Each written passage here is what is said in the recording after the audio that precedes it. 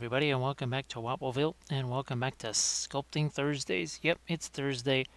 That means we're going to be sculpting.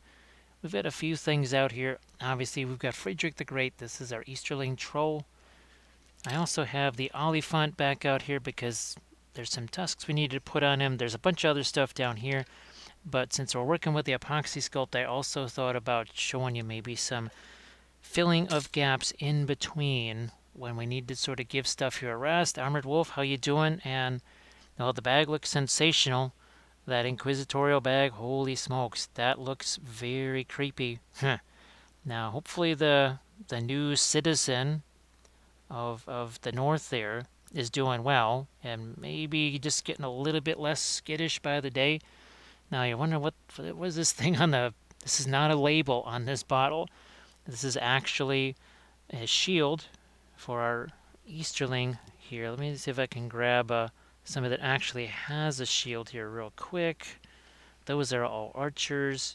Let me see if... there's a guy with a shield. So that is what we're going to try and replicate. So we need to work some more on this shield right here. So we're just going to keep that handy over here. Now, I thought this is just about the right sort of... Hey, Al Capone, how you doing?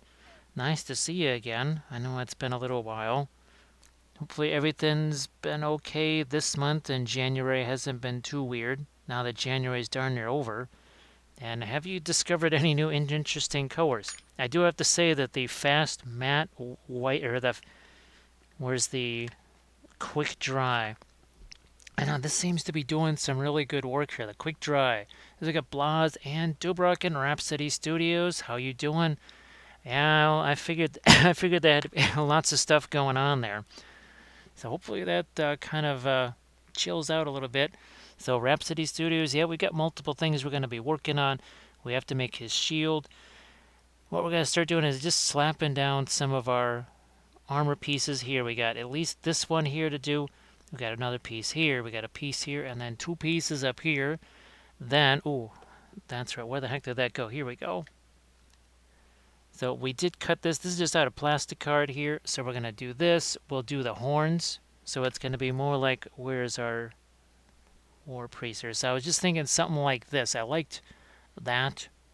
So I'm going to do a helmet, something like that for him here. It just seemed to be a little bit more threatening. And maybe we do some other stuff too.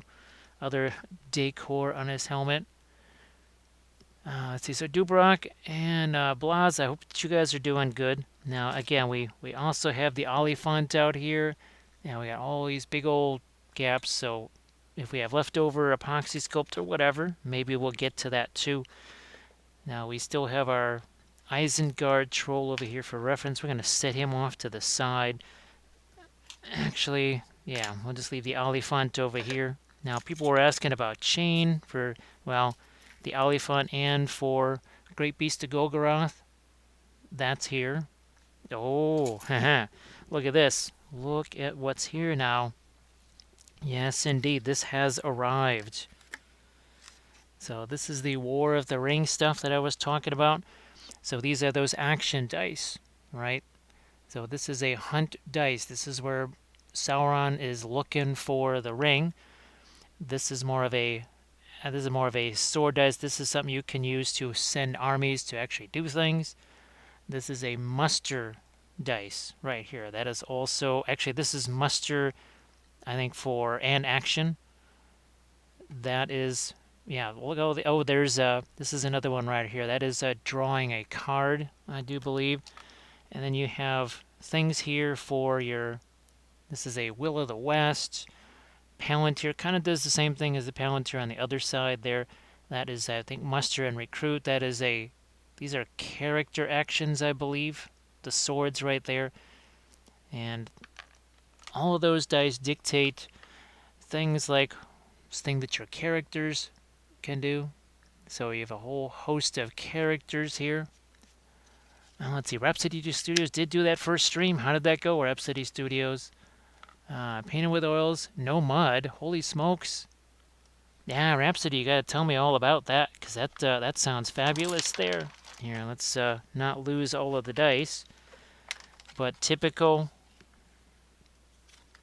All right, so and a lot of these have these conditions. Remember I was talking about that political track? So if you're not at war yet, you can't use this side of the card here.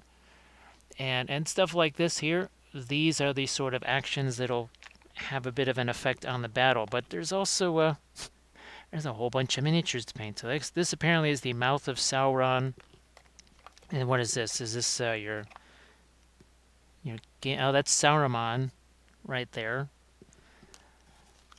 So congratulations there at Rhapsody Studios, and folks, be sure to give Rhapsody Studios a follow so that you can see more oil painting. More oil painting, but here we're going to be sculpting for folks that aren't familiar with this all. Now we've got our usual metal tools right here, and you can see these might have been used once or twice or 1,000 times. Hey Nixel, how you doing there? So I saw you on the Ember Exchange. Got a chance to see a little bit. Actually, as I was opening up the War of the Ring box and checking out those pieces, so it was cool to see you on that. So hopefully that was fun for you. Now these silicone tools right here, I think they're called shapers, and there's 3 different hardness levels. This just happens to be the softest one, as it turns out. So the darker that is, that indicates they're a little bit harder, but can't get much harder than these metal tools, which we also use a little thing like this, and we filed off all the Apoxy Sculpt from the last session. So what Rhapsodies do is it was great. Thanks to the Book of Wapple, I feel like I did a solid job, and it was super fun, and I just kept repeating all of the wisdom. Yes. Well, that is so cool. I am so glad that went well. Now the material, I think we're just going to be sticking with the Apoxy Sculpt tonight. Again, 2-part thing. And looking at the colors on these things are pretty close here. Let's see. Yes, we got to try and get Rhapsody Studios for 40. If we can get them to 50 maybe tonight, we can get them a hype train maybe even. So you can see there's not much difference in those two already. And when you mix them together, well, they look even more like this stuff. So, and it's 50-50. There's no 70-30, 60-40 or nothing like that. 80-20. It's all 50-50. Difference with this is that you can sand it and carve it. And I don't know if you can see. You might be able to see a little. See the sanding marks right there? Yeah, I gotta get them up to 50 there. Hey, Altered Man, how are you doing? So, folks, be sure to give Rhapsody Studios a follow. Get them to 50 so we can have a big old hype train celebration for them. So I sanded all this stuff down. Remember, I was telling you I was going to do that, so I didn't have to worry about things being flat by themselves. And now we're doing a little bit of a finer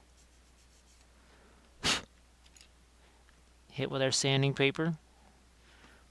But let's start doing some armor on the legs here now. Let's see what we got here. Let's see what we have. We got this. Got to add that. Ooh, we got those. Might add those. No, I don't think I have to. Don't think I will. Don't think I'll add those, but we'll add that, and then maybe a little tassel, so to speak, for them. Altered Man Art, how are you doing? And let's see, Adamantium, are you in here? I think. Okay, there we go. All right. I think we're pretty much set now with the water. Remember, the more water you add, you can see see that white film. Look at that. There's already a white film there. You don't want to have too much water going on with this. The reason why I took some of that out already here is just so that it starts to cure a little bit. All right, let's start to get ourselves some armor on this guy here. Let's just do that. And do we want it to go over? Yeah, looks like it goes over on our Easterling there. And what we'll do is we'll put this on both of the legs first here, because we want to do some of this rough work first. I'm going to have that extend over this. You know what? Actually, I'm going to move that back this way just a little bit. It's all right to make changes. Hey, Massive Cravat, how are you doing? To order yourself a Pelennor Fields box set and some other goodies. Boy, do we need to start getting, I think GW is going to start needing to owe us Lord of the Rings commissions here. I think we should get all kinds of Lord of the Rings figures to be able to paint on stream. If we're going to be expanding the universe for them. But like I said, where'd that go? All of this stuff came in, which is really fun. And it's a huge box. That board is gigantic. I swear it's at least 3 feet by 3 feet. It is huge. And again, all these action dice, those cards, very important stuff. The political track. We could even have Quest for Ring Bearers. Well, that's actually what I'm kind of interested in, how the Quest for Ring Bearer can actually make the overall strategic game, well, more strategic, because you're actually playing towards a goal instead of just like, well, let's just invade these guys just to see what happens. So instead of it just like, well, all right, Easterlings are going to invade these guys just for funsies. No, it might be directed by the cards. It might be directed by the actions that one side takes.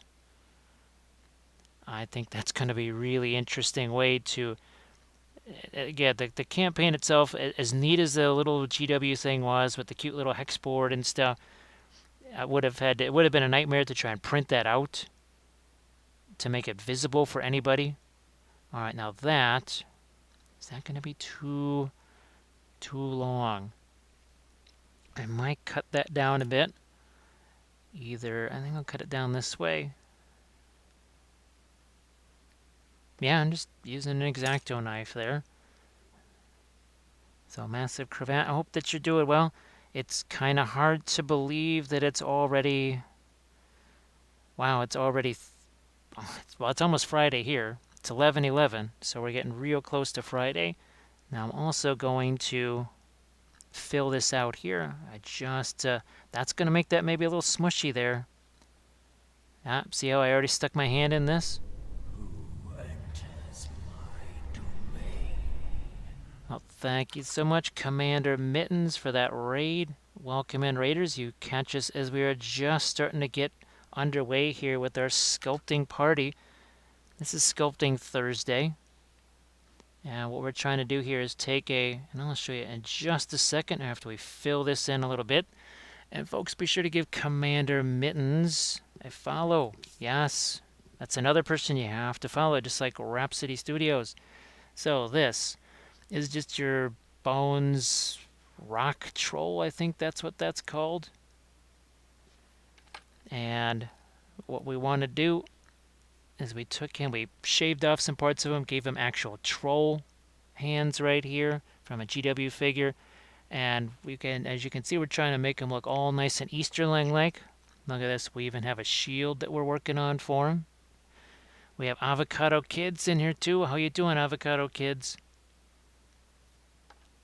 So Rhapsody, it's the C920. It's the Logitech C920.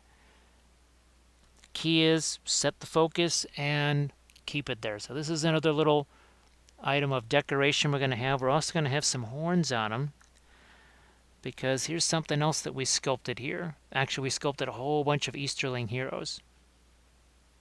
We've got the War Priest. We have Amdur, Master of Blades. Actually, I was almost kind of thinking about doing that too for him, but I thought, no, let's let Amdur be that. And then, of course, we have our Black Dragon Knight here. So we sculpted all three of these. We also sculpted our Gamling here. So just go back and check some of these guys out, because we also sculpted all 5 of these, and they were all painted on stream. Here, let's just move you out of the way so we don't smash stuff. So all of those regular Riders of Rohan turned into Royal Guard via the green stuff. Lately, we have been using Apoxy Sculpt, and we're moving more towards scratch sculpting right here. So this is the Great Beast of Golgoroth. We did this over our last few sessions here, and we'll do some reviews on how we sculpt things like this. Again, this is a scratch sculpt. This is not a conversion. This is 100% sculpted by me. And we'll review all that kind of stuff. Let's see. Yes, if you like terrain, which we do, you got to give Avocado Kids that follow. Now, one of the things I'm thinking I'm going to be working on next week is actually doing an Aragorn King of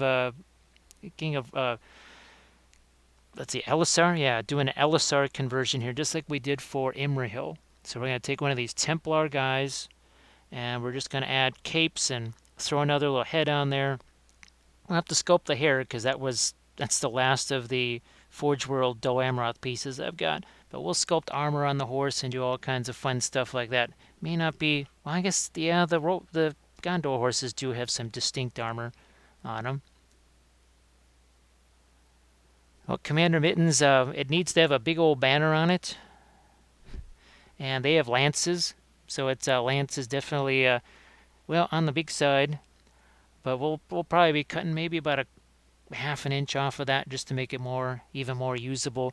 But speaking of usable, the old metal Imrahil that I had, that's just not really playable for a game.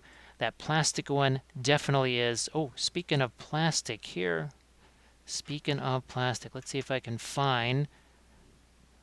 Here, where's one of the metal ones? So, look at this. So these are the old GW metal Candish riders. This is the stuff from Fireforge games, those Mongol riders, those historicals. Look at the scale, matches, and these are actually way better. Better poses, better everything. And I had some extra back banners, so we threw some back banners on them as well. So that was really, really, really fun. Really enjoyed that. Now here's some of the other stuff that we have also sculpted. Remember our Army of the Dead right here. So this is one that we sculpted and painted on stream, and here's another one that we haven't quite done yet. I do believe this one was it Rogaine something or whatever? Yeah, it was. This horse has a name apparently, but we took Tomb King's horse bits, a horse from Fireforged, and Tomb King's horse's head and neck, and we sculpted sinews and muscle and even hair on him. Rogaine Lightning, that's what this guy was called. So we've had a lot of fun with our sculpting here. I'll show you some of the painting stuff that we do later on because we actually do paint things once in a while here. Let's see. Well, you should see the Lumineth because the infantry have basically sarissas. So I just actually uploaded this episode to the Patreon page. That's episode 3 of the Lumineth series where we're doing all of the interference paints with all that color shifting. Again, all done with the oils. Oh, and you haven't seen this yet. You haven't seen this. Haha. This is the other video I uploaded yesterday. So that's the owlbear family right there. See, we did some ice effects. We did snow and frost. You can see the little icicles hanging off the trees there. Lots and lots of frost. There's some more icicles over there. So yeah, and there's even some reflections. I can actually see the mama bear reflected in the water right there. Or the ice, I should say. So Commander Mittens also painted up some Lumineth. Hey, Deuce, how you doing? Well, the sculpting here, it's interesting. It's like the oil paints, right? If there's certain things you kind of pay attention to, it makes it a little bit easier to do. There's just some certain factors that are going to come into play. All right, I think we just want to start with this guy here. Let's see what we got here with our sculpting tools again.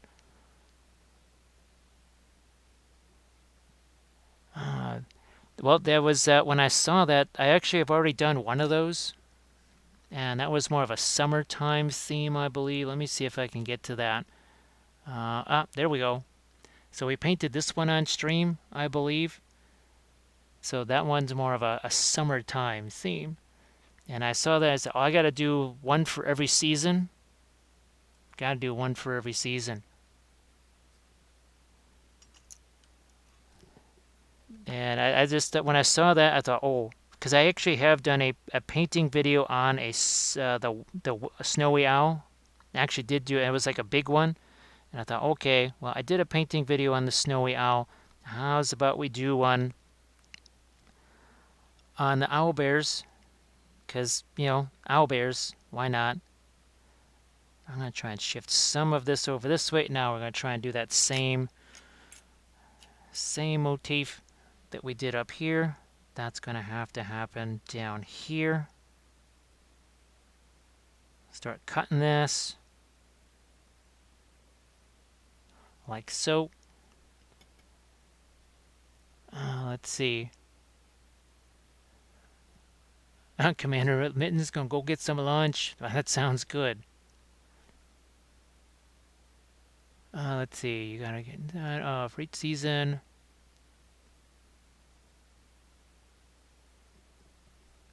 Yep, Armored Wolf, he just showed me some pics of a sensational inquisitorial dice bag. So he is working on that.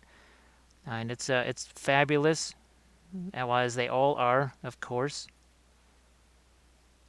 Now again, I still am so jazzed about that War of the Ring stuff arriving, because I'm really looking forward to using that as basically not just an AI, but for all the campaign stuff. I thought that could really be fun.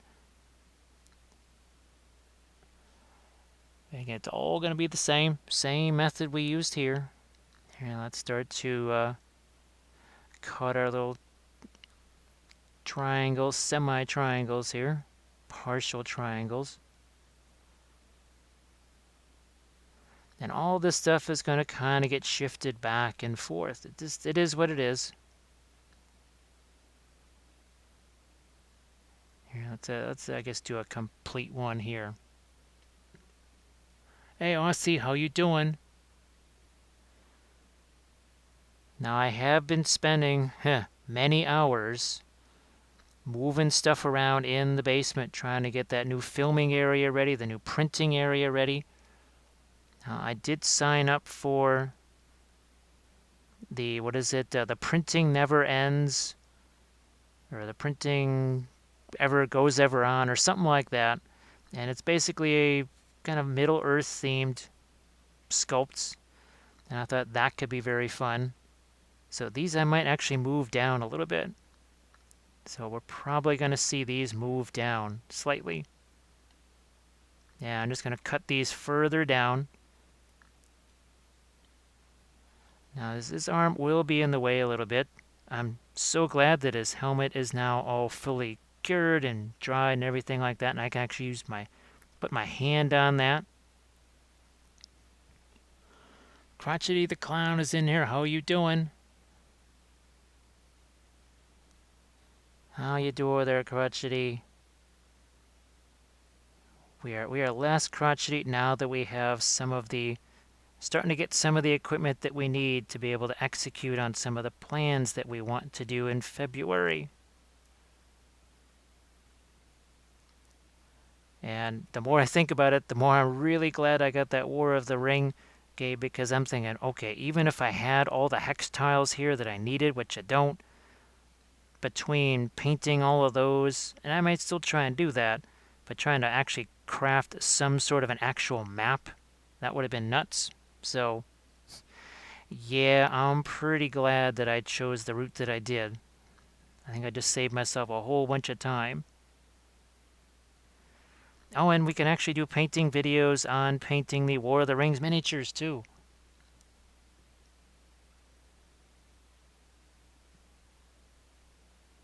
So Crotchety, this is going to be Easterling Troll here, because where's our Isengard? So we have an Isengard themed troll, and I wanted to have an Easterling themed troll. So, oh, and we also have a shield for him. Yeah, so we're going to be working on a shield for him as well. Just like this one over here.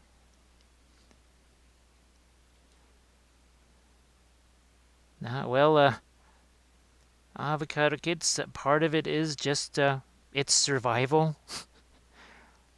A lot of it has to do with survival and just, well, okay, figure out a way to stay alive.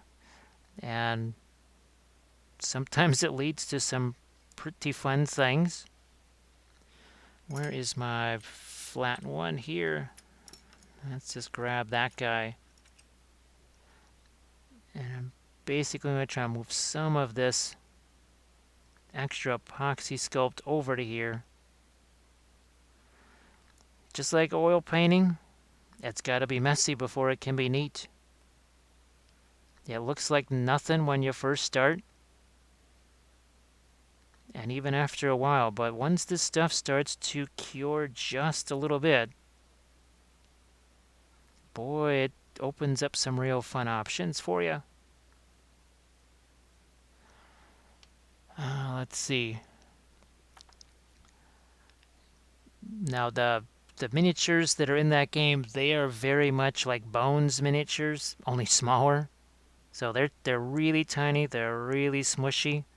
So it'll be difficult to do much of anything as far as super detail on those. But I think just to have some color on them might be interesting enough. Okay, so that's going to make it very difficult to get that tool down in there. We'll have to think of something. I'll have to think of some way of getting that tool down in there. I figured these could be rougher. These should be a little bit easier because we just have more access to it. I'll just get some of this stuff pushed up here.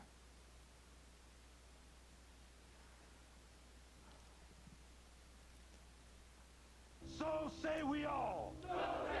Well, thank you very much, Al Capone, for that. We're just going to let that drop right down in there. Come on, get down into that. Thank you very much. That is appreciated. That is appreciated. So what's on tap for next week? What I'd like to be doing is actually that Aragorn, or King Aragorn, whatever, King Elisar conversion, because we now have some more Minas Tirith stuff. Actually, we're starting to have a pretty decent amount of it. Probably, well, I think now we could actually have, maybe if we have somebody like Aragorn in there, we could potentially, with no allies, this is just pure Minas Tirith here, we could actually have maybe 500-ish points worth of stuff, maybe.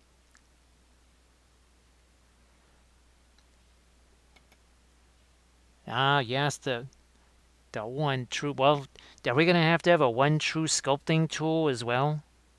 Is it going to have to, now that we're doing so much sculpting, is it going to have to be the one true sculpting tool? I don't know, all the different tools, they would all be fighting for supremacy. You know what, let's try and use one of these shapers here and see if that, okay, yeah, there's a reason for these guys, look at that. Look at that. Oh, and I also found a fantastic book with all kinds of terrain in it from long ago. And by long ago, I'm talking about probably 2006, maybe 2007. It was when they first started doing things like the Easterlings and Canned and all those other ones. So with the Proxon, and we're, like I said, we're also setting up an area for terrain making. Basically, we're trying to do three things. Obviously, get the filming area resituated in a new and better place. Get the printing area situated, but one of the other side things I was hoping to also do is have a new terrain building area.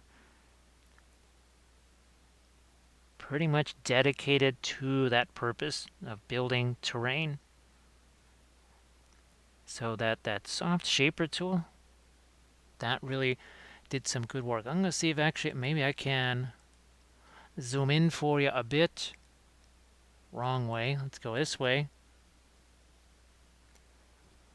Let's see. Yep, I figured that you had been doing one of your super long days there, Avocado.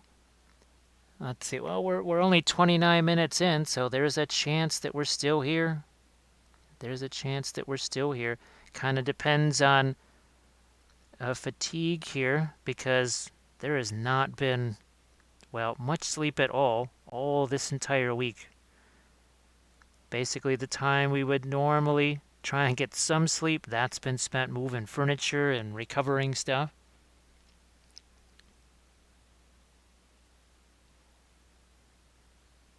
Now, what I might even do here is only go a certain degree with this, then stop, and then go to this other side here, which could be even more interesting because, well, we got a big old spear sitting in front of that.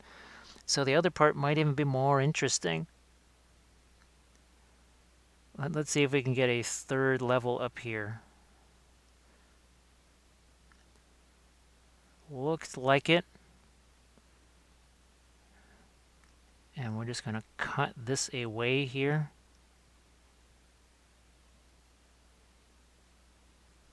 And we'll just keep our extra bits of Apoxy Sculpt that we can use elsewhere.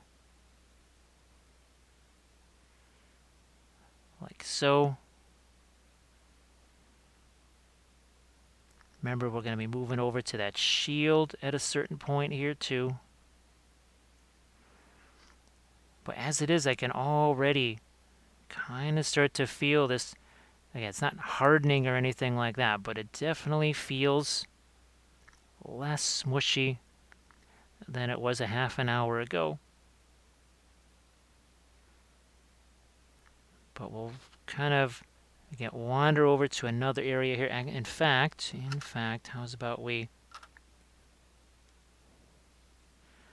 put something here?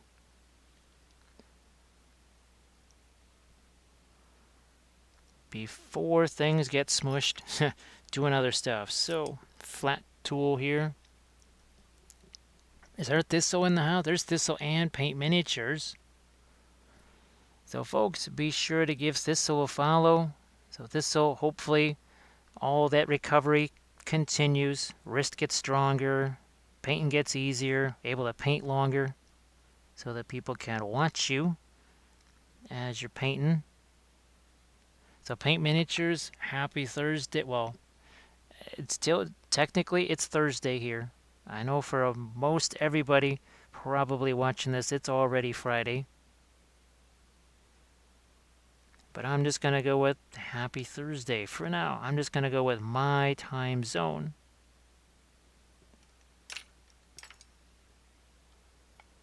Now I started a new project as we got Achilles Blade in here too. So Achilles Blade, how you doing? Now, when I get a chance, I'll bring out some of the War of the Ring stuff again. Because, again, that arrived earlier today. You know, I'm just going to have to leave that sit there and not mess with it anymore aside from just doing that. That's going to have to be it. We're going to try and get that attached as best as we can, but now we're just going to have to leave that. So that we can move on over here to this, which is going to be even more interesting. Oh my goodness. That's going to be really interesting. Yep, Friday afternoon. I figured as much. Okay. I think we get the X-Acto knife. We don't really need that so much. But I keep flashing back to last Thursday when that helmet was, when we were just sculpting that helmet. Keep thinking that it's actually wet. Well, uncured, anyways.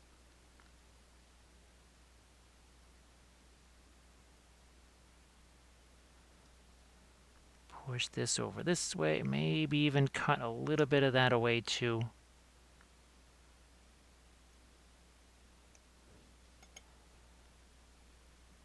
Let's see. So this is Apoxy Sculpt that we're using on him here. And you can go back and check out, it was last week that we started this guy out here. So again, we're using Apoxy Sculpt on him. Everything else that you've been seeing, a lot of the conversion stuff is green stuff. But it's definitely easier. You know, I'm just going to slice that whole thing away here. It is a lot easier to use Apoxy Sculpt for scratch sculpting, like we did here on the Great Beast of Golgoroth. So all of that is the same Apoxy Sculpt that you see me working with right now. Now, I'm glad it's enjoyable for you there, Paint Miniatures. I really do have a ton of fun doing this. And the fact that I'll actually get to use these, that is the best part. The best part is I'll actually get to use these things in those games of Lord of the Rings. And now that we've got our War of the Ring, I still have to get what is it called? The one expansion that has the 4 extra factions in there. I need that because it'll bring in things like the Ents. It'll bring in Umbar specifically instead of just kind of generically. And I think that would be really fun for the game, so if we could have those actions happen. I'm also going to probably sculpt some real quick horns or tusks for the Oliphant too. I think I can turn up my brightness a bit here.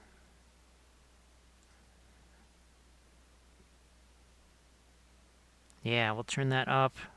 I think you can see that a little easier now.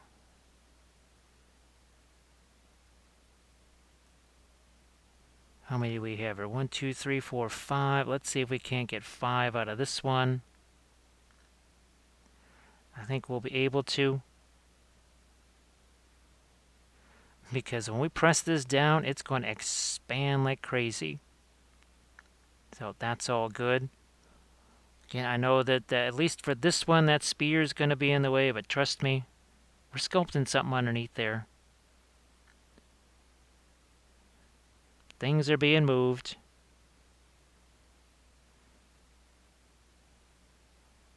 Move this Apoxy Sculpt up now. Timing really is important, though, on this stuff. Timing is super important. You don't want to move too soon. You don't want to move too slow. It can be it's something you got to just learn by using it. There's no set formula. You know, you wait this long, this happens, whatever, you use this much water, this happens. It's pretty much you try it and you learn, usually by having sometimes not great things happen. That is certainly how I learned with the Apoxy Sculpt. Oh, Paint Miniatures, the streaming part of it is definitely going to be a while from now, because the area downstairs where I'm filming the battle reports has only Wi-Fi, and that is no good for streaming. So I actually have to run a line down there first. So my guess, that would be probably end of February, something like that. Probably more of a March type of thing as far as actually being able to stream the games. If I get lucky, maybe it's sooner. It kind of depends on how well the filming part of it goes. Because I have to build all of the screens, and I've got to build score trackers. I'm also trying to come up with a way for it to be chat interactive. And I think I have a way for it to be chat interactive now. Because before it would have involved these re-rolls and stuff, and that's too much of an impact on the game. But now with this extra War of the Ring stuff, that brings in a whole nother element to the game. So Achilles blade, how are things going? Now see, the more of this water that gets in here, it will affect the Apoxy Sculpt. It'll sort of slow down the hardening, because it does actually kind of make it a little bit soggy. But now these are starting to look like separate facets again, just like all these. That means that I'm going to swing back around over here and sort of do a similar thing. And I think what I'll do is I'll get this stuff kind of underway, and then I'll go back over to that shield there and see what I can do on the shield. See, that already sticks better? What did I wait? 10 minutes? Maybe? It's already sticking better than it was just minutes ago. Before, remember, it was literally just coming right off of here. And now it actually sticks a little bit. Let's see, Paint Miniatures has taken a 7-day break. Hopefully paint tomorrow night. Now, Paint Miniatures, I hope that you got some fun stuff planned and that it all works out. It's weird sometimes when you take the break from painting. No, well, we never get a chance to do that here. But if I'm doing something else, maybe more terrain or something that's not necessarily painting, sometimes the painting actually goes a little bit easier. And that almost seems like that shouldn't happen, but sometimes it does. Now, we also have our shapers too. Where is that one that we used before? This one right here. This stuff is smushy enough to use it. Remember, the green stuff doesn't really... the shapers, you can use those with the green stuff, but I think the shapers, we've illustrated that they work really well with the Apoxy Sculpt, because the Epoxy Sculpt can just get way softer than the green stuff.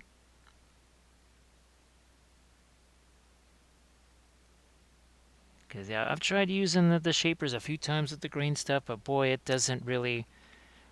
Unless it's the most extreme, where we've taken the most yellow and put that in with the blue, and it's super soft green stuff, the shapers don't really do a whole lot to affect it.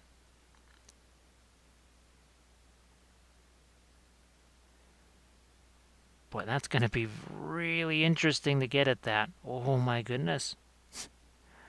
I don't know how many tools are going to be able to reach that, but hopefully one can. We really just need the one. I mean, I could have just done this the easy way and literally just done 2 rows. But there was some weird texture there, and I just wanted to get that all covered up there. The Altered Man, it's almost like drawing in 3D. I mean, I've done a whole lot of drawing over the years, right, with all the 2D art and such. But to be able to actually physically move things around, like with the Great Beast of Gorgo out there, when I made the armature, I moved the legs around into position, because at first the legs were too spread out, then they were too far in. All of these legs were moved from their original position when I first put the Sculpey on them, and it's almost like a more living way of drawing it. It's like it's more alive because it has the 3 dimensions. And then the fact that potentially something that I sculpted, I can actually then paint it myself, like those Easterlings that I did. Painting something that you sculpted yourself, there is nothing quite like that. It's just a real interesting vibe, a real interesting feeling.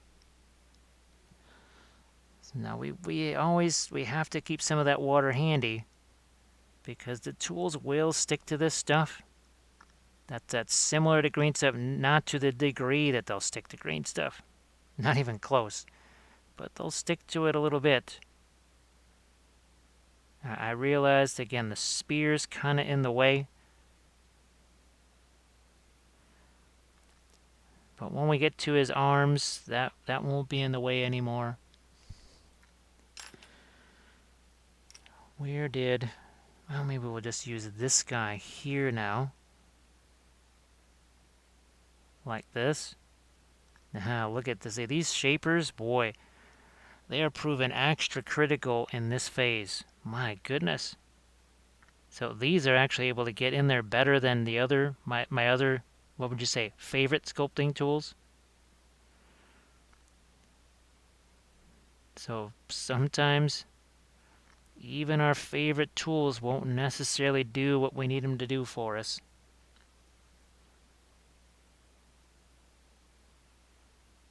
All right, do something like this. Over here too.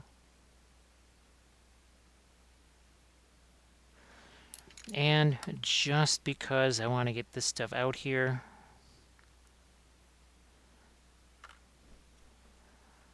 I might even start thinking about what is going on here. That is going to be just some kind of cloth or whatever. I think we'll just do something in the way of some cloth here.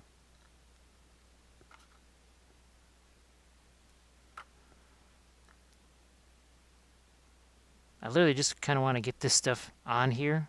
Maybe not even sculpt it so much, but maybe something bigger. Maybe almost have it be somewhat torn. We're going to give it some folds here. Can't really do this so much with green stuff. It's a little bit tougher.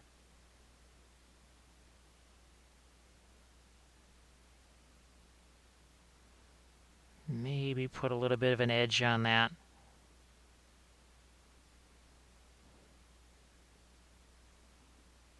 Move this over. And then we'll just leave it there as we work on everything else. We'll just, again, leave it there, not mess around with it too much, because we got plenty of other things to do here. Oh, I have to sculpt for a university course, and I want to know what to buy to have a full kit. Well, these are just your basic, almost kind of dental-like tools here. Yeah, these are essentially dental tools right here. Pretty much not usable for dentistry anymore. And these are kind of your most basic of tools. I think you can just pretty much find those in any Micromark catalog. I always keep forgetting about Micromark. The shapers, you should be able to find these pretty much everywhere too. They vary in hardness. They vary in hardness. So these are the lighter ones, which also are the softest ones. I might have to get some of the harder ones just to see what they're like.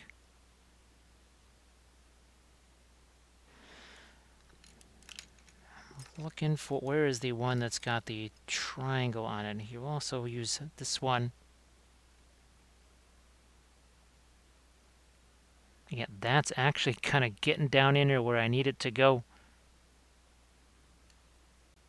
Now, I can't get the other tools in there, but this one can make it in there. Boy, it's even going to let me do this line too. Wow, that's helpful. Because the other tool, not going to do that. Wow, sensational.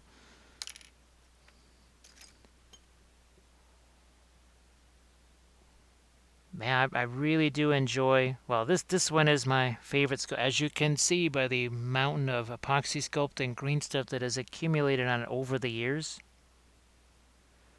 And I've been using this thing, oh, good grief, for at least 13 years now. Maybe more. Probably closer to 14 maybe.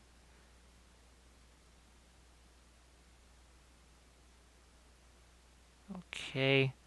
And remember, you can sand this stuff. You can see the sanding marks there, right? There's a whole bunch of areas on even these guys. I actually sanded these down too. Now, if this is something that's more infantry size, I'm probably not doing as much of the sanding, but as big as he is, you know, I'm starting to, I'm almost starting to wonder if I cut this part off, is it just going to be too weird having that all the way up there? Too difficult. Well, let's see what happens when we cut these away. How does it turn out when we do this?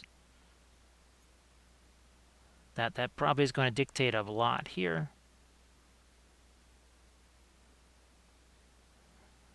Cut this away now. It's just very difficult to get that tool down in there, so that might dictate that we just have to cut this stuff away, and we can't have that last level of armor there. I'd really like to do it, though, if I could.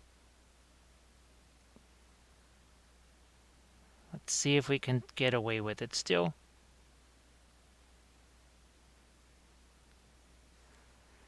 And if there's something that needs hiding over here, well, guess what? We'll just hang a bunch of skulls off of it. Can always do that.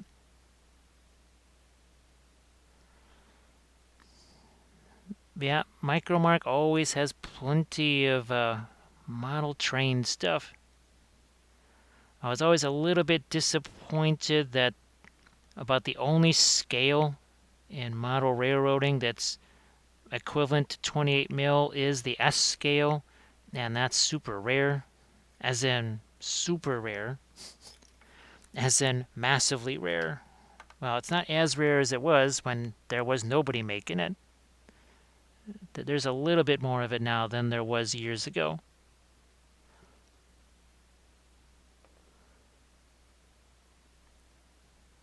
Keep working on these guys and sharpening up these areas. But remember, we can still work this for, well, probably an hour. I could still come back and mess around with this stuff probably an hour from now.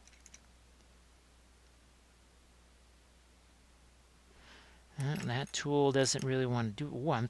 This might just be the one. Sometimes you just got to use a different tool, and that might be the one that I wanted.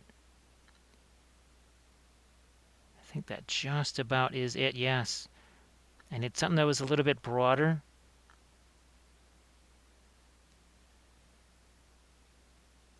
I was glad to get him stuck onto this little paint jar here.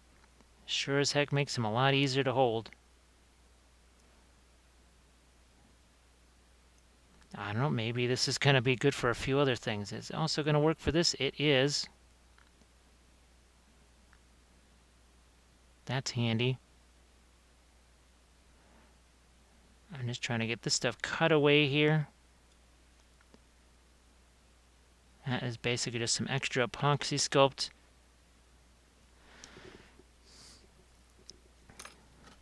Now, one thing I'm going to do before I forget, because I will, this stuff is, I don't want to say it's hardened, but it's getting to be a little bit on the cured side, and I'm just going to make myself a couple of tusks here real quick for our Oliphant while I'm thinking about it. A couple of extra tusks here. And I also have to make the horns for that helmet. So we'll do those. We won't stick them on there. We'll just do those, and then we'll have it off to the side to cure, just like our shield, right? All right, so tusk right there. Now let's remember we always kind of do a little bit of a glue here. How's about we move him out of the way, because the Oliphant is big.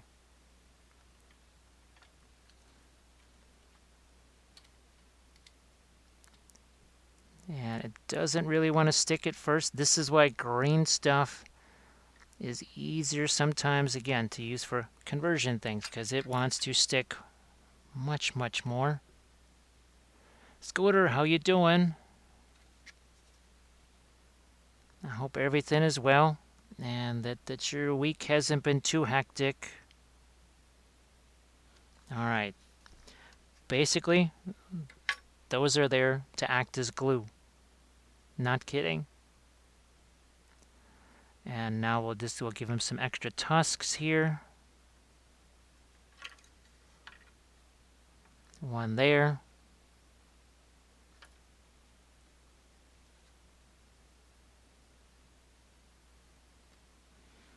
Where's our other tusk? Sitting over here.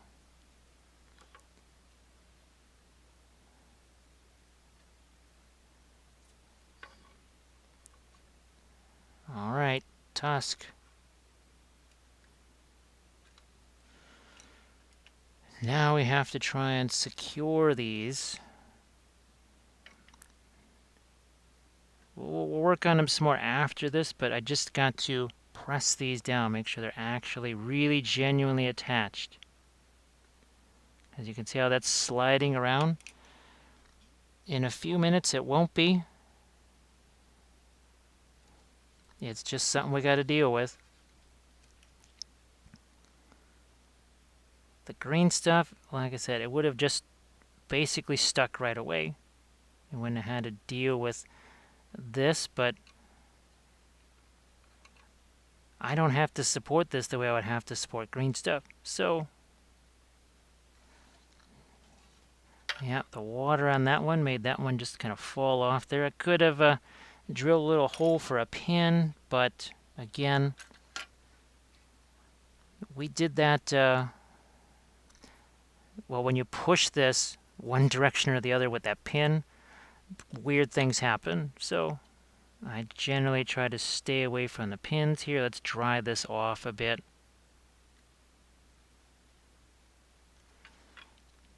All right, and I'm just going to leave that here. I'm not going to mess with that at all. I'm just going to leave that. Set him over there. And now I'm just going to make myself the two horns that we wanted to put. Where's our Easterling War Priest? Because that's what we wanted. Those horns, right? Let's see if we can make a couple of those here and then leave it off to the side. So Scooter, I hope that everything's been going okay for you. And what I'd like to do, the idea to maybe have these be even on both sides.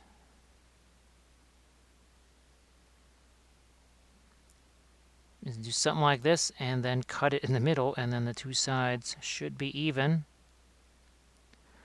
And now I've got the option of just gluing these things on.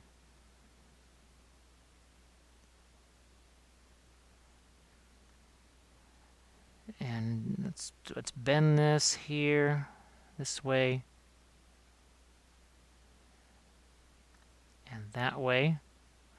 And now I'm just going to let this sit on the table somewhere here that is safe, or on this, where there's some water, because you can see it wants to stick to me, right?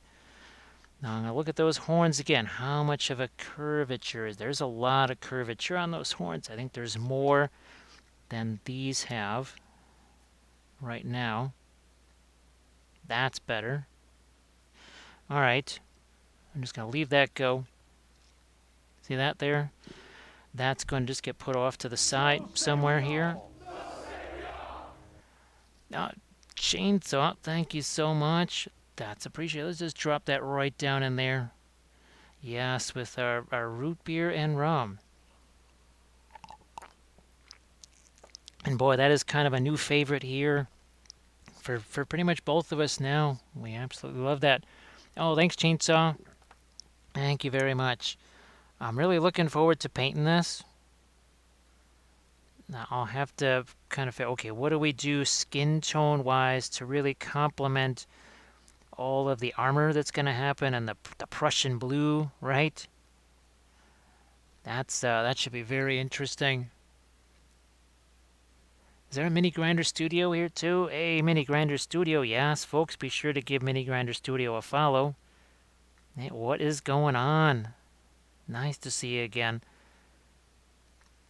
So as far as the next couple of days of painting, because Thursdays are sculpting night, Friday, Saturday are painting festivals, I have just some Sigmar stuff that's ready to paint. There's going to be, I think, a collection of smaller things. We won't be doing the giant trolls this time, because as much as I love doing the giant trolls, I need to do some smaller things too. There might even be some commission things that I'll be just throwing in there as well amidst everything else. So I'm going to try and start separating these little leaves here best as I can using this tool here. Mostly because it's the one tool that lets me get down in here. The other ones were not letting me do that. And here I can actually get at this stuff a little easier now. And it doesn't move quite so much.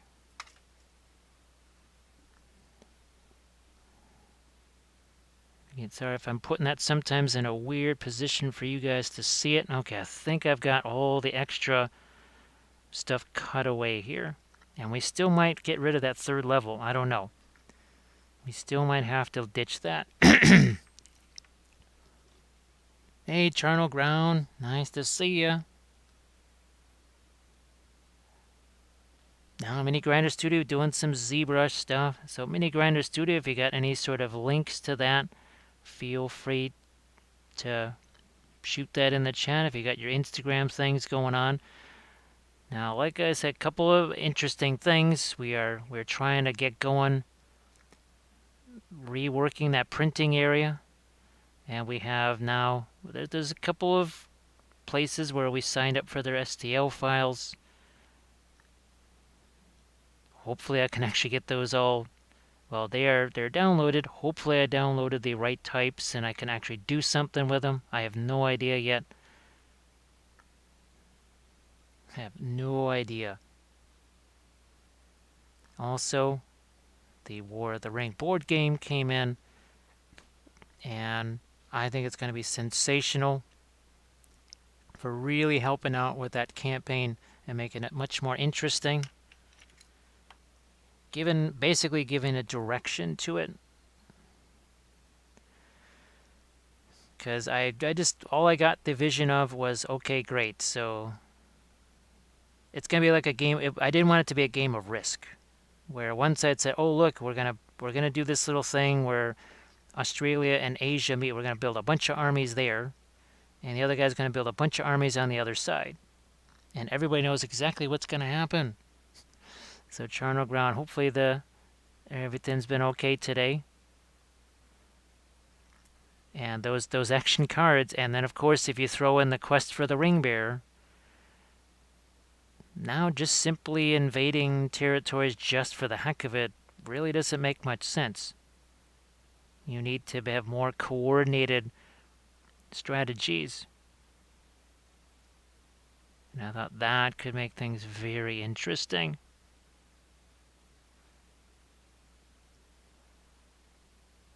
Back over to this side again. And then what I'm also going to do is head on over to that shield here. I'm going to let that sit a little bit more. But I've got this, and it's already starting to feel like it's getting much harder here. So there's something you can check out from Mini Grinder Studio. So yeah, there's one of the action dice. Where did my box go here? There it is. All right, yeah, here it is. This is going to look like I'm just sculpting a label or something. Maybe less so if I also have my Easterling out here. So we just need to get this box on here first. Wow, that's already, like I said, that's curing just a little bit. More so than I thought it would.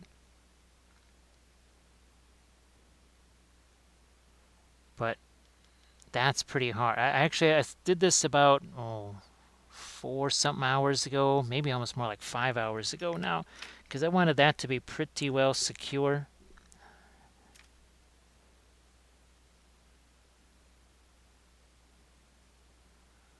Cut these guys. Give that a slice here and here.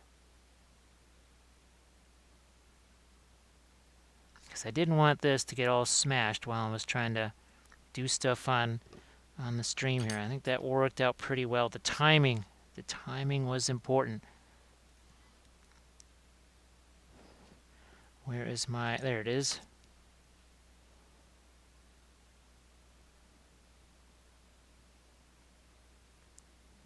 Let's get some of this flattened out. Let's just get this stuff going over here.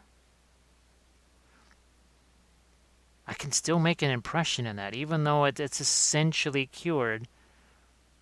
I can still make a little bit of an impression into that.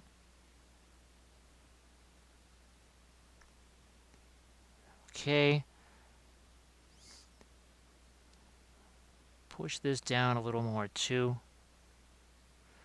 The sculpting game is a little bit of pushing and pulling. I mean, think of it like you're doing some drawing or whatever, and you got your kneaded eraser, right? And you throw some of your charcoal out there, or your graphite, and you just say, well, okay, I kind of did a gesture there. I got to move that 1/4 inch this way, 1/8 of an inch that way. Think of this is almost like taking that kneaded eraser and moving part of it around. Okay, so we need to get a diamond in there, but first we'll do the stuff that's on top and on the side. Let's see if I can get that to work right. Charnel Ground has been writing code for 12 hours and working on a presentation. Yeah, that is the thing. Is that not the thing? I can understand that you would definitely want to be able to focus that kind of energy on the miniature painting side of things. All right, so I'll have these two side by side here. And we'll just make a gigantic version of our Easterling shield here. I don't know. I think if I do a big old other trolls, 2 more with shields like this, I think I should also get shield wall with trolls. Yeah, they'd be like defense 10.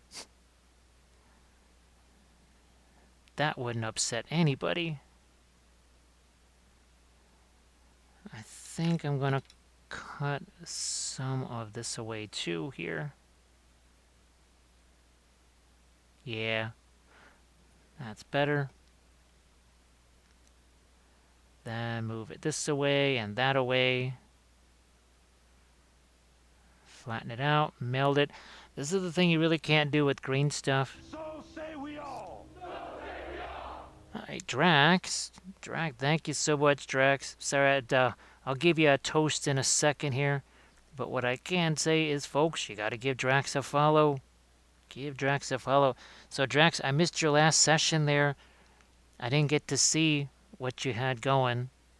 So I apologize for that. I was filming actually the episode I just uploaded tonight. So yeah, unfortunately I was filming. I didn't get to see what you were doing.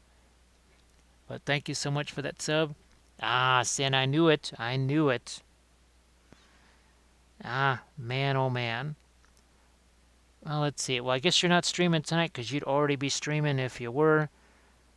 Hopefully, maybe tomorrow if you're streaming tomorrow, I can catch you after we're done here. So I can maybe see you doing some more with the vampire and oils, unless you're heading over to some of the 40K stuff or whatever, just to kind of let him dry, so that you can get back at him maybe with acrylics or something.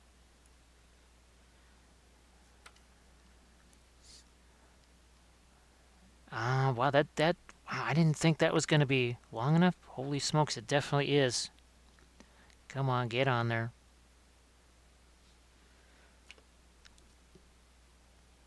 And look, we got Teals in here too.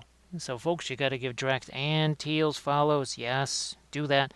So, Teals, the orc was looking fantastic. I saw you got the pictures up on the Instagrams there.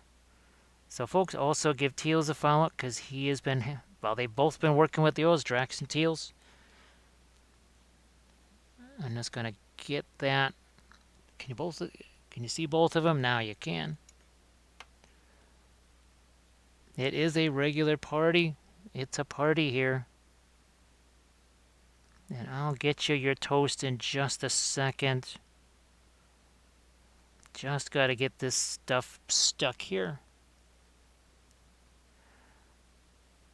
And then remember, we're going to do we got all kinds of nifty little freehandy stuff that we can do on that. But this is the thing that you can do with the Apoxy Sculpt that you just can't really do with the green stuff, and essentially fuse these two surfaces together. So it's almost like how plastic glue fuses parts of the miniatures together.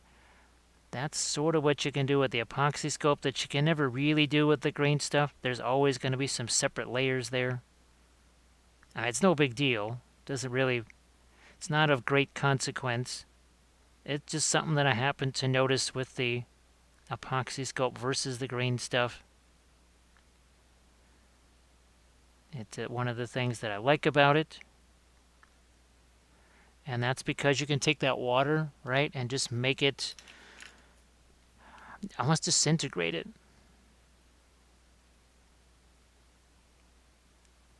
Get rid of this extra bit here on the end, and there we go. Tighten up some of these areas here. Might as well use the X-Acto. It's a straight line. There we go. The one shadow is here. How you doing, one shadow? So Teals, this is a shield for our Easterling. Our Easterling Troll Chieftain. So we've been sculpting armor on him here. And this shield is either going on his arm, or we'll just kind of latch it across his back, or maybe on this arm. Yeah, probably just throw the shield over here. Something like that maybe. And it's one of these Reaper Bones trolls here. And we cut off all the rocks, and we cut off some of his nose. We cut off his protrusion there. Because we have, here we go. So we have an Isengard themed troll. He's like, dude, man, you got a funny hat. He's like, huh, yeah, you're talking. You're one to talk. Like, maybe we got funny hats. Yeah, I think we do. And the helmet that we're looking for here this is the one that we did on our Easterling War Priest right here. So this is another one of our sculpts.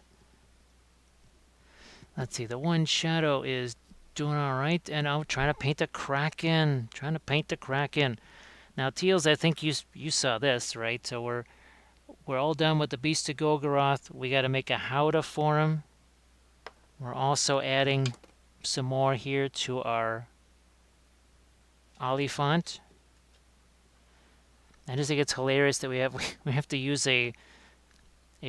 basically an old paint container. All right, let's go back to this thing now, because I think the Apoxy Sculpt had a chance to sit here, and it's starting to firm up, hopefully. I'm glad that you're at least doing okay there, One Shadow. Ah, yeah. Boy, this was so smushy. You remember when we first were working on this? Remember how smushy that was? Now, I don't hear the tool making that typical pinging sound. That's when you know the Apoxy Sculpt's really starting to cure on you. But I'm getting a little more resistance here, which is exactly what I was hoping for. Still got to determine, are we doing this third level here? I'll continue with it as if I was, and then we'll see from there. Boy, I can hear the pinging sound now. That's good. That is very good news. Hey, Wombat Combat Prime, how you doing? Welcome back. Nice to see you. And probably a happy Friday afternoon now. It could potentially be maybe 4:12 or 5:12 in Melbourne now at night, well, in the evening, I guess.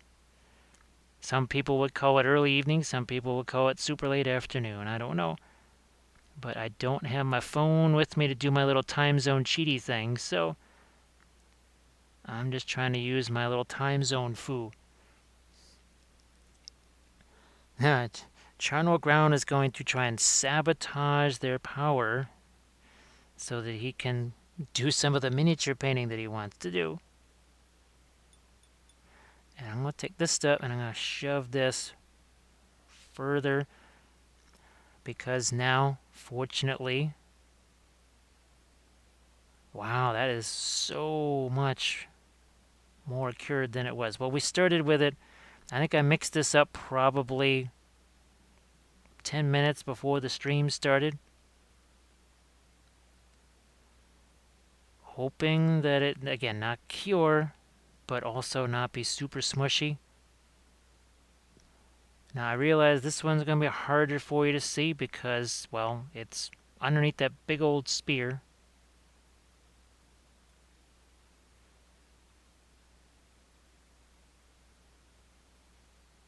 There we go. Oh, Drax, I don't know if you were in here earlier, but the War of the Ring board game showed up. And yeah, there's all kinds of spectacular stuff in here. The action dice, all the cards, the strategy cards, the character cards, and actually there's I do believe there's like 130 miniatures that came with it too. And the board itself it's as big as I thought it would be. It's bigger when you see it, and you go, holy smokes, that's big. It's got to be at least 3 feet by 3 feet.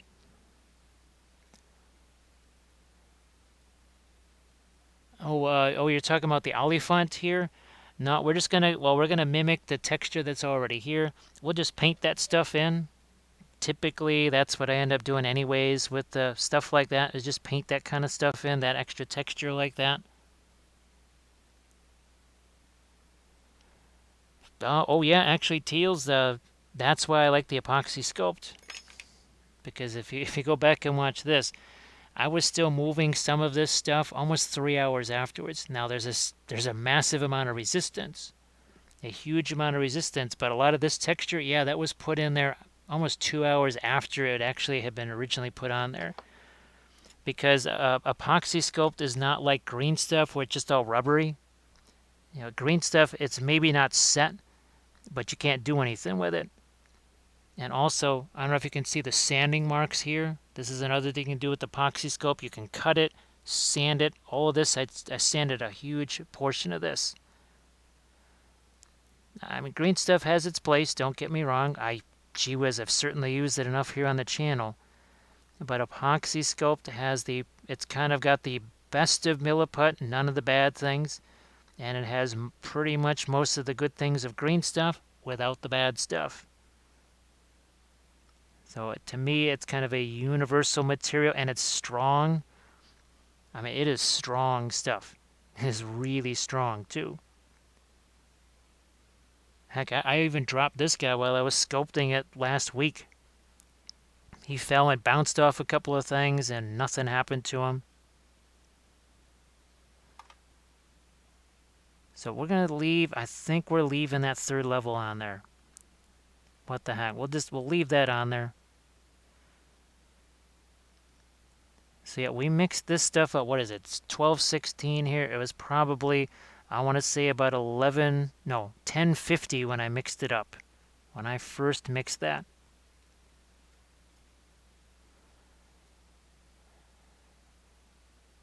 Yeah, Teals, it's not expensive at all.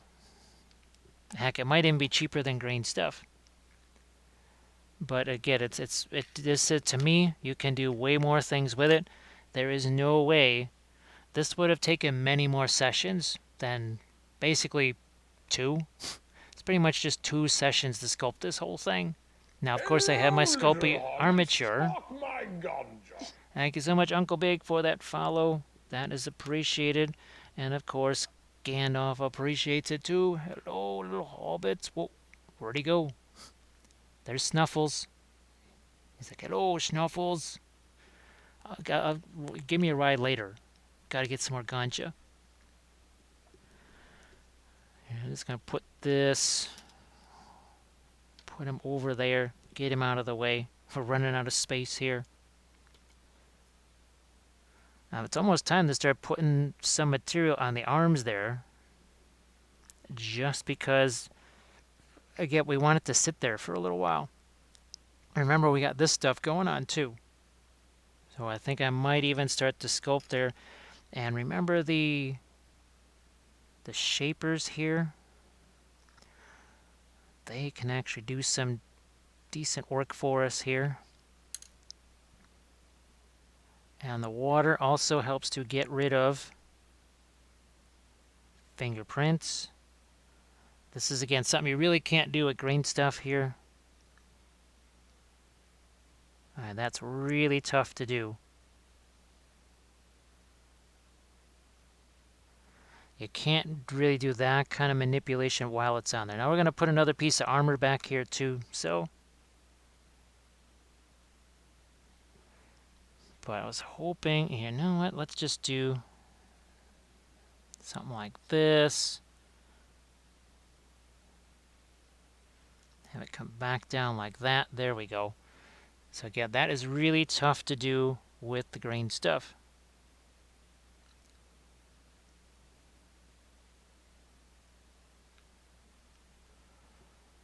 I think we're all set. Yep, I think we're all set there. Yeah, so Drax, hopefully you're tomorrow night, you're doing one of your usual late night streams, and maybe I can catch you while I'm exercising after doing the Friday night stream. That would be very cool.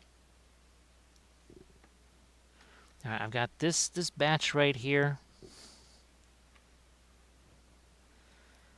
and no, I'm not going to do more of the. Let's do a little.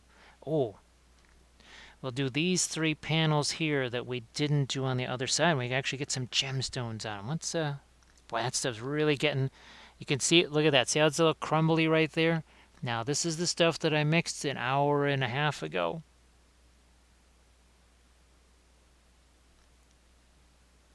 So that's what, 90 minutes worth of cure. Now we didn't sit it in water or anything like that. That sometimes can kind of mitigate that curing process a little bit.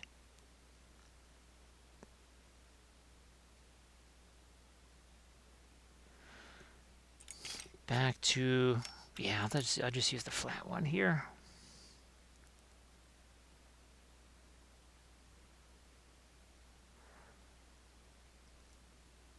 But the ability to be able to literally slice this stuff and sand it, man. And it's also not brittle either. That's the nice thing. Even when it's maybe a little bit like a skinny piece or whatever, it's not super brittle.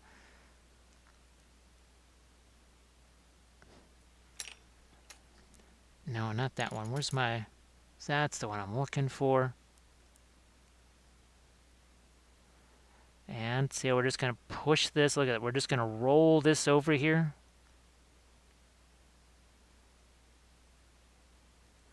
Absolutely love all the different ways that we can sculpt on this. And I think now he looks way less ridiculous. I was not even a fan of just the rock troll itself. Wasn't super fan of it. I thought, man, there must be some way I can utilize this figure here. Back to this tool.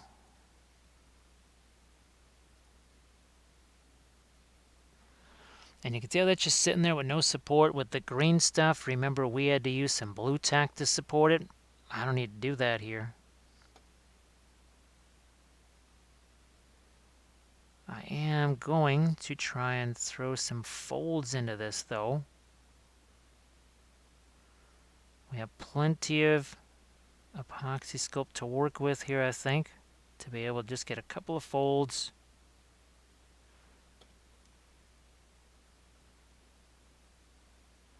Nice thing is the origin point is all hidden underneath the armor there, so it kind of saves me a whole bunch of sculpting time.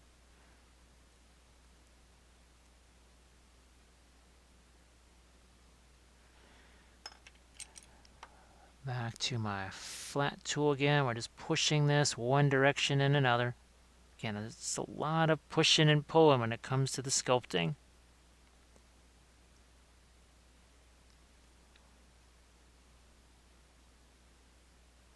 Yeah, so folks, be sure to check out Mini Grinder Studios. And actually, who is it that needs the follows there? We also have to have we need to get those 50 followers for a hype train there. Hey, I'm a Stig. How you doing? But I found a source of mixing balls for those who don't have the ample supplies of metal sprue bits. So Almer Stig just found you guys some stuff that you can... Oh, it's midnight for Wombat Combat. Sorry if I missed that. But Almer Stig... now, what was it? Oh, the glass beads. That's the thing that we always talk about. All right, I'm going to go with 4 of these, maybe, or do we go with 3 big panels? No, I'm going to go with 4. 1, 2, yeah, let's just go with the 4. 4 panels here. Like so. Tighten these guys up down here.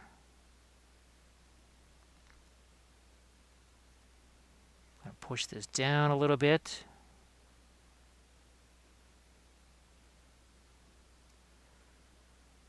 And then we'll flatten these guys out as best as we can. Now that they're individual panels, we can sort of separate them a little bit. It's kind of like what we do with our brushes, right? We set them on their side to basically turn them into a different type of brush. That's what we're doing with our sculpting tool right here.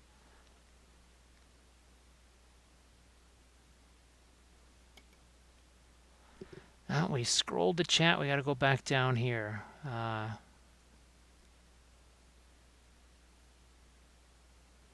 we were trying to get some followers. Boy, how have I already spaced on who we needed to get followers for? Here, oh, hey Calvadia, how are you doing?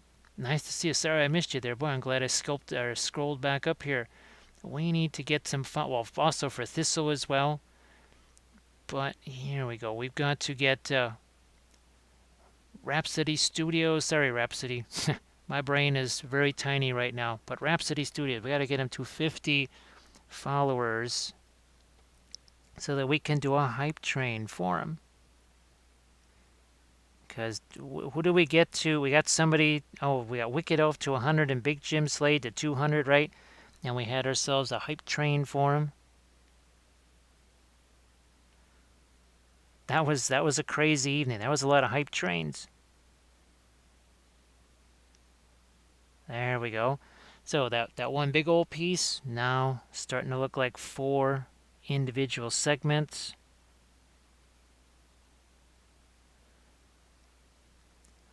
But you can see we applied some water to this, and you can see it's already a little bit more on the pliable side of things, but you see how that's kind of disintegrating there? That's because this stuff is older. I mean, it's been, like I said, 90 minutes that it's been kind of curing here. Wow, yeah, this stuff, definitely more resistance here, which is good. I really need that.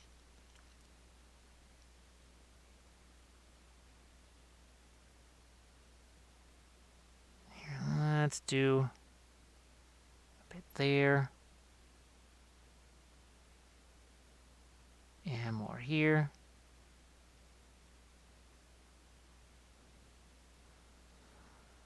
These guys, I don't know, maybe this is something that I can, with something like my sanding tools, go back in there and really kind of manipulate these things, flatten them out even more than I can, just because, again, it's really tough to reach those.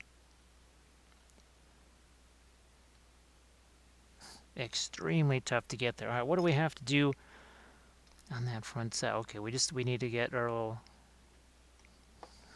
gem here.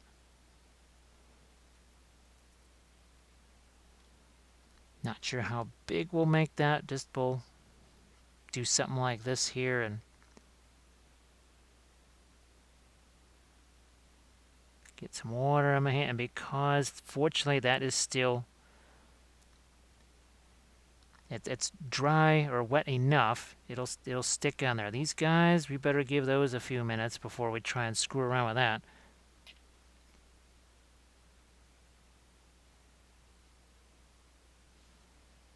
And separate these guys here. So yeah, we did load up this episode here just before we started. So this was sent to the patrons. We are on episode 3, getting to the rest of the unit of our sparkly elves. And yesterday, this was loaded up also for the Dark Sword pledge level. And we tried out some new. Now, I did learn that liquid frost stuff, it does not like to work with the UV resin water. It just kind of interacts with it in a weird way. So I won't be doing that combo anymore. But this is also that green stuff where, see the sparkly snow there? This is the only snow flock that I know of that has any kind of sparkle to it. And I think you can see some of the icicle air. You can see the icicles there on that end. So this is our dark sword owlbear family right here.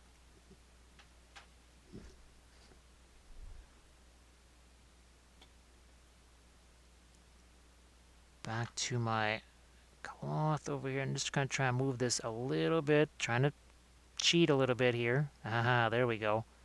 Now the cloth is underneath both of these without actually being underneath there. And this now looks a little bit more of a, it's got more float to it. Constantly manipulating these pieces here. And we got enough of the skin texture showing so we can paint something there. Not really gonna do much in the way of stuff on his legs, I don't think. I'm gonna see if I can maybe cut some of the, no, that's all still too soft there. So, oh, thanks, Wood Shadow. That's a diorama that I was really wanting to do for quite a while. And as soon as I saw the owlbears, basically I want to do one for each season. We've already done the summer one. We actually painted this one on stream. It's one of the first things we did on the stream here, I think. There we go. So there's your summer version of the owlbears. And we definitely painted them on stream because we gave the 3 little owlbears names. They all had names. I don't remember what they were, but we gave them all names. All right, so that's good enough there. We'll let that sit there now. Move him here, and hopefully now I can put, yeah, see that? I can move this around and it's not falling off. And have we lost any of the shape on those? No, we haven't. We still have that shape intact, which we just wouldn't have if that was green stuff. These things would have just basically fallen. It would just fell. But instead now we have ourselves some extra tusks here. Very good. Something that we can build off. So again, we're going to be doing some more stuff on the tusks, but that is for later. I'm going to see if I can't get that little triangle piece on here again with what remains of this before we have to mix up some more. Ooh, you know what? Before we do that, I think I'm going to throw a little bit of this onto the arms here. I want to do the rough stuff here before, yeah. And that'll give my new thing of Apoxy Sculpt something to stick to. It's also going to kind of level out this area a bit.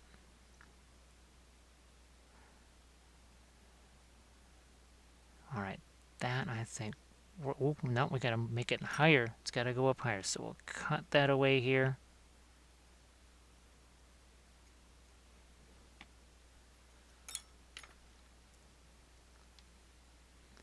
And I think I'm just going to build up a little bit on his arm. There. Again, so that the armor has something, or the next piece has something to stick to. See that? How it doesn't really want to stick very well? Part of that is because it is, see, that's getting old. Even though it is pliable here. Again, see how that's got a little bit of crispiness to it? I know they were Larry, Moe, and Curly. I know I called them that. Somebody else called them something else. It wasn't Hoonin and Moonin and something else. I think we gave them some other names too. I know we gave them Larry, Moe, and Curly, and there was something else we called them. I just can't remember what the heck it was. It's driving me nuts now. Can't remember what it was. But I can still work this with the shaper here. How's my other piece doing here? So yeah, we put both of the pieces down here on his legs, and now we'll move up to the arm. So what I'll do, I'm going to mix up another batch of the Apoxy Sculpt, and then from there I'm going to throw my two pieces up onto the arms here, and then we'll let that sit while we go back to the shield to do some stuff on that. So this gets a little bit of time here. So let's just mix that up real quick here. We'll just put you out here. So Apoxy Sculpt, you got your part A, your part B. And unlike green stuff, right, we don't mix these things up in anything but a 50-50. You know what I'm going to do? While this is still somewhat workable, I'm going to make some extra horns out of this, in case we end up using them here. This is what I sometimes do with extra green stuff or whatever. I'll make snakes out of it, or sometimes even I'll just roll it up, and then I can maybe even use it for a, I don't know, cabling or something like that.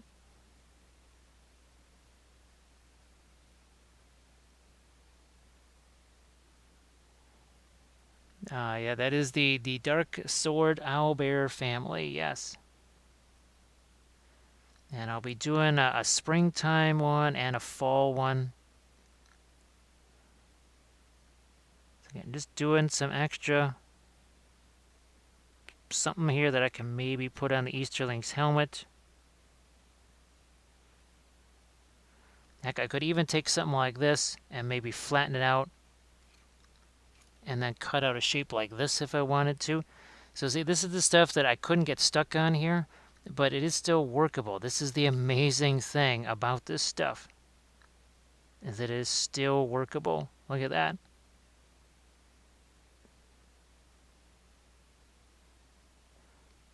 Nice. I really love this stuff. Absolutely love it. Time to mix now. Apple pie moonshine? Wait a minute. What? Apple pie moonshine? That sounds really good. Well, actually, apple pie sounds really good, and refreshment also sounds really good too.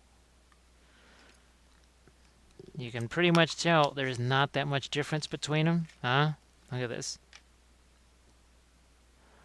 There's not much difference between those two. And when they mix together, guess what? They look exactly alike. Until they dry, and then they look different again. So do yourself a favor and keep things separate, because I've made that mistake. I have basically sculpted with unmixed Apoxy Sculpt, like just one half, and realized, wow, it's been a day and a half. It's still not cured. I think maybe I forgot.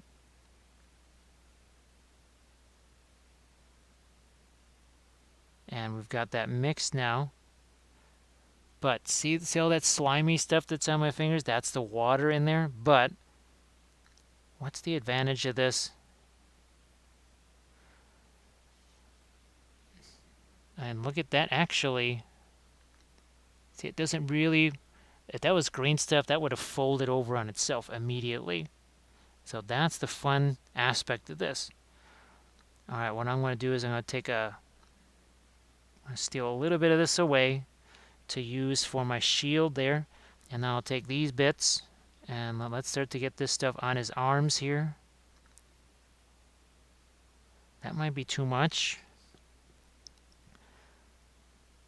Again, it'll stick to your hands and the surface somewhat, and the tools somewhat. I just use oil or water. I don't use oil or Vaseline or any of those kind of things. Nothing like that.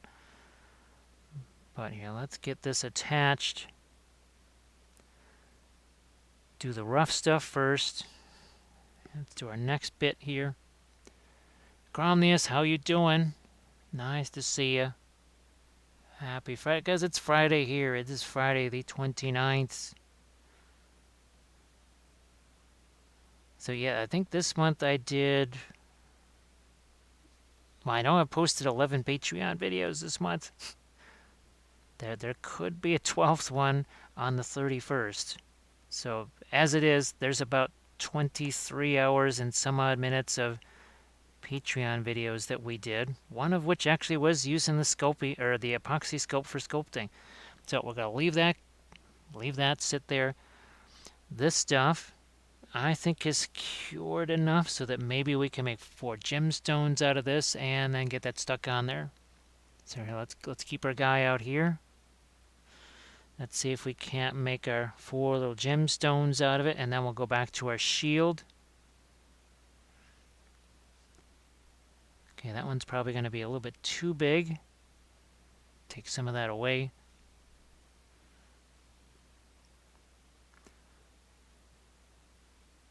Yeah, see, that almost wants to stick more to me than it does the epoxy sculpt. That's telling me that that stuff is, for as much as we could work it, right? You saw those horns that we made? Now, this is the other advantage of the epoxy sculpt, is I can use my fingers. The Mark I sculpting tool, I can use it a lot more than I can with the green stuff. Green stuff is very much tool-based. That's, I think, why I like the epoxy sculpt, because I can actually just kind of get in there with my fingers and do stuff with it. Just got to do a couple more of these.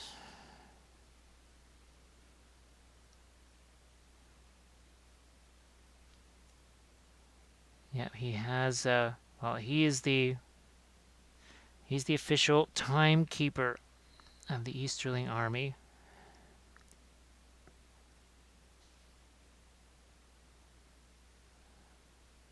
Get that stuck on here.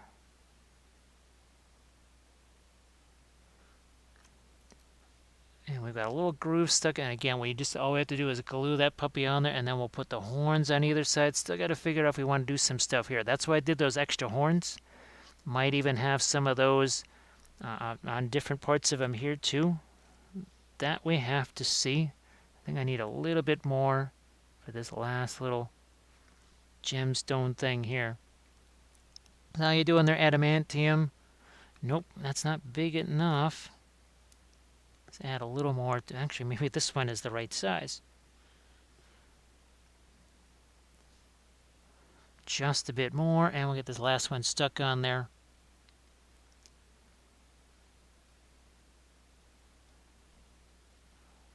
This one will be a little bit more difficult just because of where it's located, but I think we got it.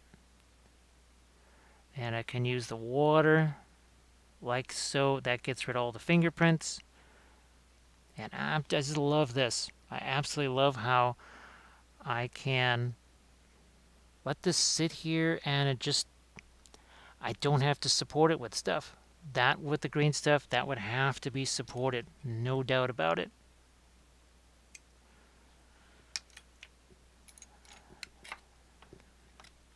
I need to polish this up a little bit. I don't have to worry about it too much because, again, I can sand it after the fact. There's so many things I can do with that.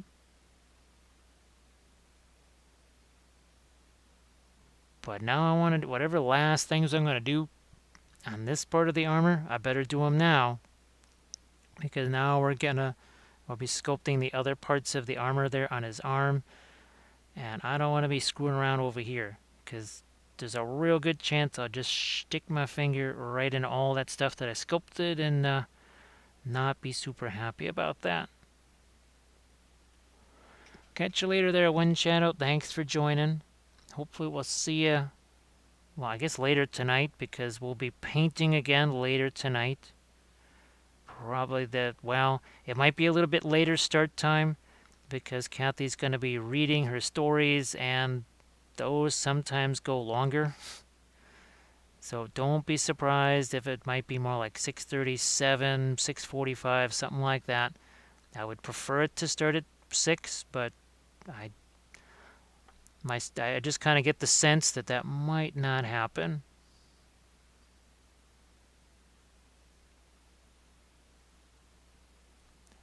I'm just going to start to flatten things out here, kind of test the waters. I'm going to see just how thick some of this epoxy sculpt is in some places, because if you remember, Sometimes it kind of thins itself out a little, right, as it's going over maybe a rough area.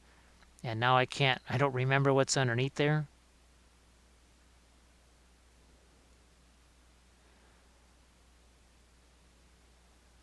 Let's see if I can't maybe cut some of that down.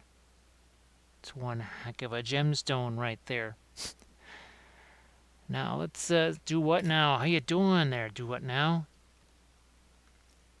Tell her to do a painting catch up for all the painting she didn't. Now she wasn't unpainting today, but I don't think she was. I think there was lots of distractions thrown her way. It's really interesting to see. Now, of course, with the green stuff, it has much more impact, right? So see that darker stuff there? That would be very much green. We don't really see that.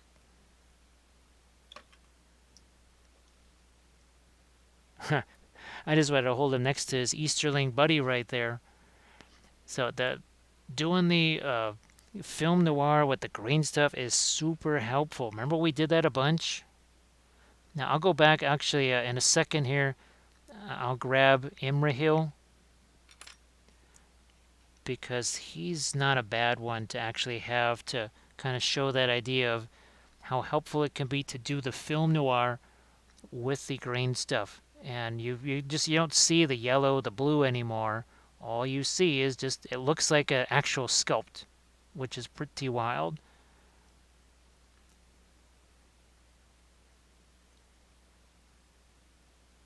Because it seemed like she was having some fun and doing lots of chat stuff.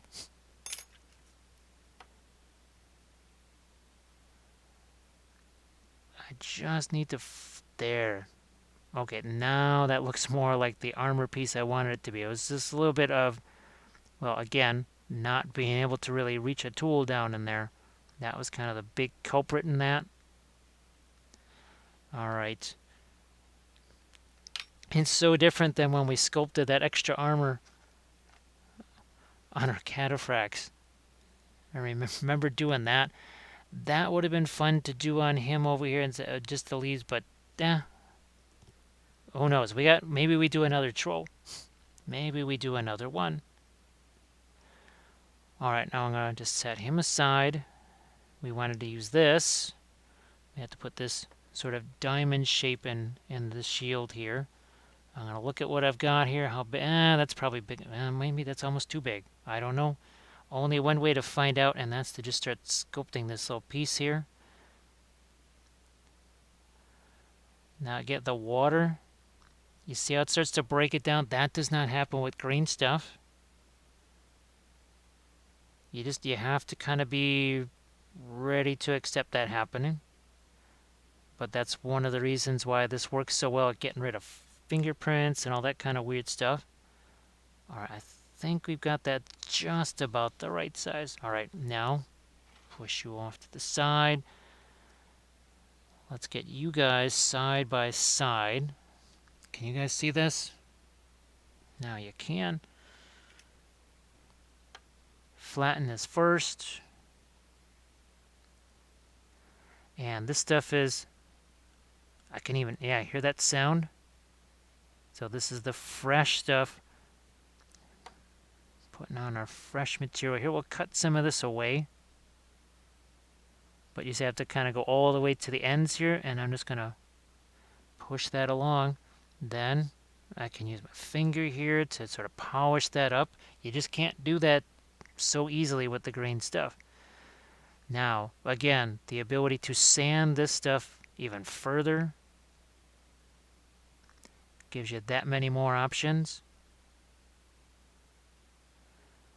So, adamantium, I don't know if you heard, the War of the Ring game did show up just the other day. And man, it's spectacular. It's just as good as I thought it was going to be. And I think it's going to make a massive difference in that campaign. It's going to make it so much more interesting. Now, look at this. Going to use that to get a bit of a curved shape here. So between the cards, the action dice, and the board itself is going to be fantastic. And we'll probably paint some of the miniatures too. Because, why not? I think we should, who knows, maybe I even get a couple of those prepped and maybe we paint a couple of those tomorrow too. Just while we're doing a whole bunch of other things. Because there's some of the special character ones. There's the Nazgul ones. Oh, the Oliphants. Yes, there's Oliphants. Haha.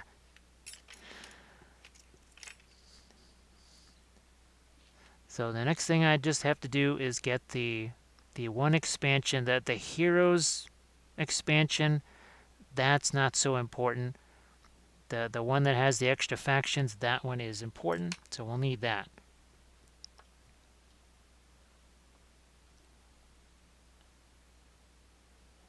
Because here we go.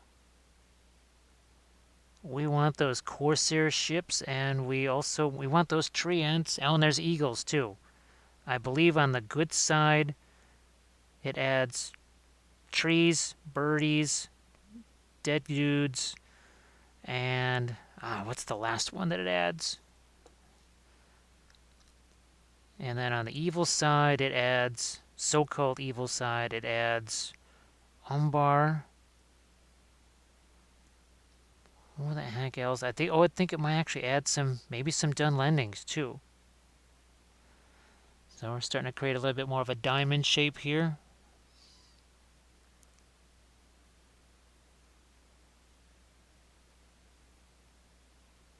Boom.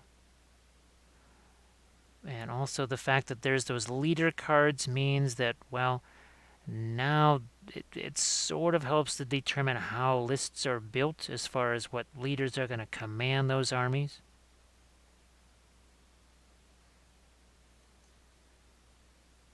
That there is one minor thing, though. I need to find a big old spot to put that thing, and that means as I'm moving stuff around, I also have to consider, okay, where's a spot for that big old board? Hello, little hobbits. Spark my ganja. Thank you so much for that fellow Boom Bang.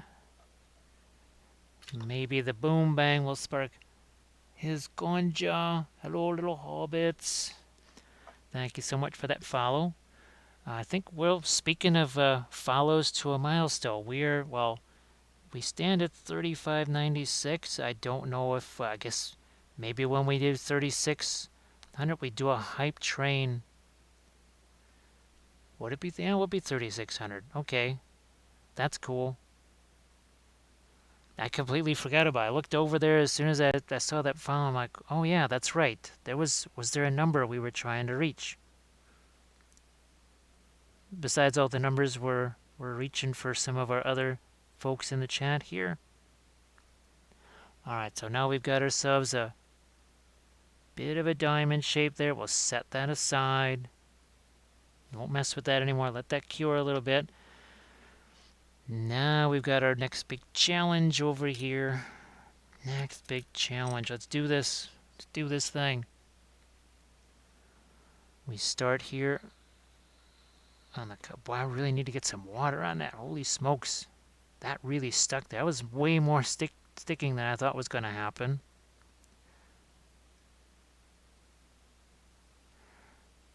Starting out just like we did over here. Let's just make sure, get some of that stuff out of my way.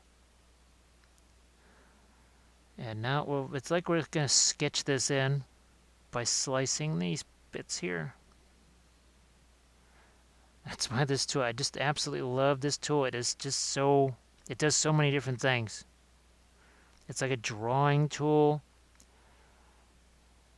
So yeah, now that he's got the armor on his leg, and this, yeah, I feel a lot better with that. It just was looking a little bit weird because he's just so tall and lanky and stuff.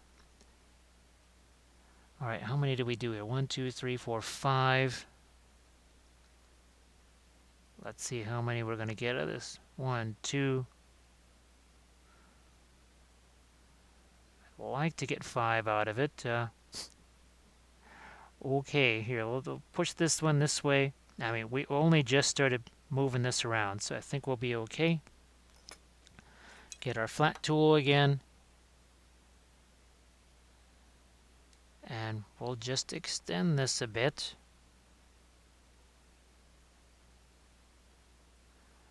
And fortunately, all this stuff is cured. And you can see the difference in color, right? See how much darker that is versus this is the fresh stuff here. Now this is lighter, but that's because we sanded it. So that's why some of this is a little bit lighter in color. If you're wondering why, it's not because it's cured. It's because we actually sanded some of it. And all I was trying to do was just make it flatter. There was some parts of it just between the pushing and shoving of all of the epoxy sculpt there. Just couldn't quite make it level. And I said, well, I'll just do that with a piece of sanding stick. So see, now we look at that. We got those 5 different facets right there. Hey, Pharaoh Roche, how you doing? Nice to see you again. Hope you're doing well. And, well, happy Friday now, since it's Friday. So I'm just going to do the same thing there. One there, and there.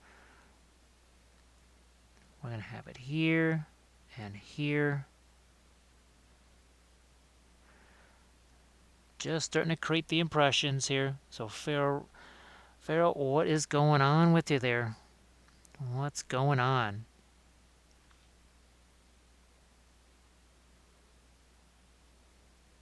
More of a flattening process here, and now we've got to, instead of using the other tool, I'm just going to see how this works. Is it soft? Is the clay soft enough to let us use this? Not quite that one. I'm going to go with the other one here, this guy. Yep, so the clay is soft enough to let me use this one, and you can see it pretty much cuts it right into these sharp little triangles. Let's move you this way. But it's because the epoxy sculpt is pretty darn fresh. Now remember, the last batch, we had an effective working time of, what was that, almost 2 hours or so? So we are using the epoxy sculpt here. It's like green stuff in that it is a 2-part clay. It is unlike green stuff in that it's not rubbery. You can sand it, carve it, cut it, all those kind of good things. We used it to sculpt our great beast of Golgoroth here. And it's just an air dry clay, but you can really manipulate the curing time on that, even more so than green stuff. So this guy here, our great beast of Golgoroth, well, that started out as just a big blob of tinfoil. Literally a blob of tinfoil. That's it. There you go. Blob of tinfoil, which we started to get into a generic shape, a general shape of what we wanted. It saves a heck of a lot of money on epoxy sculpt and makes it not weigh so much. This is actually Sculpey clay here. I could have done that also in epoxy sculpt, but the Sculpey clay is cheaper, especially just for an armature. We had the entire thing now encased with the Sculpey clay. That meant I could move the legs around, kind of position things. We bulked it out some more with some Sculpey. There's an orc next to it for size comparison. And then that's when we baked it, and then I carved some, I sanded some. And then we did 2 sessions here where we added all of the detail. And all of this detail later. And it is, that is rock solid strong right there. So we'll be putting a howdah on the back of him, along with 10 orcs. And now we're doing our troll conversion right here, which actually started out more like this. So you can see we cut off all of the rocks. We cut away a whole bunch of stuff on this thing. Cut the hands off, gave him the GW hands and weapons, right? And we also have, where's his little, yep. We also have this for his helmet. We also have some horns that we're letting dry and cure and all that kind of good stuff. Yeah, let's grab our flat tool. Thought that's what I had in my hand. Hey, Jackson. Oh, thank you very much. The sculpting for me is super relaxing. I love the oils. They're relaxing too. But there's just something about the sculpting where you just get to move stuff around that is just so mellow. Oh, yeah, that's the other thing. As I was moving furniture around and clearing things out in the basement area, I unveiled a whole bunch of extra mat board, which means we can maybe even do bigger landscapes in Middle Earth than the tiny little, like, 4 by 8 pieces that I've got. So, yeah, we can maybe do some slightly larger paintings. Yeah, let's. Now we'll use this tool to really cut some of this stuff and get a more distinct edge here. Like so. So, Jackson, happy Friday now. I hope that you're doing well. I just, I'm so glad. I think, I'm trying to think just how long ago it was that we did that first sculpting stream with the Rohan, with our converted Royal Guard. Because, boy, that really changed things. For our next sculpting stream, we'll be doing kind of a combination, I think, maybe of conversion and scratch sculpt. I'm gonna maybe even I want to have some armatures ready so that we can sculpt some black Numenorians, also some blackguard of Barad-dûr, which might literally just be Sculpey dollies, like literally just like pieces of Sculpey that have been baked, and then I sort of like glued them together or used some green stuff just to kind of position them.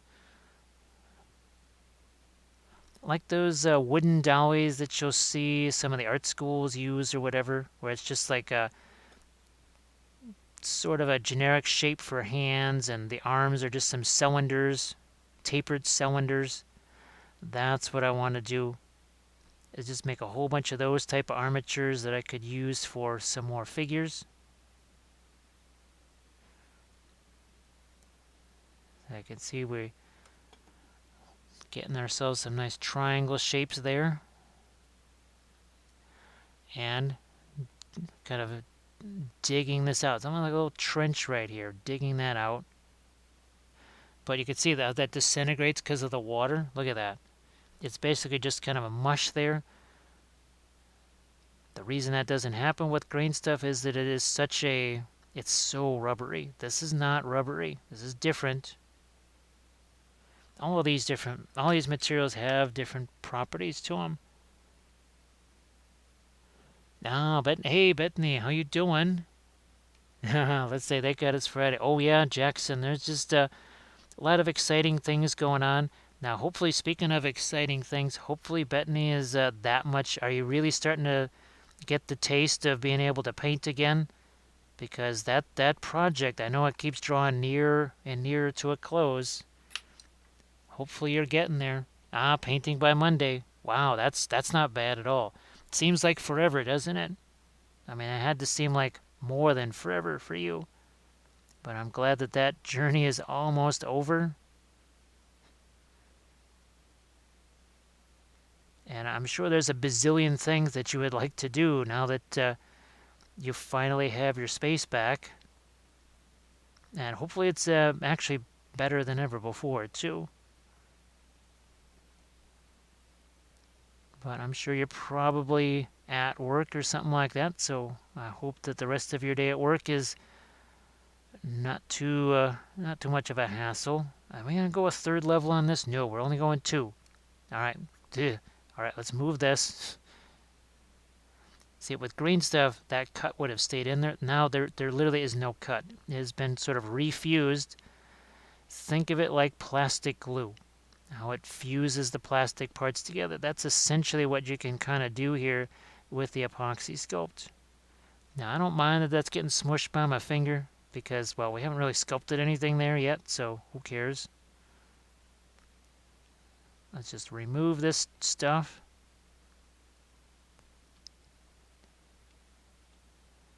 Set that off to the side here. Now let's see. Miller just got a box of minis from Matty Morgs. And happy. It's always more minis is always a happy day. There is no well, I suppose if it's a bunch of figures that you've got to paint for whatever commission. Wow, that's definitely a hardened piece right there. See if I can just make sure I've got, okay, that's all pretty much new stuff there. Set you aside. That's very much cured stuff. We're going to just get that out of the way so I don't grab that by mistake.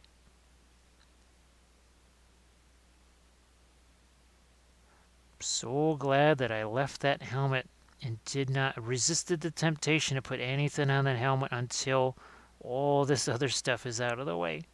Oh my goodness. That would have been crazy.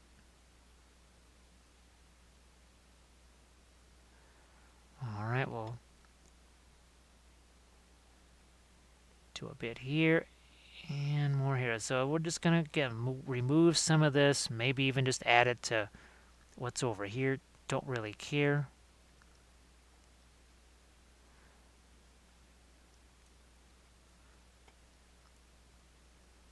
Now this, remember what we were able to do over here. We just kind of lifted this stuff up, but that only happened after at least a half an hour of working with it. And this stuff, again, it hasn't been on here long enough for us to try that maneuver just yet. Plus all the water that we put on here. Remember, every time you add that water, you're kind of changing the consistency of it. Are we making this? I think these two bits are starting to match here. The two areas on the wrists here starting to look like each other. Remember, we got to add a whole bunch of our... we got some straps to these things too. Don't forget that. There's plenty more stuff to do on here.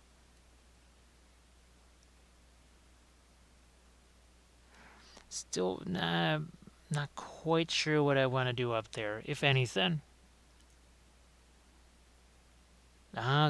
Just finish work and relax in a bit. It's time to get to the Ottoman Empire. Lots of chairs, or lots of footrests. Painting a whole bunch of footrests.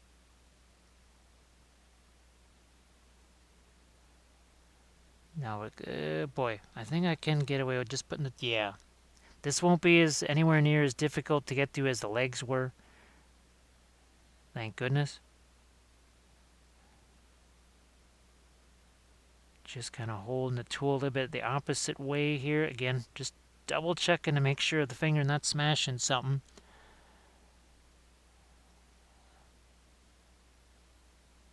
Let me see. They're all pre-painted that I want. I need to get more unpainted for collection. I have 3 left unpainted. Well, considering that the War of the Ring board game, I believe it comes with either 120 or 130 miniatures. That's how many more now that need to be painted on top of the hundreds that are already here. Which is why I thought maybe Friday and Saturday is just going to be, we'll kind of go back to, instead of painting one gigantic figure, we'll paint lots and lots of smaller ones, because there's a lot of stuff to get done. Heck, I might even be painting up some of my Candish horsemen, because I've got, well, right now there's 18 of them that are ready for painting, and I need to search out some color schemes for them.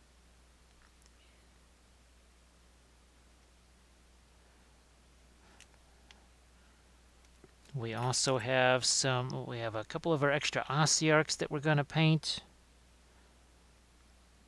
I have a Glaive Wraith that I was also going to paint maybe in a different glowing color, because we have a couple of the Glaive Wraiths that have that greenish glow. I thought maybe we'll do a Glaive Wraith with a different glow on it.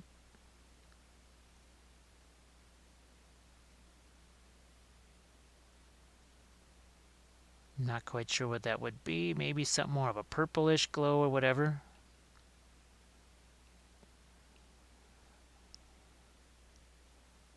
Let's see. I love the way your mind works. An army of footstools would be epic. Yes. It would be the Ottoman Empire. 4 legs at a time.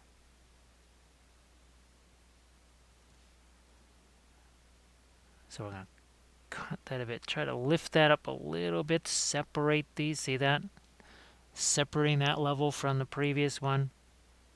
Obviously, more difficult to do that on the legs than the arms here. But this is that shape. Look at that. See that white stuff there? That's what happens with the epoxy sculpt when you have a lot of water going. It's not a big deal. It's just something to be aware of, that's all. But being able to use this nice soft shaper here. Hey, Modular, how you doing? Yes, Miller, that is definitely a huge factor there. Is that the spirit is willing, but the wallet is just too empty.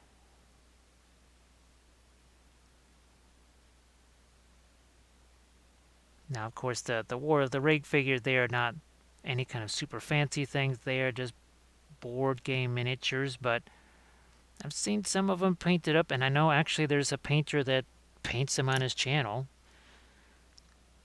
I know he's focused mostly on things like the Fellowship figures and the main characters, but I thought it could be fun to paint some of just the regular faction ones as well.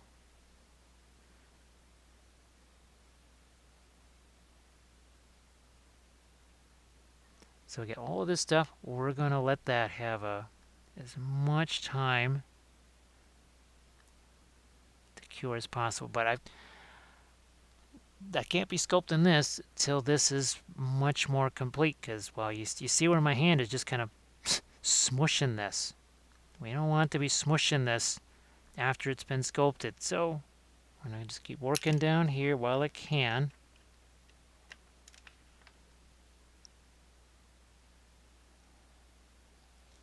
Let's see. Did you see Golden is making a fluorescent and a phosphorescent paint? Both quantities at what's new? It's acrylic, so not taking the place of Marion Street. Yeah, well, Deuce, we've been using these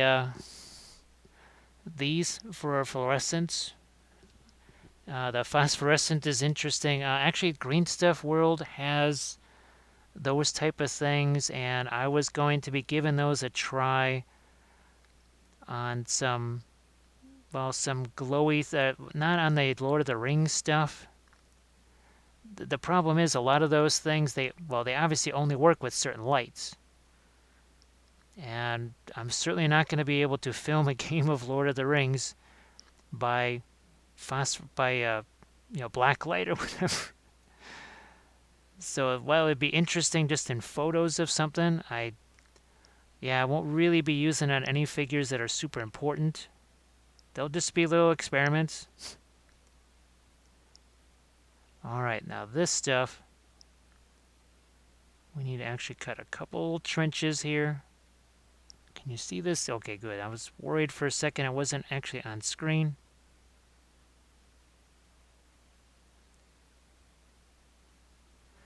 But again, the more water that you throw in there, it is going to smush that a little bit.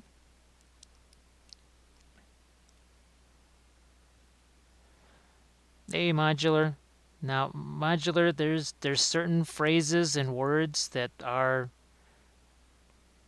shall we say, auto-modded, because there were some folks that were typing in some things and whatever that, because if this ever goes up on YouTube, I have to be super, super, super, super careful, because the censorship on YouTube is basically set to max.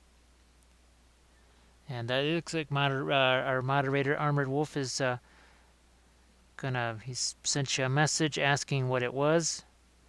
And folks, be sure to check out our moderator's Etsy page for not just the dice bags. There's a lot of wearable art there. You got your barrettes, you got journal covers, lots of stuff. Gotta go check that out. Did we do 3? We did do 3 here. So I might have to, I don't know, I might have to actually add some more. No, I'm not going to add any more clay. I think I'll try and do it with what I've got here, and that's it.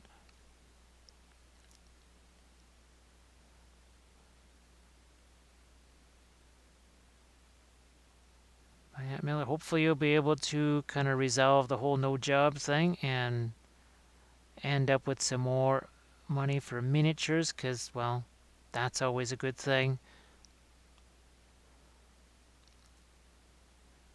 I can use my hand in here, but again, you could say I'm leaving a big old thumbprint in there because that stuff is still pretty fresh and there's a lot of water there. You can see how we're trying to, again, put these into facets just like we did over here. Now, I can still move that, but boy, I could hear the sound. I could actually hear the ping of that tool. Well, that's where it's giving some resistance there. That's how much cure time those have had. So they're doing pretty well over there.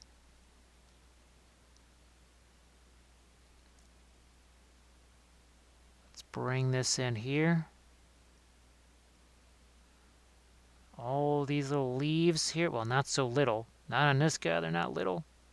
They're kind of massive on this guy. Boy, I need some more water on there. I'm trying to avoid the putting even more water on that, just because again, it doesn't break down the epoxy sculpt in a bad way. It's just it makes it a little bit softer, and I'm kind of hoping for it to cure a little bit more.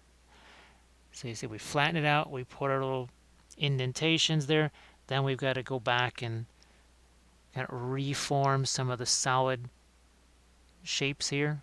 Now, we need to push this stuff in, like so, because it's almost a bit like a brick texture, even though it's these points here. They kind of build on each other like bricks. So see, we're going to start putting in some of our cut marks here as a little indication, like so. And this is why I didn't think I needed to put too much extra clay on here, because look at, we're pushing this stuff up here. As we push that up, it's like we're getting extra clay instead of having to put more clay there.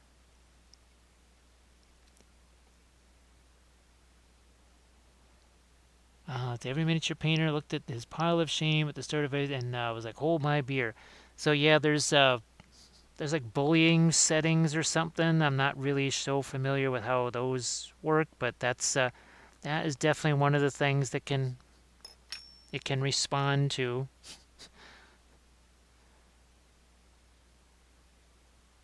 I'm gonna just take my shaper tool, hit the. Boy, this stuff is already. It's already getting difficult to move with just the shaper. Man, that didn't take long. So I'm actually softening it up now with some water. I can see there's a whole bunch of water on that.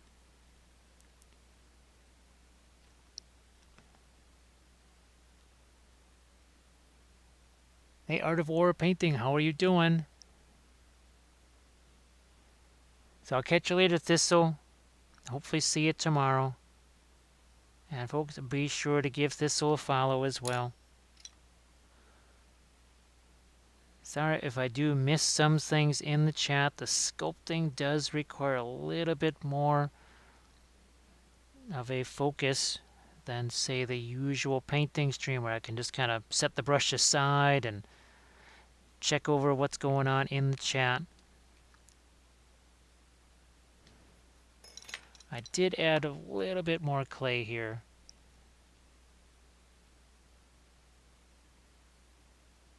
Hello, little hobbits. Spark my ganja. Thank you so much, Double Squab Arts, for that follow. Gandalf also appreciates that. Hello, little hobbits. Spark my ganja.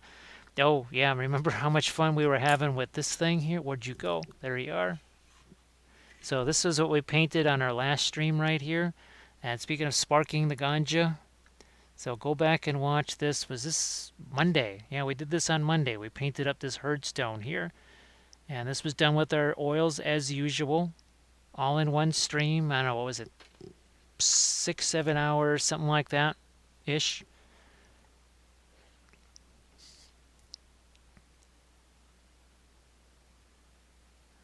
Now, of course, here I have to just see how much higher we want that to go. I'm glad I didn't really mess around with the cloth too much up here, since this is really working its way up really close to that helmet. Again, we're just kind of taking that epoxy sculpt and we're just sort of pushing it this way, just pushing it that way. That's why I didn't think I needed to add too much clay or too much epoxy sculpt. Where is my? This is the one. This is the one I'm looking for here.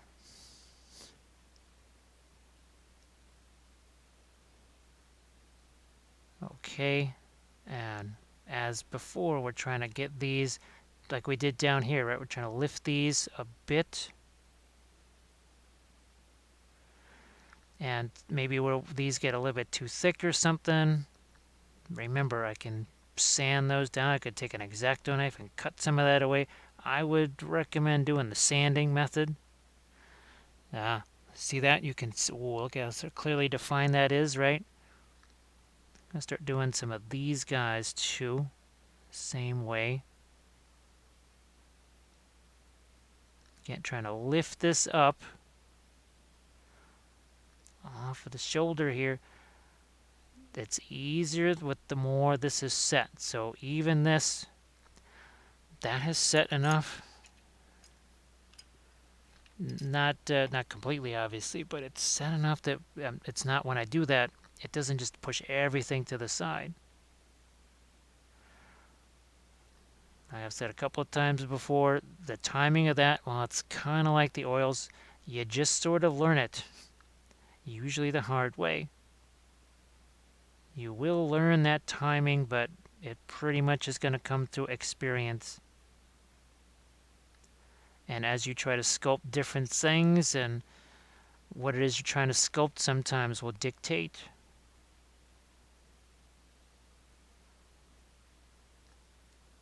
So this is the first time we've really done any kind of fabric with the Apoxy Sculpt.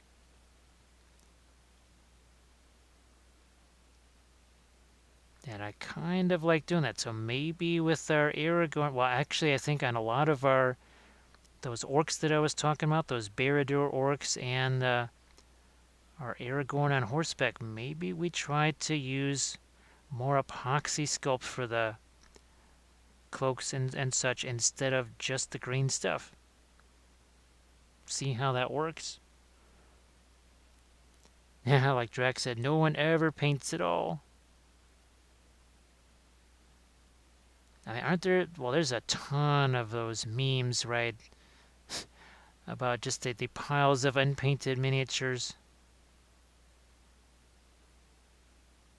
There's got to be hundreds and hundreds and hundreds of memes about unpainted miniatures. One for every unpainted miniature.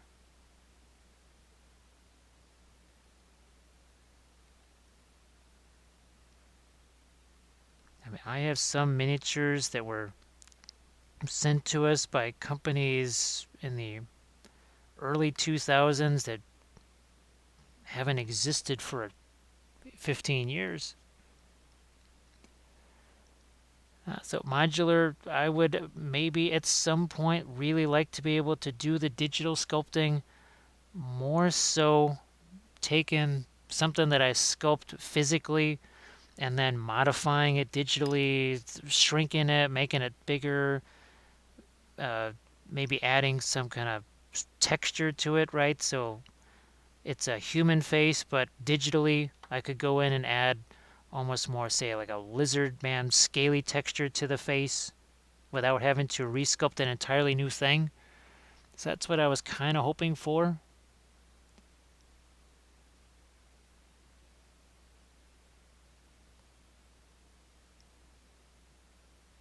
I think we're just about here on this third level. I might have to... I think I have to just a smidge more of the Apoxy Sculpt here. Yeah, we'll just throw a little bit more on there. If I don't need it, I can always just cut it away.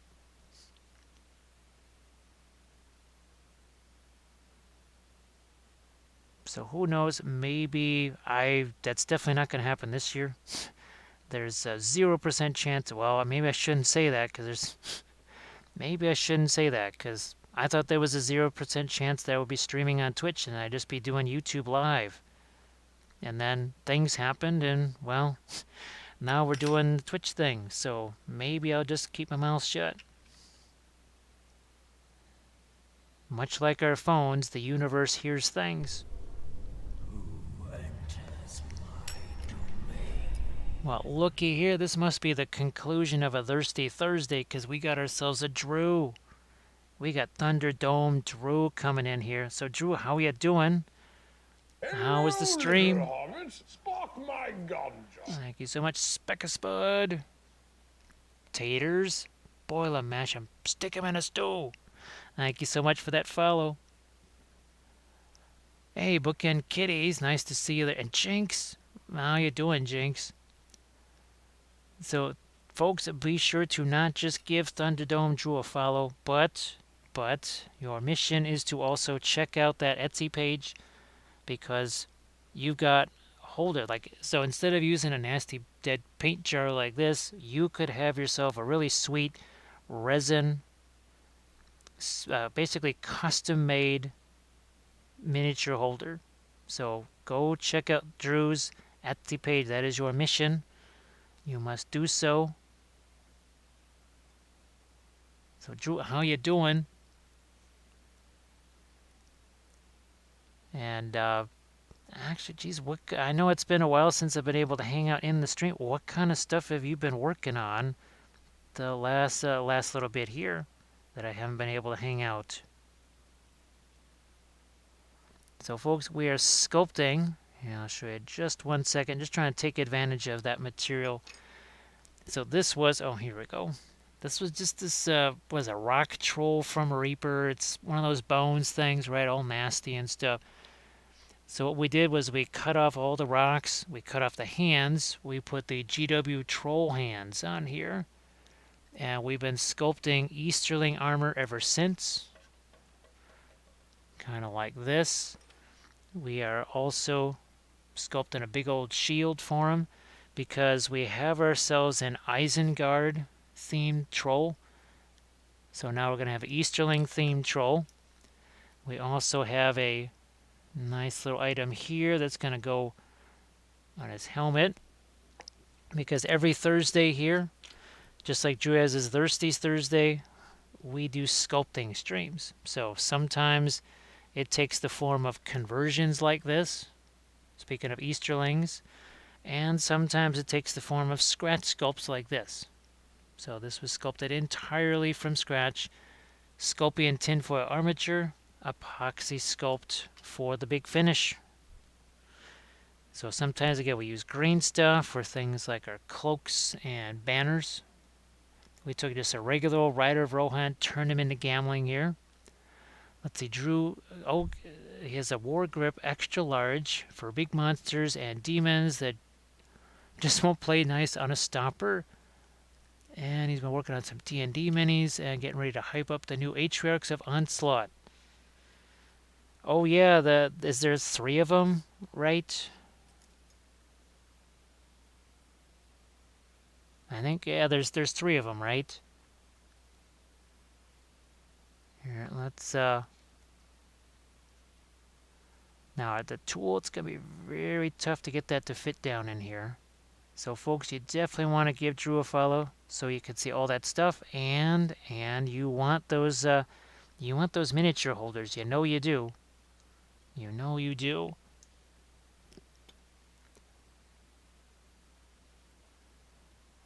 Let's push this stuff out this way.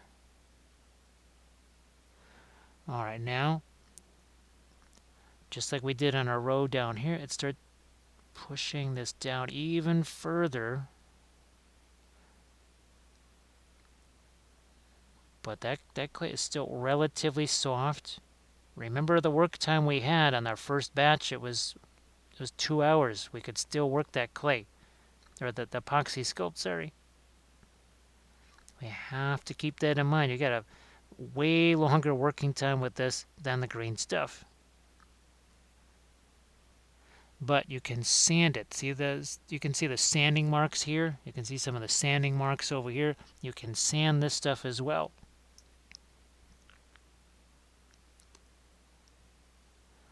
All right, just so that, because this will deform. Every time I push like this, it's going to deform a little bit. So I'm just going to start getting that texture down in here, and then we'll come back, sort of flatten things out again. We've been using our shapers as well. Those have been especially effective tonight. What we've been doing here with all of this armor. So we added armor here. We've finished off that piece there, added some armor over here. And I think I can come back. Yeah. But even as long as this stuff has been out here, I can still push it. Look at this. I can still manipulate this clay here. And it's just it's an air drying clay. It's not like the Sculpey where you have to bake it.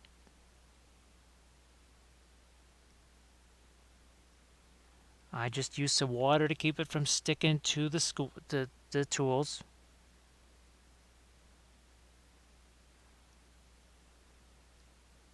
Now, do you got your colors all planned out for those? Or kind of a scheme, a theme, or whatever, all planned out for those guys, hopefully?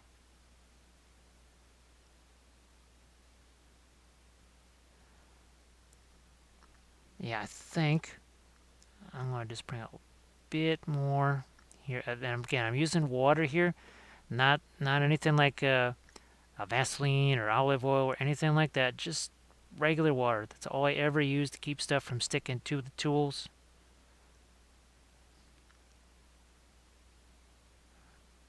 Bring this down a bit more here, and then we're going to straighten out these guys so they got a little bit wonky.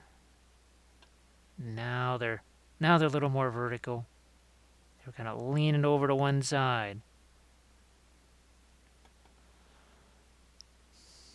So about some variations what you did on the queen. Now, do they have that sort of the vibe of what the heck was it? Was it this one? So are they kind of that whole flayed look, right? I'm thinking that is sort of what they got going on.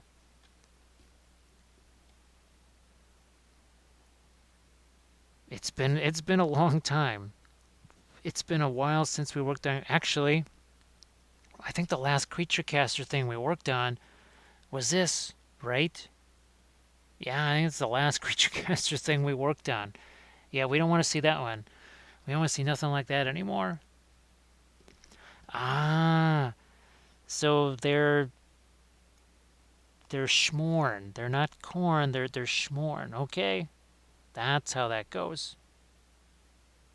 That's how that works.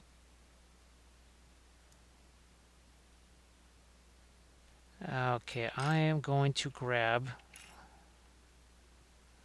No, I haven't used this one yet. Maybe this will work in this super tight, and it does. We're using some tools here. I haven't used this tool in the longest time. I can't even remember the last time I used this tool. Probably used it just for cutting out a little bit of texture and some sculpting, and that's about it. But it's the only tool that gets underneath there. That's it. That's the only tool that's going to work down in there.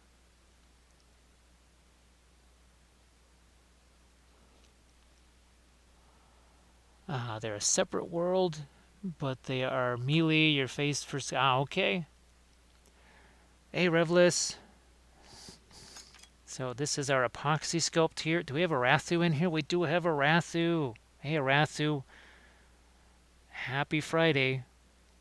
So again, Apoxy Sculpt, it is a two-part, but unlike the green stuff where we kind of mix it in different quantities, this is always mixed to the same quantity. So this is, and I tend to use it more for scratch sculpting or for mass amounts of sculpting. So this great beast of Golgoroth, all of this was scratch sculpted. None of this existed. You see his toes, all the texture in his skin right here, the carapace, all that stuff, the chompers, all done with the Apoxy Sculpt. Let's see. So we are using our shapers right here. These are just little kind of your rubbery type tools. These are the softer ones. There's 3 levels of these. These are the softest. They work best with something like Apoxy Sculpt. Now these are specific sculpting tools right here. Yeah, you can get these Micromark catalog, whatever. This is also from the Micromark catalog. This is actually designed for scoring marks in things like wood, whatever. This is a little bit more closely related to a dental tool. It is actually a sculpting tool. It's not quite a dental tool. It's pretty darn close, that's for sure. Let's see. A YouTuber is a former dentist doing scale modeling. Oh, okay. Oh, that makes sense. That makes sense, Jinx. That really does.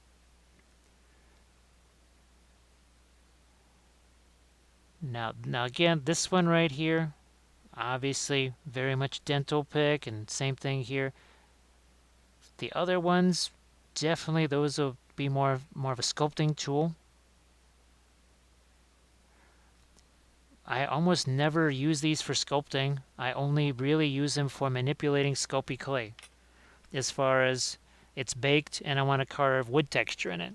So that's pretty much the only time I ever use those. This is like one of the first time I've ever actually just sculpted something or even used them at all in a sculpting process. Say with Epoxy Sculpt or green stuff. So you got a big order of polymer clay on the way. I'm going to have to get me some more Sculpey soon here. Although I am realizing that maybe I'll just get smaller containers of it because you're just better off using everything all at once. Get smaller containers, use the thing till it's gone, then get another one or open another one. Just like the containers of all of the stuff that I like to use for my basing. At a certain point, it just gets more and more unusable.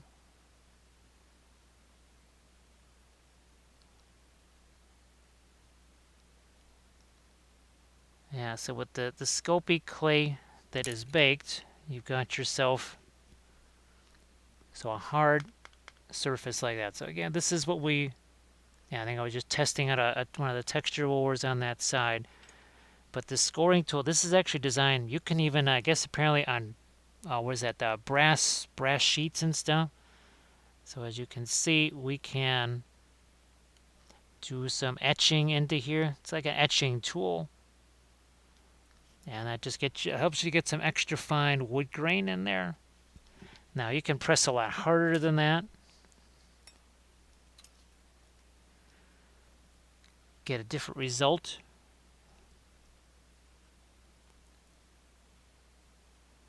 Here, we're basically lifting up the ends of these right here. See that? Take that, push it out. Now back to this shaper here. Where's the one that is our... This is the one we're looking for.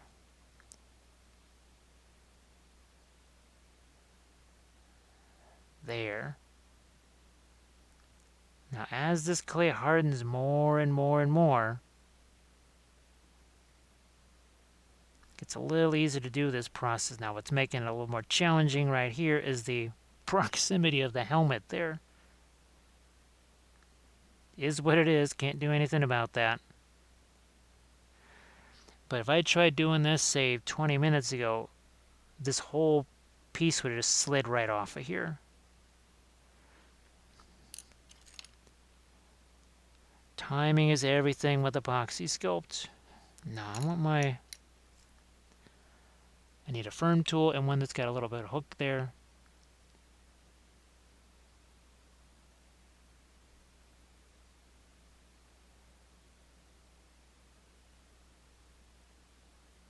Yeah, let's do some more of this.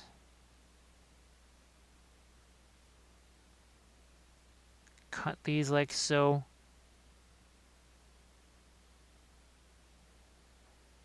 Get that little bit of a triangle shape here on the end.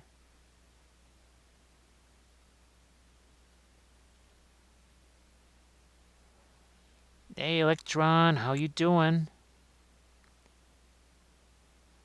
It is. This has been a very high intensity week here. Again, trying to move all that furniture around and everything, trying to create a, well, let's see, 2 new photo areas.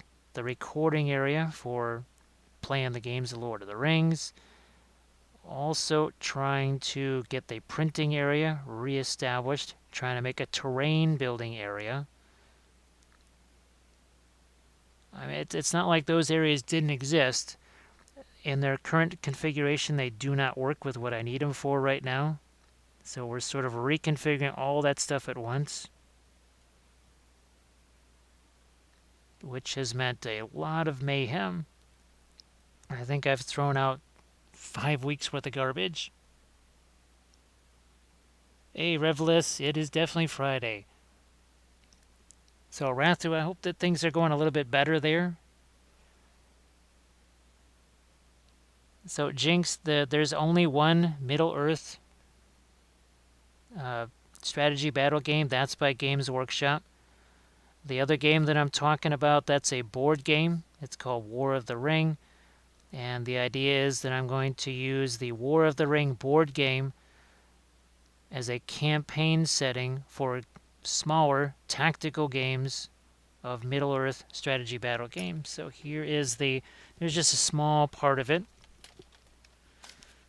So again, these are some of your action cards, character cards, and the idea is that these will kind of manipulate some of the results. So there's your action dice as well. It's going to incorporate things like, well, the quest for the wing bearer. Well, those will be the eagles, I suppose. And there might be 1 or 2 miniatures in the game, like maybe 1 or 2. Just a couple of them, and that's not all of them actually. So we're talking about Oliphants, right? Yeah, let me get the glare off of that for you. I see the Oliphant right there. Maybe we're going to have to scratch sculpt one of these. Even as an Easterling crescent on his thing there. So maybe we got to sculpt one of these. Who knows? But we might be painting a couple of those on Friday or Saturday. So yeah, Jinx, what I was originally going to do was use I was going to make a map board because I found an old White Dwarf magazine that had basically a War of Middle Earth type thing. And it had some very simple D6 charts, event charts. There was really nothing terribly thrilling about that. And it was just way too simple.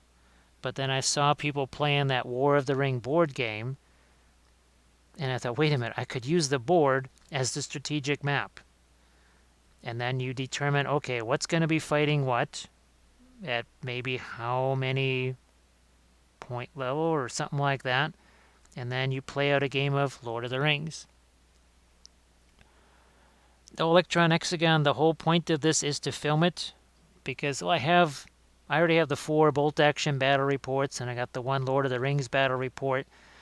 That's what I want to be doing, is filming all this. So that's why I have to rework the filming area so that I have room not just for, well, a new area for my terrain board. Well, actually here. So you can go right now, you can actually see some of the bolt action battle reports. Now let's see, is this no, this is my Winter German. There we go. So this is from one of my bolt action battle reports right there.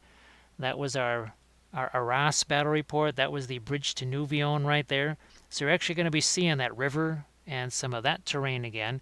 You won't be seeing Monte Cassino here, but we do have, we do have a kind of a Ruins of Arnor board here that we're going to be playing on. We have more terrain already set up. And we've got our Easterlings right here. Whoops, we already passed them by. There we go. So that is one of the armies we're going to be filming first because they're the army that's basically just about done. Oh, thanks, Jinx. Yeah, check out the Instagram and on the YouTube channel. There are, well, hundreds of videos Oh, thanks, Electron. So that's our Easterling army. Again, we're going to be playing on that Ruins of Arnor board to get started. But we are going to make many, many more terrain boards because, well, we have plenty of other things. And we're trying to basically build one of every army, which is why we have our Candish army that we're working on. We also have we're going to be doing an Angmar army, obviously with a little bit of Witch King action there. And we have a Moria army well underway. So we already did Benny the Balrog, or Bernie the Balrog. Yep, so the most recent video was actually painting Daenerys. Oh, and I did take it was a shortened version of this, where we were sculpting our gambling figure here. So we did the banner, the cloak, we gave him a new head, we gave him some extra armor on his bracers there. And go back and actually all of the Twitch videos, so the sculpting session where we're working on our Easterlings here, you can go back and watch this. I just painted this maybe last week, I think, so you can go back and watch that. And again, we're trying to match our armor there to match our Easterlings.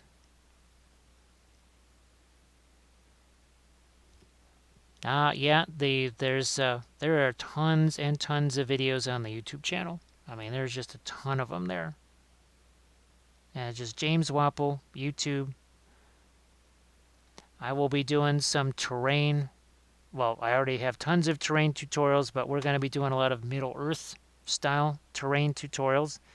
Now that I've got kind of an idea of what I want to do for Easterling terrain and some of our terrain for Harad and Canned as well. Alright, so that's looking nice and separated. I think we've got ourselves some nice separation there. So we'll leave that be skin so we can actually paint something that is skin. Not sure if we're going to put more of our cloth here. Might do that. We also need to have plenty of straps here to hold all this stuff together.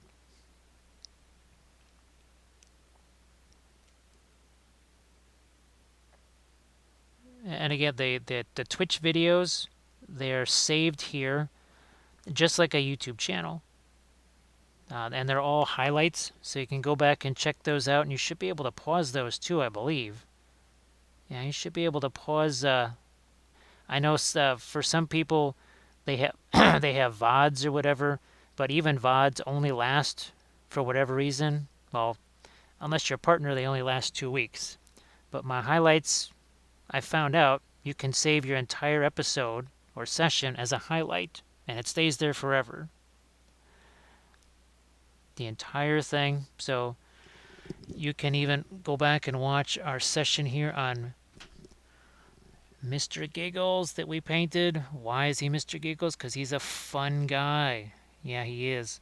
So you can go back and check out the 3 gigantic trolls that we painted. I do believe the snow effects for these guys is on the YouTube channel. We painted all of those on the Twitch channel here, and also did all the terrain stuff too. So I'm definitely starting to feel this nice and solid here. But look at that, I can still work it, so I can still flatten that out. I can still flatten this out.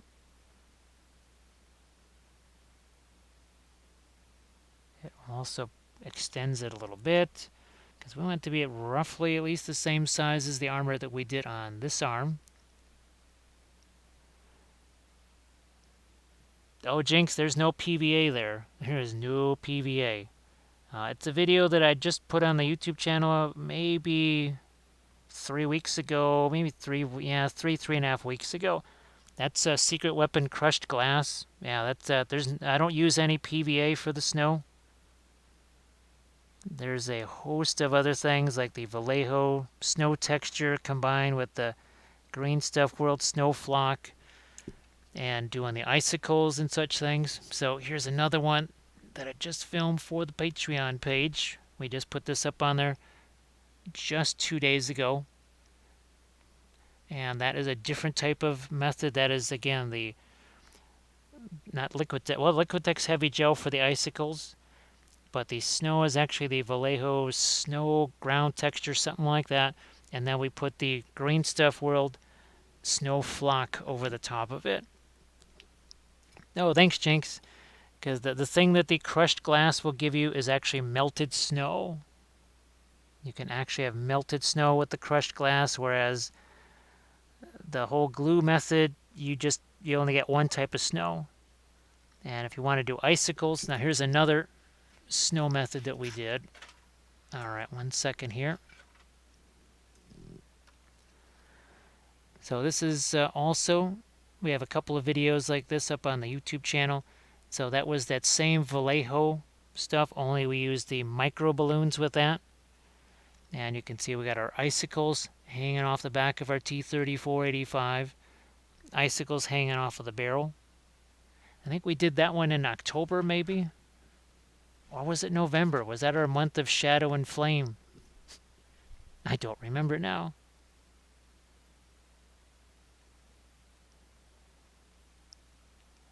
No, I haven't tried that stuff.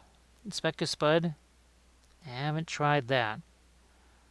Well, the crushed glass was really my go-to method because, again, you can have it be fresh fallen snow, it melted snow.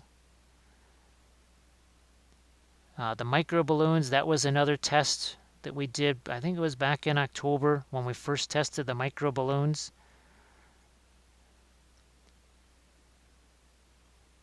What's it? It's called a Chrysel Precision Snow. Maybe I might have seen a video on YouTube where Kathy Malott might have been testing that stuff out. That all of a sudden that name sounds familiar. I might have actually seen that stuff. And then, of course, again, availability is always the best ability. So sometimes certain materials just are easy to get in some places. Well, the crushed glass used to be really easy for me to get. It became much more difficult to get.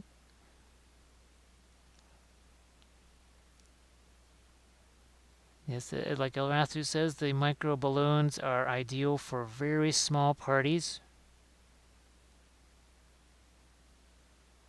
Now you can also, I don't know how easy it would be to make balloon animals out of micro balloons.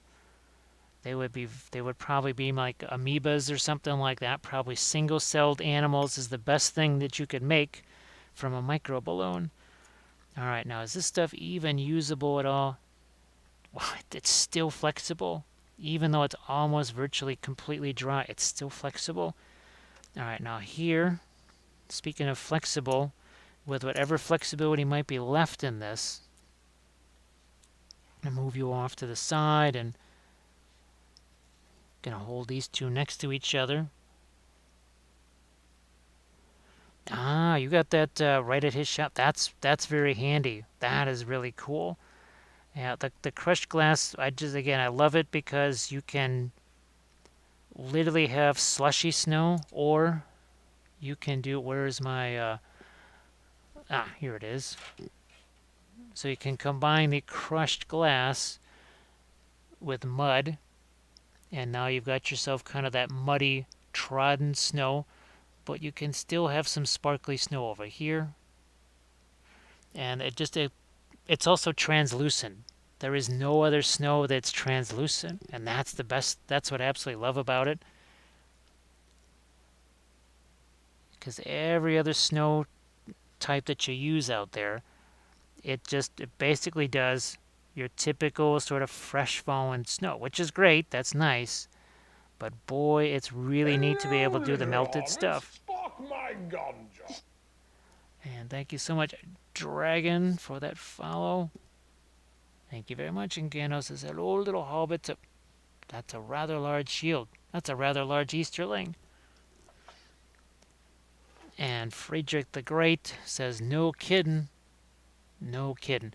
All right, I'm going to mix up a little bit more here of our Apoxy Sculpt. And it's two parts here, an A and a B.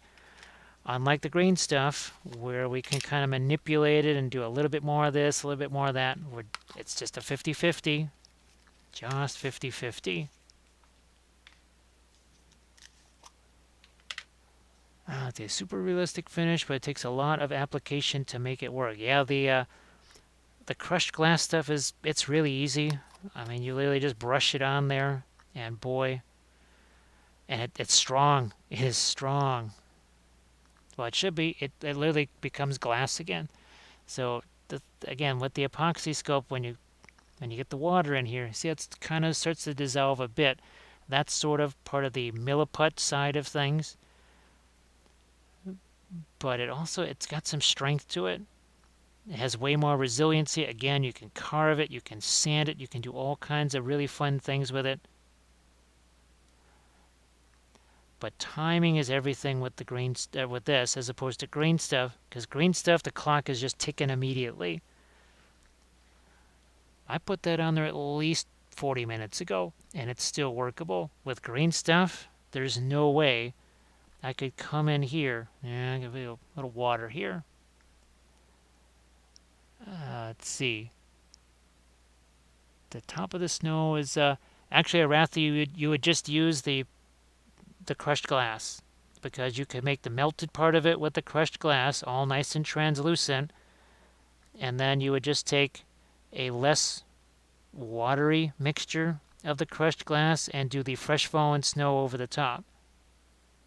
So crushed glass would really be your best option for that. It would make both parts of it. Now you'd have to let the lower layer mostly be cured before you did something like that. Wow, that's already hard too. And we'll be just popping this shield off of here. Okay, well, let's do our little gemstone in the center there.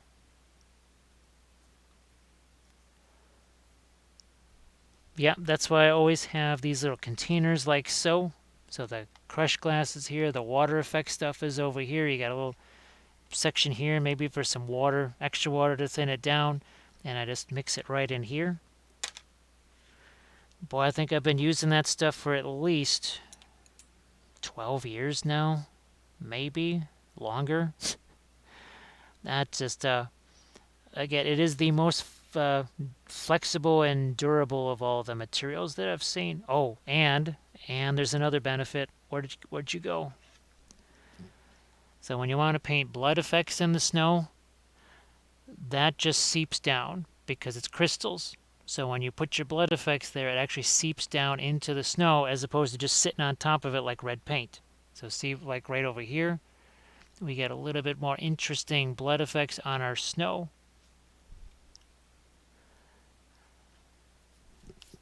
Now, where's my shield here? There it is.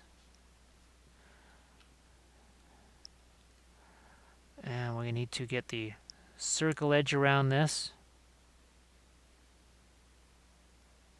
Real quick, like nothing fancy. Very quick here. Okay, I think we got ourselves a little bit of a circle. Let's clean that up a bit now. And remember, if something goes a little bit wonky with this, you just later on you can file it or sand it or whatever. And fingerprints, you want the fingerprints gone. You literally just take some water, and ironically enough, you wipe your finger over the top of it, and then the fingerprints go away. All right, so shield done.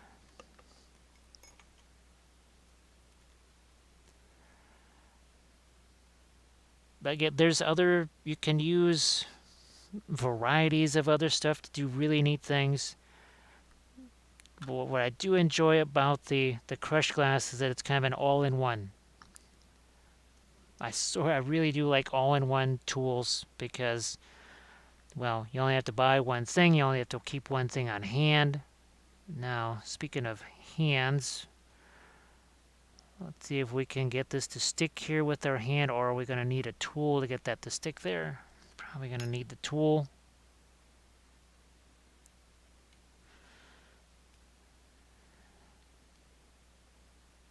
Now, green stuff, definitely that process of getting it to stick to is just so much easier. That's the one possible downside of your epoxy sculpt. It can be a little bit tough to get things to stick at first.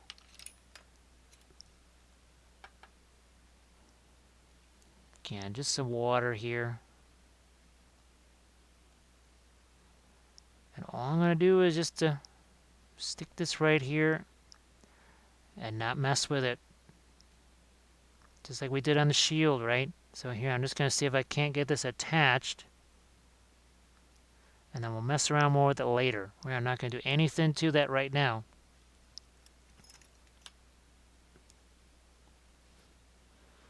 Okay, where'd the rest of that stuff go? Oh, it's over here.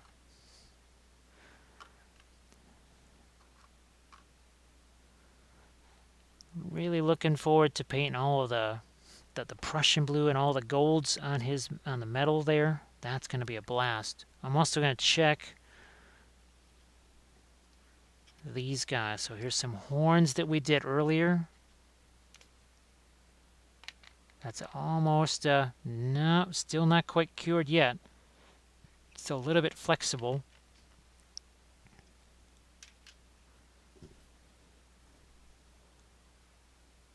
I'm just looking at, do I want to? I think I'll put the horns here.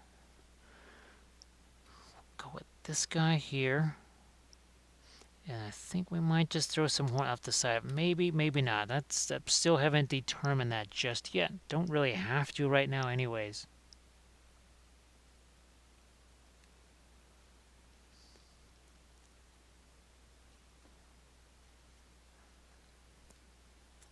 Grab this tool here. And I like to, there we go. I'm just trying to get rid of a seam here. There we go.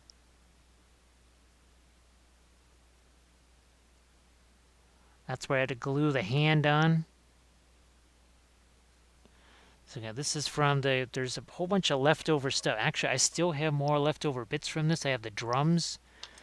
So I was thinking of our last rock troll here. Again, I don't know if I'll be snipping off his hands so much, but I'll be definitely giving him some drums there. Now, I don't need that for the Easterling army because the Easterlings already have their own war drum. So, and see, just look at that.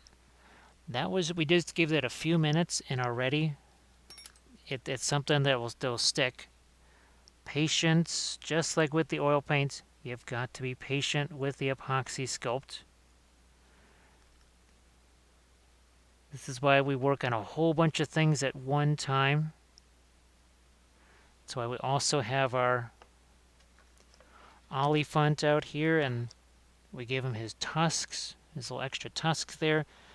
Try maybe go back in there and also get rid of some of the lines in here, the seams there. And see, now that that is stuck, look at this. If I tried doing that 10 minutes ago, that whole piece would have just come right off of there. Okay, it's just like, wait a minute, I can't put my finger in this. Yes, I can. That was sculpted last Thursday. So again, every Thursday, we do sculpting streams here.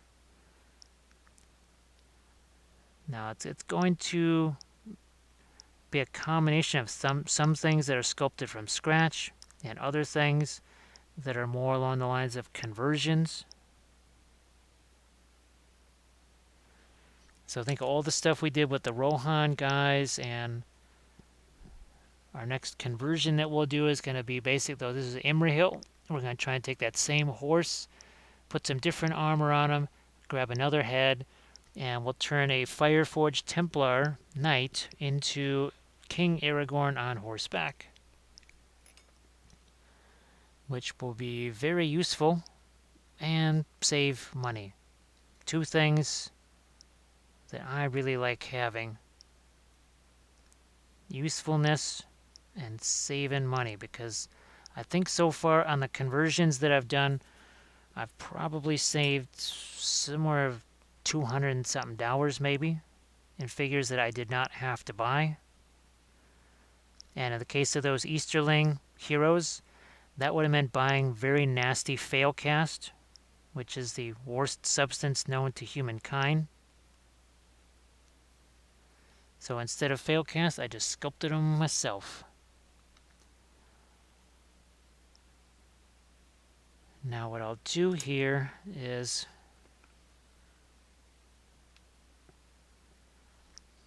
make a Y-shaped strap here, I think. Again, just to get this stuff stuck on here, we'll take a little bit of effort here because it wants to stick to my hand, so I'll have to use some water. The problem is that water is also going to make this extra smushy, so we're just going to have to basically put that there and leave it there. Mike Moans, how you doing? Welcome aboard.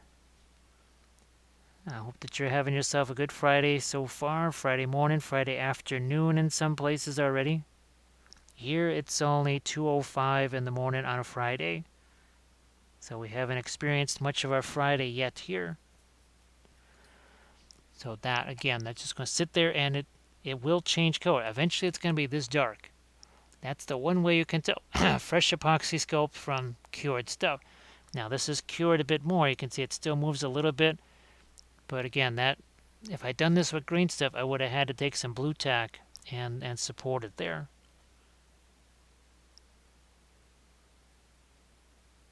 Now that piece, right, I can go back in and work this a little bit because it's had maybe 12, 15 minutes to sit there, and look at that. I can work it without it falling off. Now I gotta be a little careful in this area because the epoxy sculpt around it is still soft and workable. So Mike Mullins, I hope that you're did Arathu do another one? I don't know if there's I think that one maybe that was a thing. Yeah, I think I already saw that.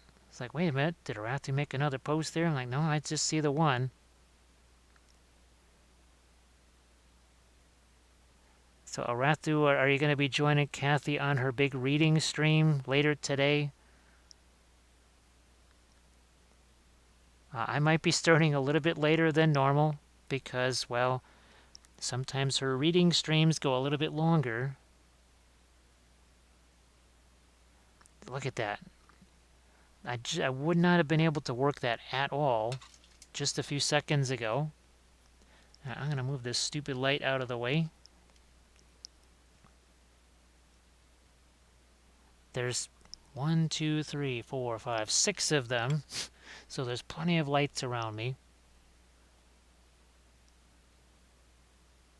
Ah, okay.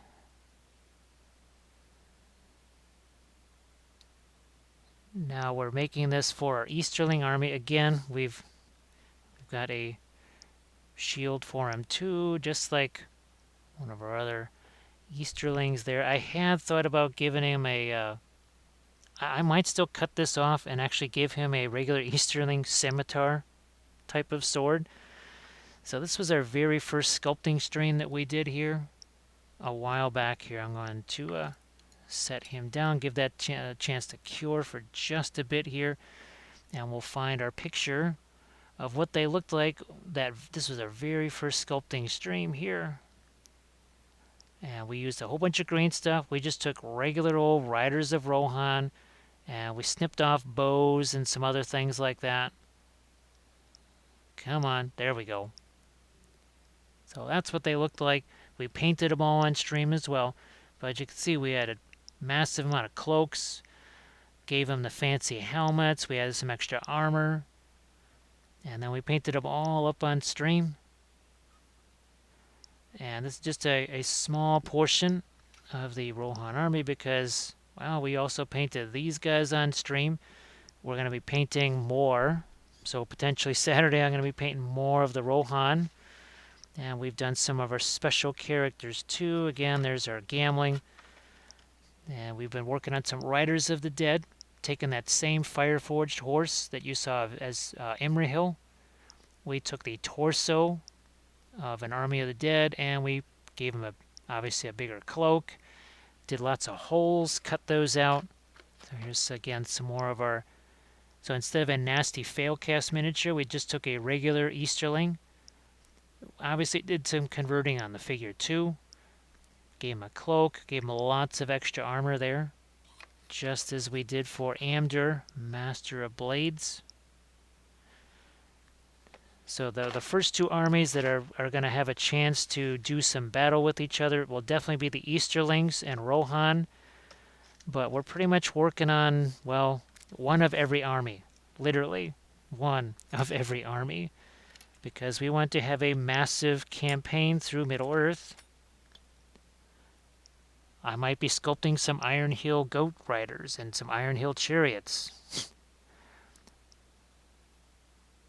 Because they show up in that War of the Ring board game, and I, well, need that faction.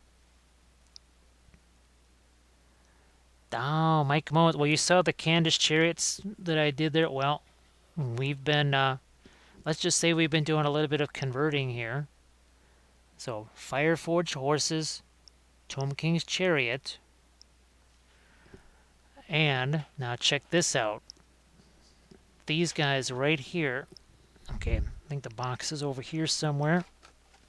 1 second. There we go. These Fireforged miniatures, there's 12 of them in here. I got that for less than $30 on eBay. Brand new. Brand new. And that's, now I added the metal back banners, but that's what they look like. And they are essentially identical. Here, let's see if we can find ourselves an archer here. Wait a second. There's that. Yeah, they are almost identical to, here we go. Again, 20-something dollars, maybe $30 for two of these nasty old metal ones, or $30 for a dozen brand new plastic ones. Totally posable. Yes, that Mike Moens, that's the critical thing about the Fireforged miniatures, is that they tend to be Lord of the Rings scale. And that's always the bugaboo, right? For Lord of the Rings, is nothing is ever the right scale.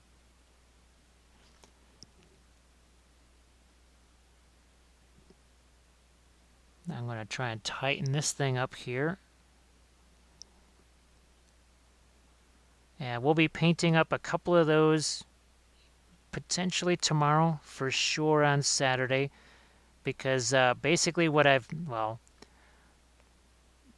aside from the whole campaign thing, the list that I would like to try for my Candish force, and this is more of if I'm just going to be playing a regular game, it's called We Three Kings. So it'll be 3 kings on chariots, and then each of them has a war band with potentially 1 additional chariot, and then a bunch of riders. And that essentially would create a leadership bubble of something like 40 inches by 14, 15 inches thereabouts, because you measure from the chariot, not from the guy in the chariot. And that means you basically have a banner that covers a huge portion of the table. And you move really, really, really fast. And you're all fight skill 4 or 5.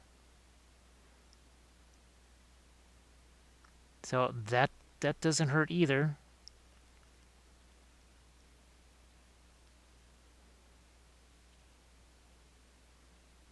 Now we did do a Balrog on the channel here. I don't know if you we also did the Witch King.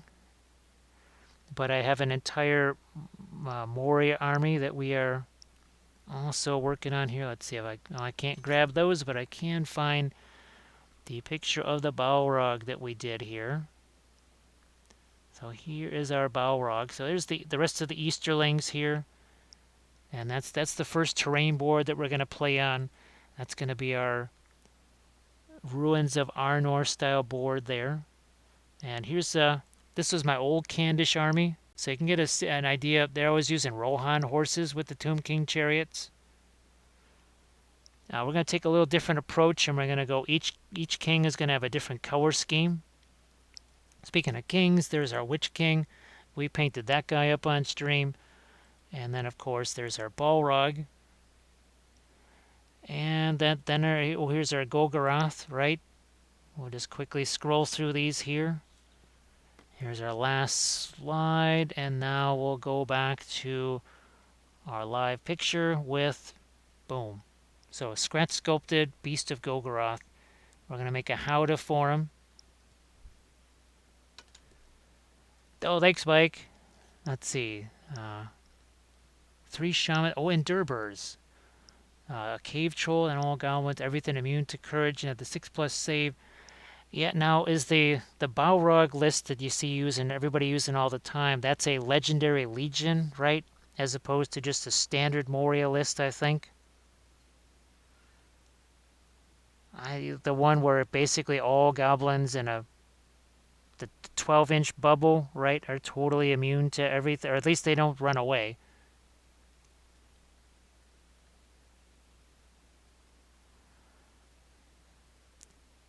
So the one thing I've never done, actually in any of my Lord of the Rings games, when I was playing my old elf army that had Gwahir as a kind of an ally, yeah, that one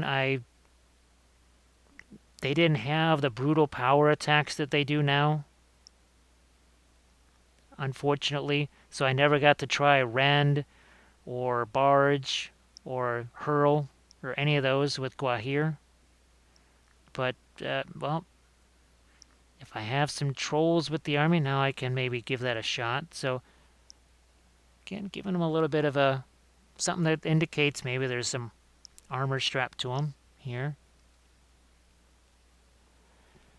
Yeah, so Mike Moans, I first really got into the game back in probably about 2008-ish, maybe, yeah, 2008, maybe 2009. You can actually check out the blog. You can see we've got a lot of our battle report, well, just pictures, obviously not a video battle report, but on the blog, lots of step-by-step things and all the Lord of the Rings stuff I was doing. But then when the game came back 2 years ago, I was very excited. I was playing Bolt Action since obviously my Tomb Kings and Lizards got wiped out, got Sigmar'd. And that's when I went to Bolt Action, and then they redid Lord of the Rings, and it was spectacular.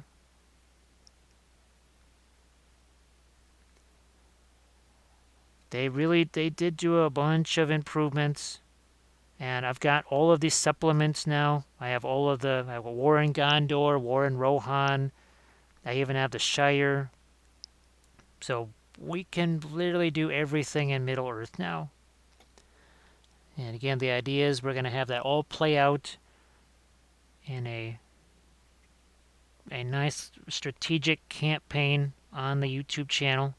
Eventually, I want to be streaming it live here on Twitch, but we're going to just film it first, just to get used to the lighting and the sound, and before I want to have to be dealing about Streamlabs and that sort of stuff.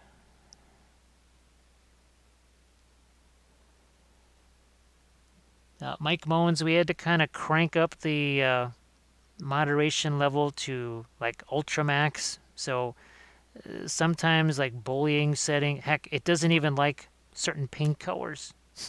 There are literally certain colors of paint that people try and type it out, and it kind of it says no, you can't type out that name. So I apologize for that, but unfortunately there was some folks that made it necessary to kind of put on the ultra max. Because sometimes these end up on YouTube, at least parts of them do. And YouTube is super, super, super crazy about lots of different things. So we got ourselves a pretty good stripe there. Don't have to worry about it here because it's covered up by this.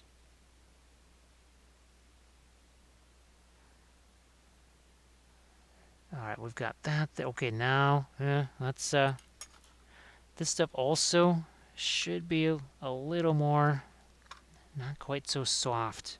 Yeah, it's not quite so soft and smushy anymore.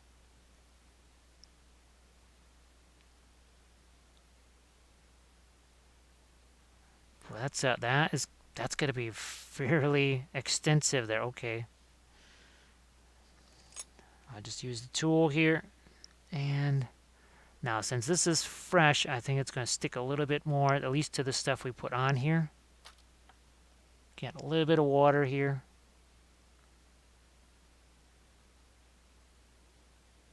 Hello, little hobbits. Spark my ganja. Thank you so much, Abar Miniatures, or Abar Miniatures. Gandalf appreciates that. Hello, little hobbits.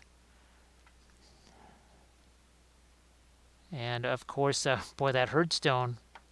That was really sparking Gandalf's ganja. That Herdstone. All that fiery, flamey stuff.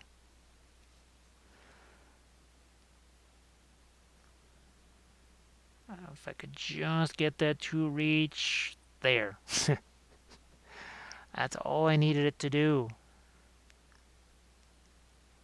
But now I gotta stop playing around with that. I'm gonna try and put another one up here, maybe. So, I hope that your Friday is going well. Again, for some folks, it's you've used up a lot more of your Friday than I have here. I've only used up 2 hours and 20 minutes of it. That's it so far for me.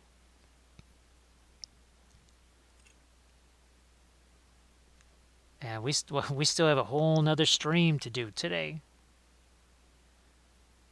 I mean, technically, I suppose we do 2 streams on Friday. Well, technically, we do 2 streams on Saturday because I also stream again on Saturday. And, well, as you can tell, we go kind of late into the night.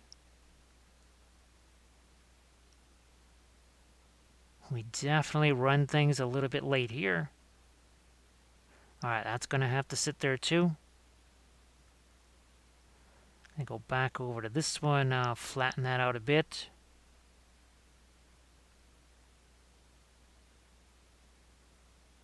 Flatten this one out too. I mean, it's just a leather strap. It's very simple. Don't have to get too crazy with it. Hello, little hobbits. Spark my ganja. Oh, thanks, Mike. I appreciate that. So does Gandalf. This is slow Gandalf. Other Gandalf, that's fast Gandalf.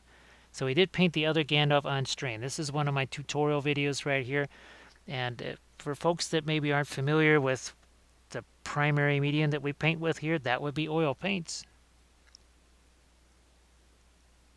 Now, which arm is this? Yeah, that's the soft arm. This is the, I can tell because I filed this here a little bit or sanded that down. If I stick my finger in that, that is going to be not good. You don't want to be doing that.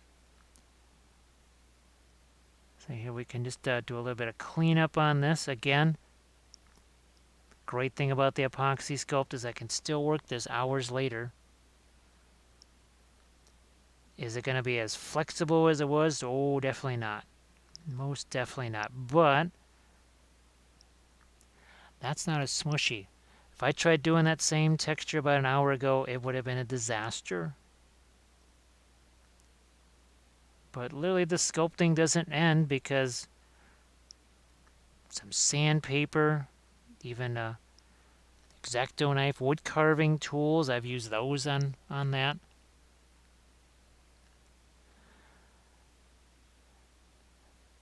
Oh, yeah, like we've got, I've actually got the old Saruman and the new Saruman. We gotta get him painted up too. We've, this was a present that someone gave me. He found the original 3 Twilight ring rates, and I was using the interference paints and stuff to give them kind of that crazy shimmery look right there. So that was quite the score. Let's do a little review on some of the armies that we've got underway here. So where's our... Here we go. Let's get down to our Harad to start out with here. So there's our Harad army. Yeah, I don't know where I think he just found him on eBay somewhere. So we've got That's what obviously our Oliphant is going to be for our Harad army. And we don't just have the horses for Rohan, we also have foot troops there. And of course, we've got our Dol Amroth army.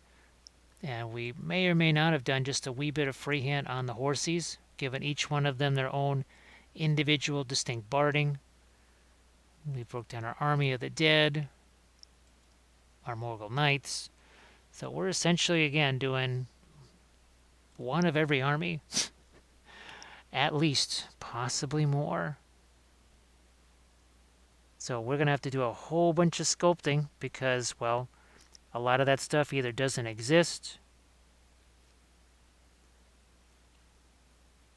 I do have the Galadrim elves. We have to start getting those guys put together too.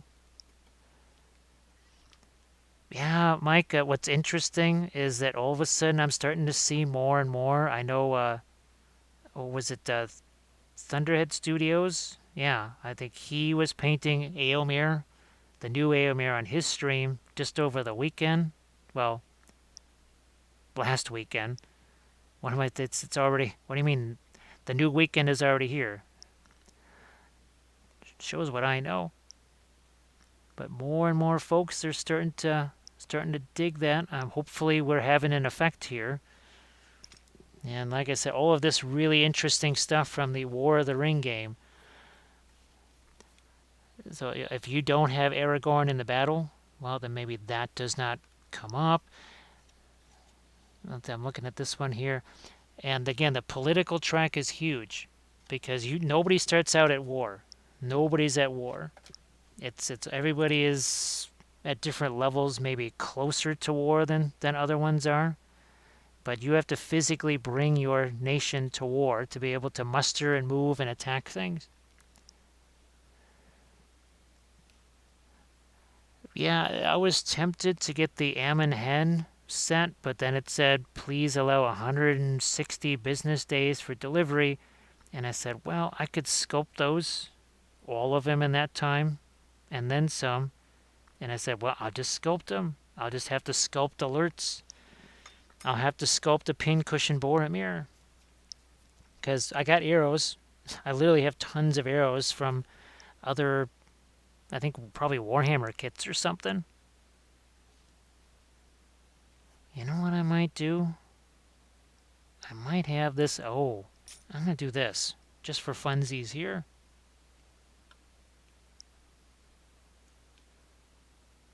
Maybe not that much.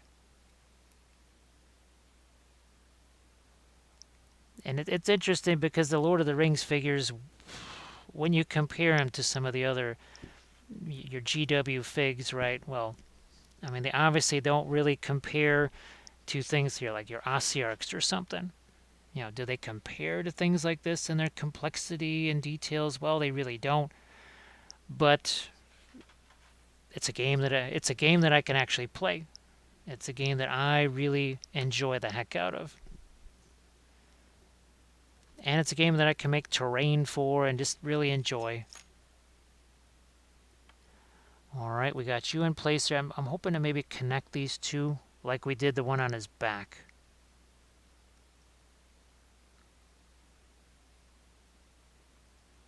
And we'll just smoosh this here.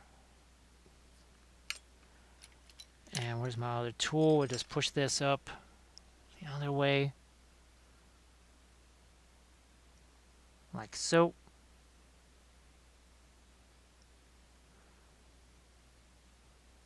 See if I can sneak this tool back in here. If not, maybe we got to use one of our shapers. Which we can. We'll just use this guy here. Nice and soft.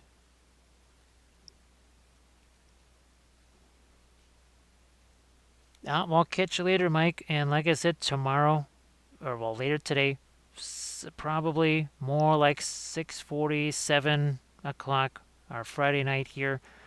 We'll be doing some more Lord of the Rings, among other things. So hopefully we'll see you back. And thanks again for the follow as well. Let's see. Creature of Queens. Broken the bases off a few.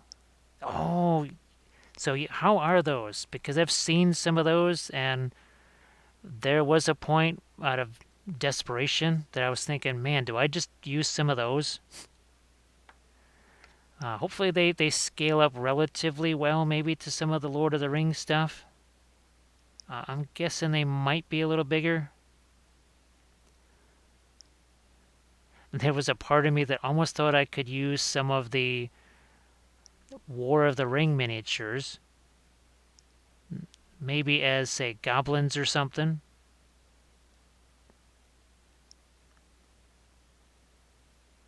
But they are as small as the Lord of the Rings figures are. Those are even smaller.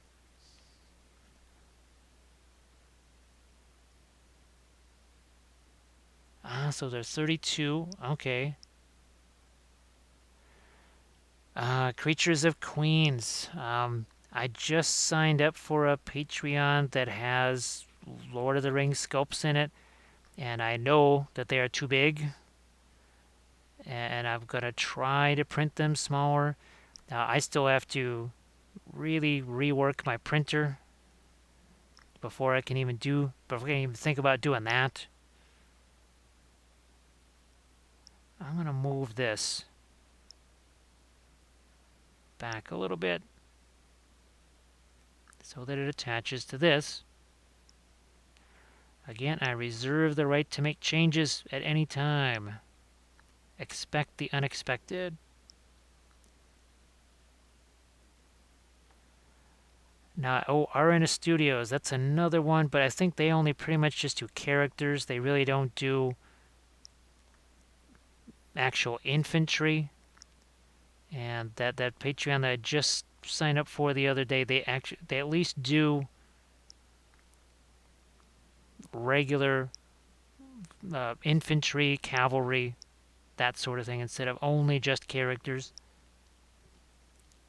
So I think now we've got ourselves a nice little strap there. Do we need to add one to the other side here? Probably. Let's grab some of this here.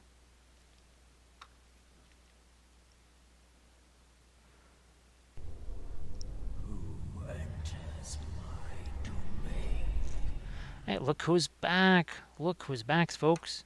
It's Wombat Combat Prime. Folks, be sure to give Wombat a follow. So Wombat, welcome back. Hopefully your stream was fun.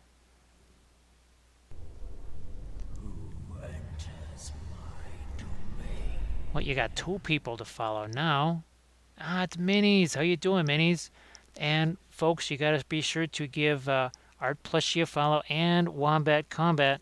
So Plushie, I keep seeing pictures of the house. It's looking more and more like a house, that's for sure, every day. That's got to be very cool. And hey, Thunderhead Studio, we were just talking about you not long ago. We were just talking about your Eomer that you were painting. Yeah, so if you got Instagram pics of your Eomer there, pop those up in the chat. So Plushie, how's it going? And Kaminowani, how are you doing? Oh yeah, that's for sure. We always we don't want to bring any thunder down, right? So we always say good things. We always say good things about the storm report, right? Here, let's not destroy that little piece that we put there too much just yet, and then let's not mess with that anymore. So Plushie, is Charlie active again, or is Charlie still kind of in hiatus mode? You'll be even more excited when there's bricks. So does Charlie, is he just waiting for the new digs then? That's when we see Charlie again? Oh yeah, the little Easter egg. We won't spoil the surprise. We won't spoil that surprise.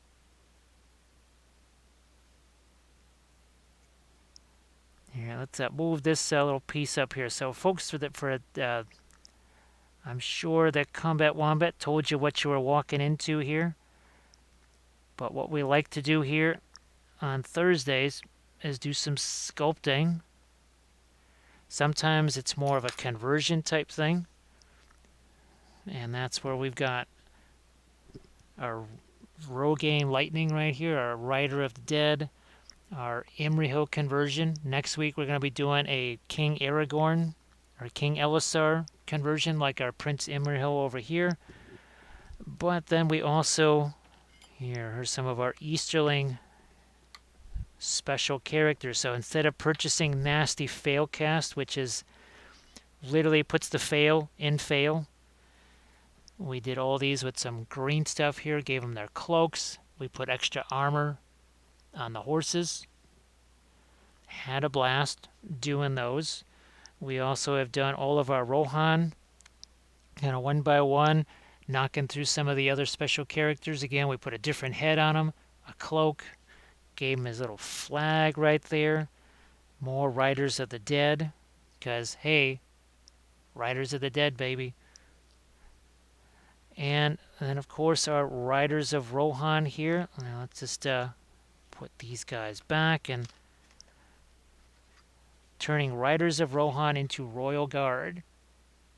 So these were just regular old cheap nasty Riders of Rohan. We put cloaks on them, gave them fancy helmets, gave them flags. And yes, like Combat Wombat says, they were all painted with oils. All the stuffs painted with oils. Oh, plushie, I don't know, did you see, you didn't see Mr. Giggles, did you? Or maybe, no, I think you did get to see Mr. Giggles, because, he's a fun guy. So this was painted with the oils. Here, this was one of the 3 trolls here. The 3 big old trolls that we painted with the oils. That was last week. You can go back and watch all of those sessions. Now Snuffles is doing fantastic. Snuffles is like, he's got himself a friend here. Like, Snuffles, that's what he does. He uses that to clean up after Snuffles, because Snuffles sometimes he eats too much and then he leaves too many things behind. So yeah, that's why Snuffles is always sad.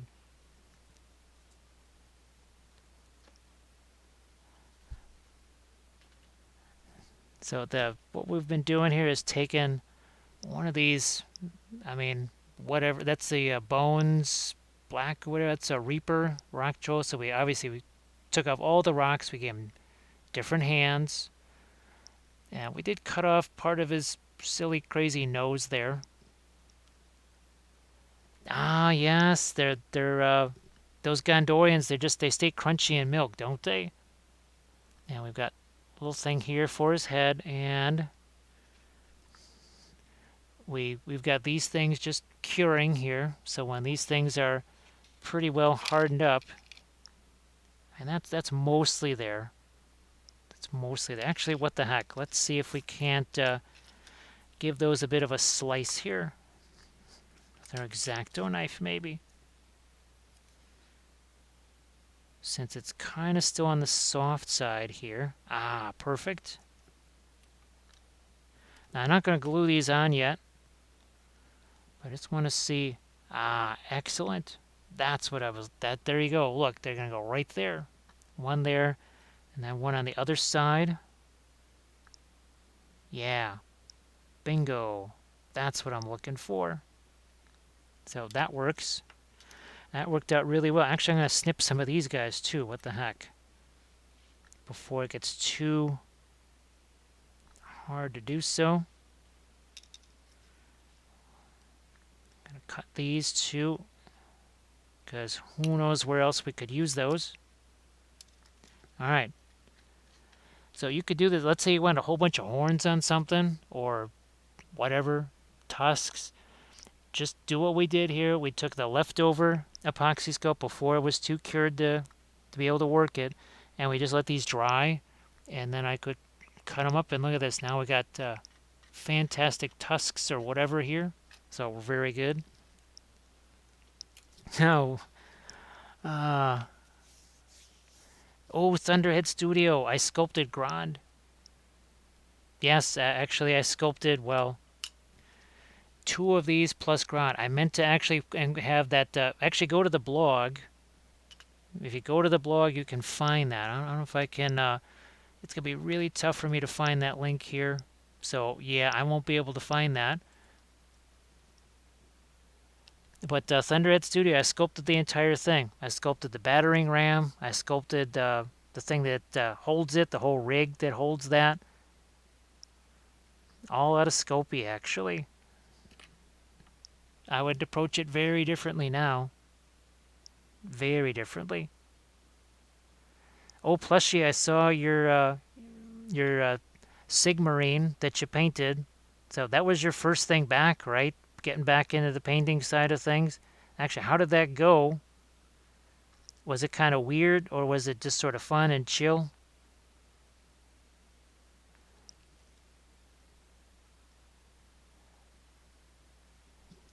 Oh, thanks, Thunderhead. Yeah, it's on the blog. Just basically type in. There's a little search thing, and you can type Grand there, and there's at least 3 posts on that because there's a sort of a step by step, or at least some work in progresses. And then I think there's at least 2 posts that have pictures of the finished one. All right, I think I can mess around with this stuff now. The Art of War says, once aging, I have to. Oh, thank you for the advice you have on the oils. Art of War, it's been amazing. I saw the pictures and everything that you sent, and I saw your post. It's unbelievable what you're doing with them. It really was spectacular, and it's fantastic to see that you're having some fun with it too, and it's kind of chill, right? Makes the whole paint experience more fun again. Alrighty, let's I might want to get maybe I'll just wait on that. I was thinking just putting something here to make it look like they're actual straps. Let's see if this works or not. It should stick there because, well, that clay is a little bit more pliable. So as far as our next sculpting stream, for sure there's going to be a conversion of just another one of those Fireforge miniatures into King Elisar. And then I want to try and scratch sculpt a bunch of stuff. I want to try and scratch sculpt the Blackguard of Barad-dûr and some Black Numenorians. So what I'm probably going to be doing is taking Scopy or Apoxy Sculpt and literally making some dollies. Where it's kind of like, again, the thing that artists, you'll see in art schools, right? Where it's just it's a series of wooden pieces that are kind of vaguely in a human form. And you can kind of move those around and articulate them a bit. That's the kind of armatures that I'm hoping to create so that I can quickly sculpt a whole bunch of Blackguard and Black Numenorians. Maybe some Castilians too. Or Castellans. I'm not sure how the heck I pronounce it. Alright, so I just want to do something there instead of just the strap just kind of ends at the armor. I want to do something else. Numbskull, how are you doing? Yes, just like you said, Art of War, you don't be hasty. Don't be hasty, little hobbits.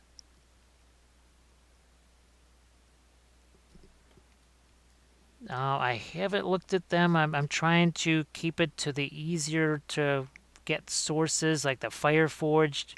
There's tons of that stuff on Amazon and eBay. And it's the right scale. That's also the critical thing. Now, the other thing, too, is, oh gosh, footsore. Footsore, yes. You can use some of their stuff, especially for done lendings.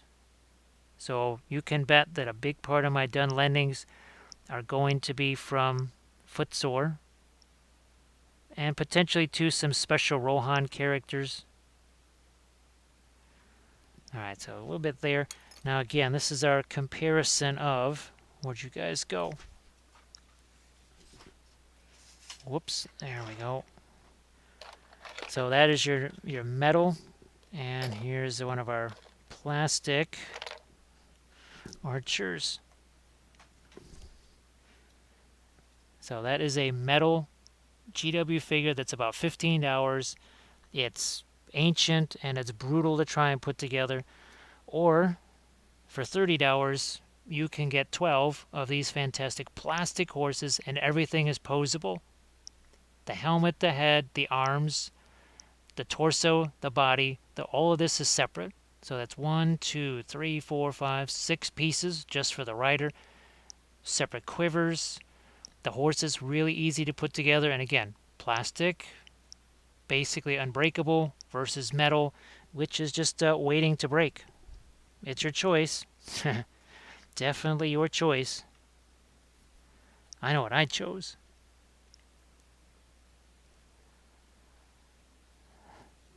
That's it. Well, there's another one too. What the heck do people call it? What the heck is it called?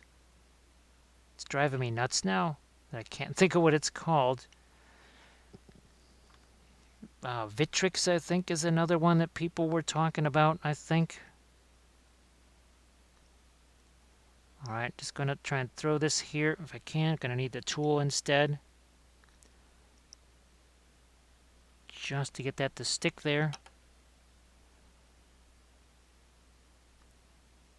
But yeah, art of war painting, you really do have to be patient. Well, it's the same thing with the sculpting. It's the same thing. You have to be patient with that sculpting. If you are hasty, you're going to have some sculpting issues for sure. Just like here, I've got to basically just leave this thing here. I can't do anything with this yet. That's just going to have to sit there. I want to see if I can maybe use this. Actually, a little bit of Apoxy Sculpt here.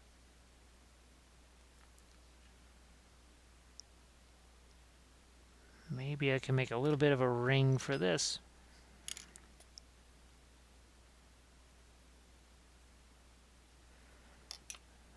Gotta grab, nope, not this tool. Where's my other one here? There you go.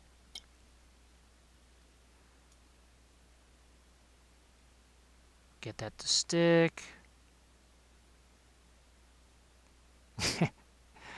Move it along with my tool here, and now we've got, okay, I think I've been waiting a little while to do this. I think I've been waiting a good half an hour or so to finish that off. Again, I had to be patient. If I had done this too soon, all that stuff underneath there is just smashed. Really just gets crushed. So Numbskull, how you doing? There's an Perry Brothers. I think that's why the Mongol ones worked, because if they're done by Perry Brothers and they did the original Lord of the Rings, maybe that's. And everything Perry Brothers tends to be small. For whatever reason, everything Perry Brothers just tends to be small.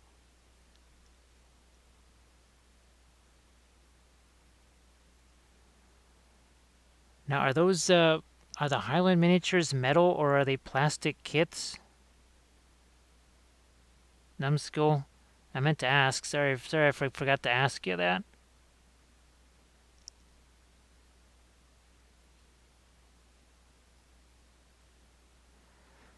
But the hardest thing for Lord of the Rings is to find that scale. I don't know if that was an intentional thing. You know, that they were trying to make it so nobody else could sort of make proxy things or whatever.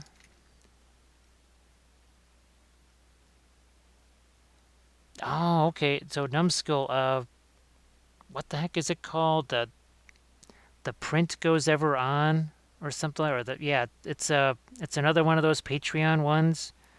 I did sign up for that one, and well, as soon as I can get the stupid printer working, I'll try and paint some of those up here on stream. Actually, they said that they would maybe be in the chat too.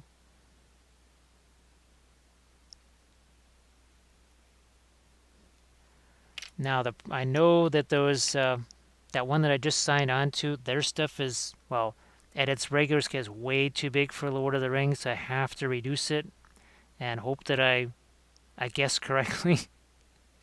It may require a couple of rounds of printing to get it small enough. Because Numbskull, I think you've seen how the Lord of the Rings horses are like dogs compared to the Song of Ice and Fire horses. Here, let's. I'm just trying to get that a little bit more squared off here.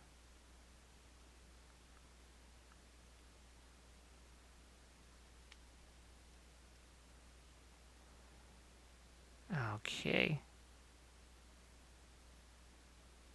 And of course, I don't know, maybe we get to paint some of those War of the Ring figures too this weekend. Just to see what those are like.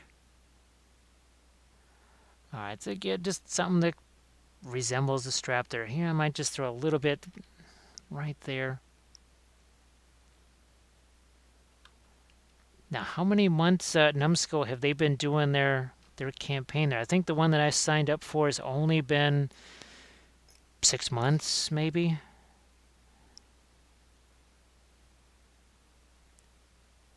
Gosh, I wonder if I've seen.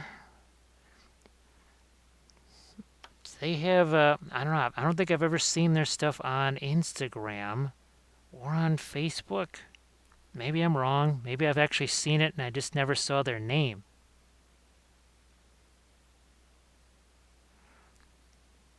So just like we gave a little strap over there, trying to do that over here too. Now, are there any other factions that they've done? I don't know if they've done orcs or spiders or Rohan or anything else that kind of would be the equivalent to that. I'll try at Highland Miniatures. It is Highland Miniatures. I'll try and look that up later today. See what I can find.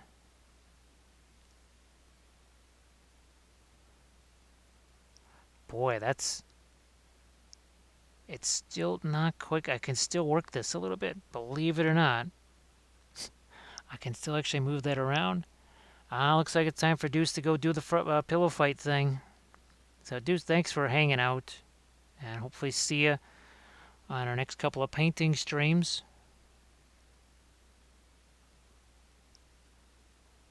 I need to add 2 little bits of there and there. As long as I have myself a little bit of epoxy sculpture, yeah, I just enough of it there.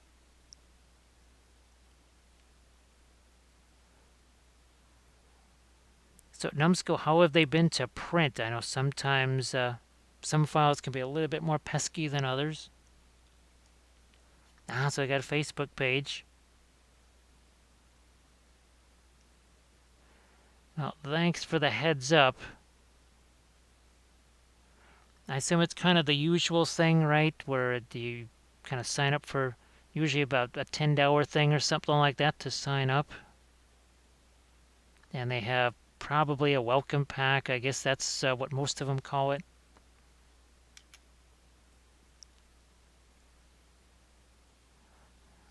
Gonna take my last little few pieces here.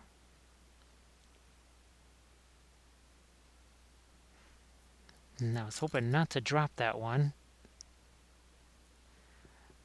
Well, we'll just use this one over here.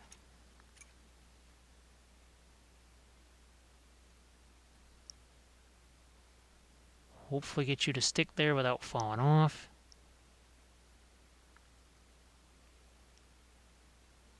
Oh, that one's a little bit crispy there, so that's some older epoxy sculpt there. Gotta watch where I'm putting my finger now. We've got a whole bunch of uncured epoxy sculpt on this guy here. And there's a bunch of it.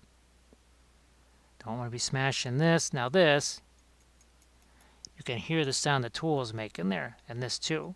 So some of this earlier stuff that we sculpted, I think even the armor on his legs, yeah, that's so none of this was here. The armor there, this, none of this armor, none of this back here, all that done tonight.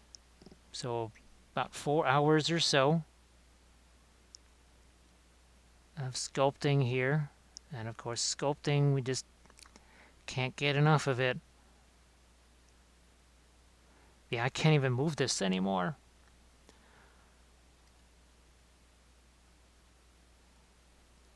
So now next week when I do the sculpting streams, I might have the green stuff out here for some parts of it. I kind of really like using the Apoxy Sculpt, but I might also have the green stuff out too.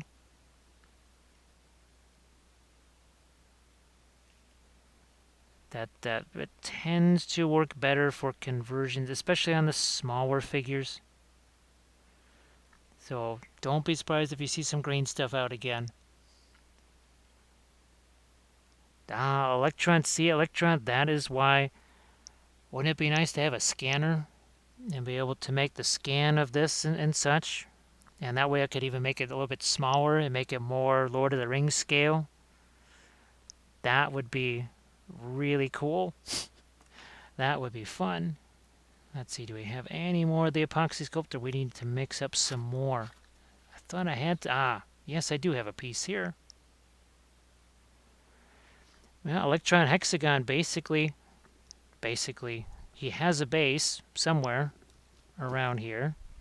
Yeah, he's already got a base, and we'll just, here it is. So there's his base. We'll stick him on here. Actually, maybe we'll be able to paint him up on Saturday, because he should be fully cured by then. Yeah, who knows? Maybe we're even painting him on Friday, but for Saturday for sure. I think, yeah, that's maybe that's what we're gonna do. As we add that little piece of our Epoxy Sculpt over here, and again, find a safe place to put my hand.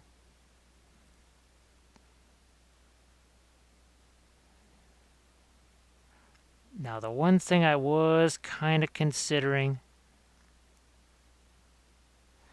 was to actually cut this side of his hand and just give him the a sword, right? One of those scimitar type things. Oh, so it's pre-supported, $10. You get a good size welcome pack, and each month is a. Oh, Numbskull, I might have seen them.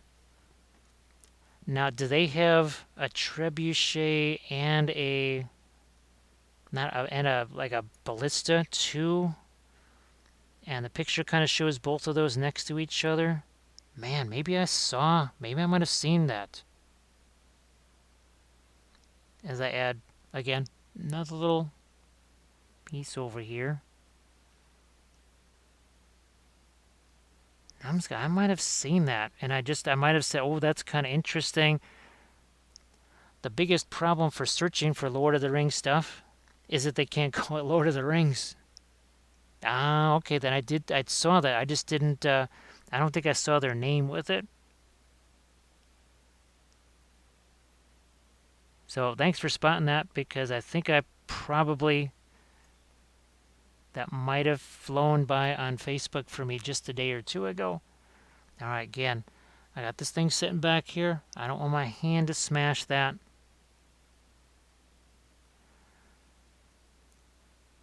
Also, this Epoxy Sculpt is not exactly like fresh out of the container, so it's not quite so smushy.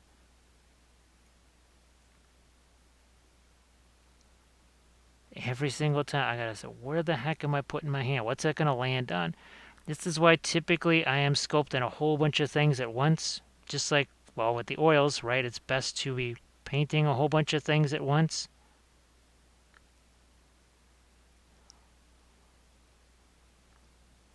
Just like, and Big Acrylic says, no, you can't do that. You can't paint multiple things at once. I still have to figure out some t-shirt graphics for a Big Acrylic shirt. I think we've got some things pretty much figured out for the Book of Wapple and how that's going to work, and for Film Noir.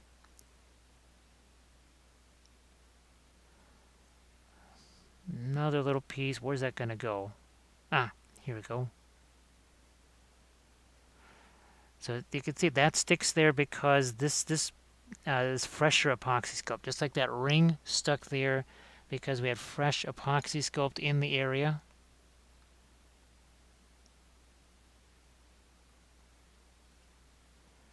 And even here, look at that. You saw how there's a little cut mark in there from me fooling around right next to it. So, old as that might be, a couple hours old, it still is pliable enough. Now, where's our shield here? So I think that is still too smushy. Maybe not. I'm going to see if we can maybe take this shield off of here. I use this container because A, it was the right shape, but if I compress it like this, it just released the shield.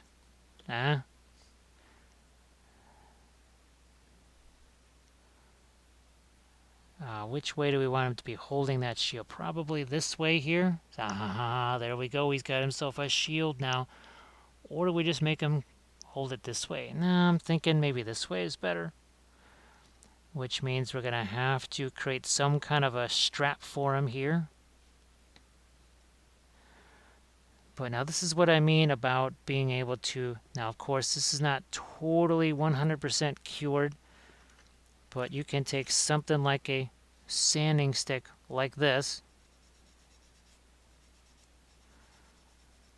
And we're kind of reshaping this a little. This is the kind of stuff you just can't do with green stuff.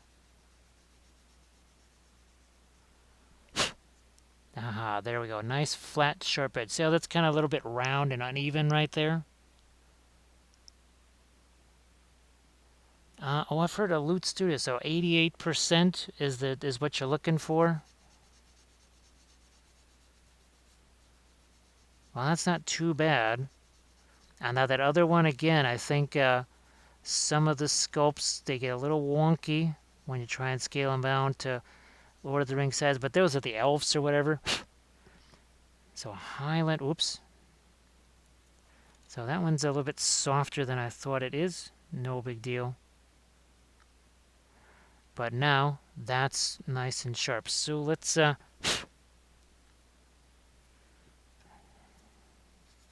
a little bit of this here. Nice sharp edge there. Twist it around this way. Hey, Stila. So folks, be sure to give Still Rebel a follow. Because Stilla's going to have to be throwing some soybeans pretty soon. It's only, February 3rd? No, February 2nd. It's going to be time to be stuck chucking soybeans around.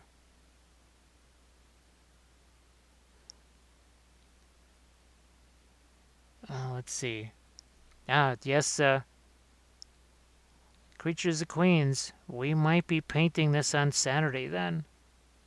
Because we've got now the shield is ready to go. Remember, we've got our dish of horns, and we also have our horns of plenty, and we have our decoration there. Now, the question is with the shield. I think I'll paint the shield separately. But that looks nice and dramatic, I think, having the shield here. We'll just have to give him some kind of, again, a strap that goes across his hand there. I was thinking about making it a little bit bigger. Well, where's my Isengard shield? Well, actually, no. That's I was closer than I thought. I was way closer than I thought. Okay, so that's good. That's good. Yep, Steel, it's definitely been busy here, so you got them all ready to throw at those Onis. Yes, don't let those Onis just be walking around doing what they're going to do. You got to go after those Onis. And, of course, the War of the Ring stuff all showed up, so very happy. The miniatures are actually kind of better than I thought they were. I mean, they're just board game miniatures, but they definitely were a little bit better than I thought they might be. Now here, I'm going to try something. Where'd my other little piece go here? I think that's just enough. Do a little half circle. So I got this circle over here. Let's see if I can do kind of a half circle over here. If I can just find the sculpting tool that I'm looking for. Oh, Lake Steeler. Yeah, it's just about ready to go at this point. Because I've got, again, all the head pieces are ready to go. And now that the shield is done, yeah, I'm going to just do this. Again, I always reserve the right to make changes. And I'm going to change this like so. We'll just go in there and use my finger. And now we're going to use one of our shapers here, one of our little nylon tools. That's not probably the one. This is probably the one right here. Not that much water. Too much water will just make this thing come off. So just using the shaper tool because it is so much softer. There we go, a little extra cut off of there.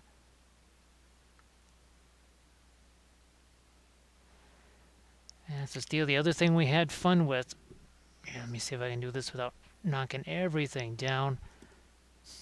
This was a blast. I got a chance to really use that new snow from Green Stuff World and that combine it with the texture paste there. And I wish that maybe if I turn down the lights here, I think even more. Yeah, now you can see there's a little bit of a glisten to that snow. Really had fun with the owlbear family there. Let's turn our light back up now.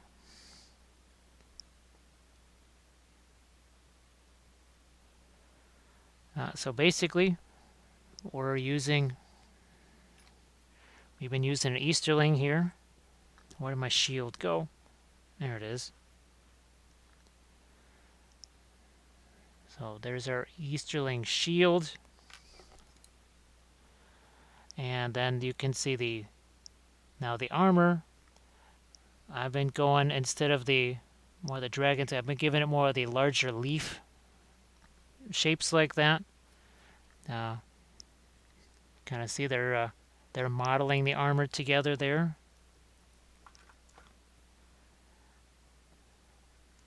Alright, I'm going to try and do the same thing on this side now, if we can. Yeah, I think dragon male sounds pretty good to me. And that's the same stuff that we sculpted again on our Easterling heroes over here. So all of that same stuff here, same idea, had to sculpt that. Extra armor over here too. And then his helmet is modeled more after, you can see the War Priest here with that little decorative element and then the horns. That's why I made those horns before.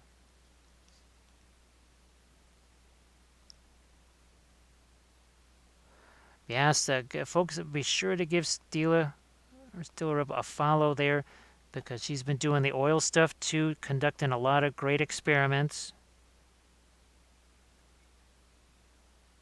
With the Steinerres primer, well, one-shot primer, all that kind of great stuff. All right, now might have to leave this. Oh, okay, now I'm definitely gonna have to leave it there because there's a lake of water there. So we'll just let that alone. We'll move on to another area. I was wondering. I was thinking about doing this just for the heck of it. I might just do that, which means now that's all cured. That's no good anymore. But we'll just we'll try and make ourselves some more epoxy sculpt there. We don't need very much. We don't need a lot here. And again, it gets mixed 50-50. Not like the green stuff where we can play around with it and mix a little bit more of the yellow, a little bit less of the yellow.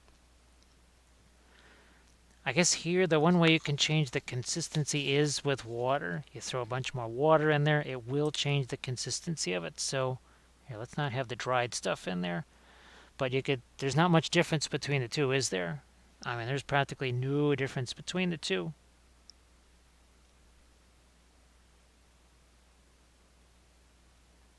All right, bingo here.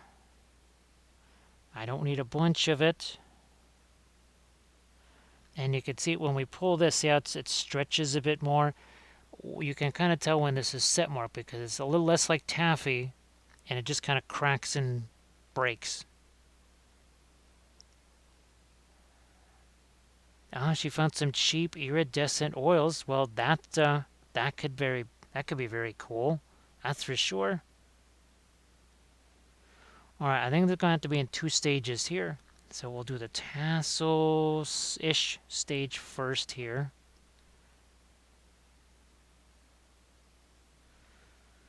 Now we're just going to let that sit there. And then we're going to throw some of this on there too. Now again, see the water? Look at how it's breaking it down a little bit. See that white film that's on my hands right there? That's again the difference between the Apoxy Sculpt and the green stuff. Green stuff it's not going to break down into a film like that, but it also is very rubbery, and you can't work it for so long like this. We've been able to work some of this stuff for hours, literally for hours, to varying degrees, but still hours. So we're just kind of doing the rest of the cloth that's going to be under here.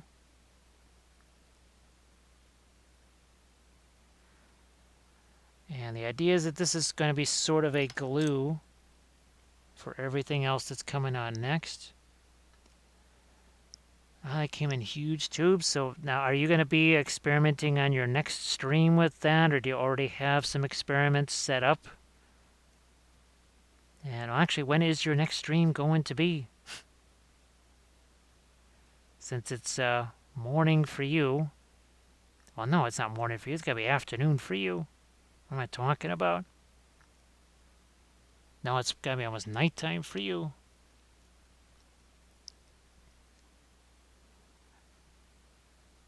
Okay, there we go. So we did just like what we saw there. Now, hopefully this piece is a little bit less smushy now. I think it is. Boy, I really don't want to add too much water to my hands. It does stick a little bit, I have to admit. But this is the kind of stuff you really can't do with green stuff. See, we're kind of folding it here like this. It's really tough to do that with green stuff without using tools.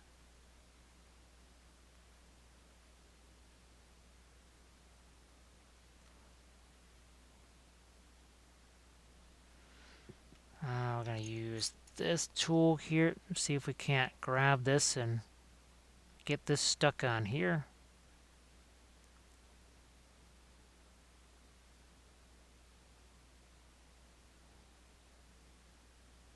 Okay. And I think we have achieved attachment.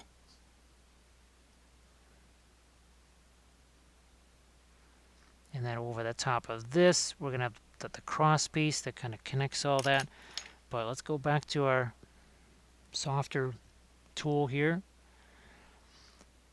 So Steelette, we're probably going to paint a whole collection of smaller things tomorrow because I just have not had any chance to prep larger miniatures or fancier miniatures or whatever you want to call it. We will be painting for sure. This is the one thing I know. I'm going to be painting one more of these Ostearchs here. And I've also got some of a Glaive Wraith or two.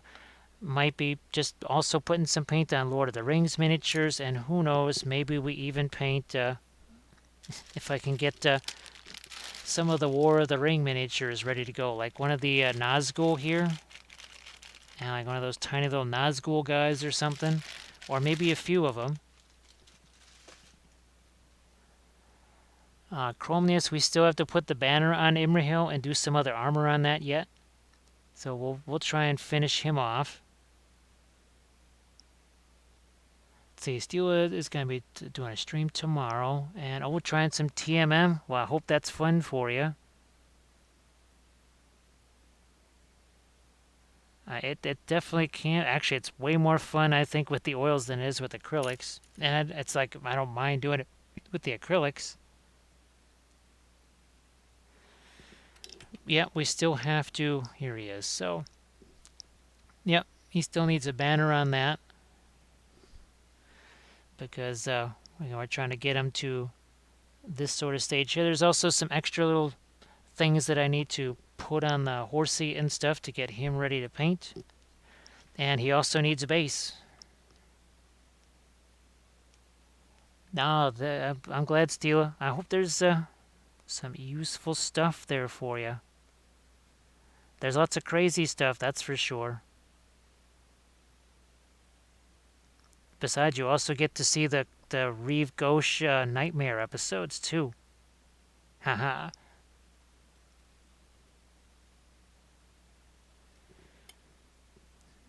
Now, Minis Mimes, you should be able to... Is it going to be the same as the actual, real, genuine cadmiums and stuff? No, it's not. It will not be the same.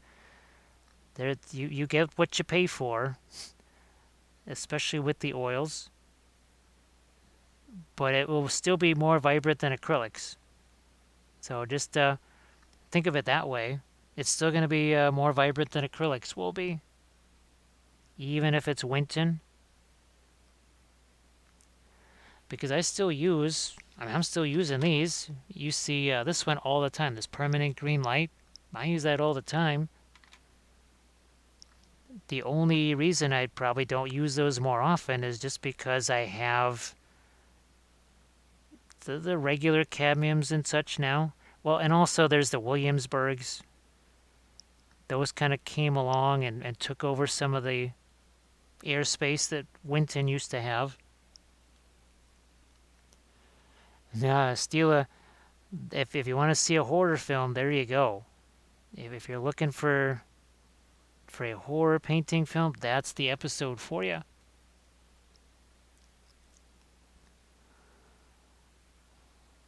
Now, I was tempted to, I'm gonna leave a little bit of this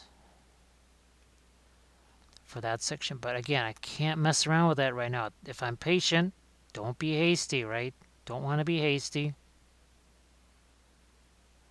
I was going to add a bit more cloth up here, because I think that could be more interesting.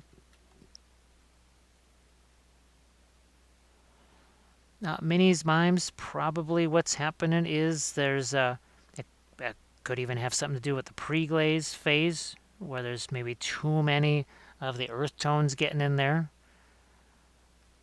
With the oils, too, there's that tendency to want to do you sort of go back into the acrylic habits, right? Lots of layers of things instead of just you put one color down, I put another color down, and you just blend them together. That is something that maybe it takes a little while to get out of that habit. So that is another thing too. There might be just too much blending going on.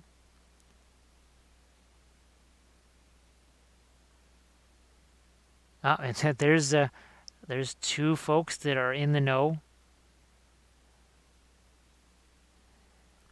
So like I said, being hasty, a little too much with the earth tones in the pre-glaze can hurt, and the most common thing I see is people definitely way overblend. All right, shapers, soft tools, right? We have soft Apoxy Sculpt here. We're going to use a soft tool now. these things really don't work too well with the green stuff, but boy, do they work fantastic with the Apoxy Sculpt. Now, of course, these are the softest ones. If maybe the mid-range ones or the black ones, maybe I should get some of those. Now, I'll see if they're in the Micromark catalog. Believe it or not, a new Micromark catalog literally showed up today. It's like, what does this do? I just have to beckon stuff. I just say it and the stuff shows up. Oh, there's plenty of things, Stila. Yeah, there is. I do believe there was definitely a quote about those who make haste shall yield, or those that are hasty with their pre-glaze or their blending will reap only mud. Yeah, that is definitely part of the Book of Wapple there.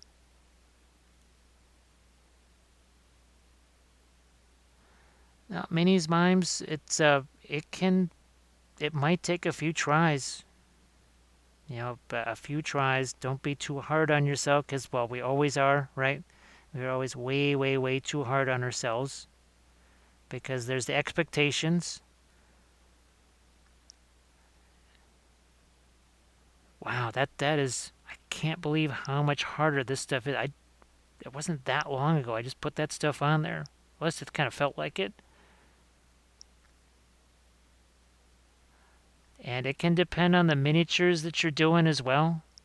There are certain miniatures that are just ideal for experimenting with oil paints, and there's other ones that are going to be more of a challenge. Huh. Well, minis mimes, at least you know you don't have to convert it like this to be able to paint it. Now, I would advise actually the Apoxy Sculpt would be great for filling in all these stupid gaps here, and these sanding sticks here, that's what I kind of suggest for getting rid of these mold lines right here. Because if you use metal files, well, you're just going to end up with a whole bunch of nasty plastic in your metal files, and you're not going to like that very much. I'm glad I put this little bit extra cloth over here. This is looking more, this makes a little bit more sense right here.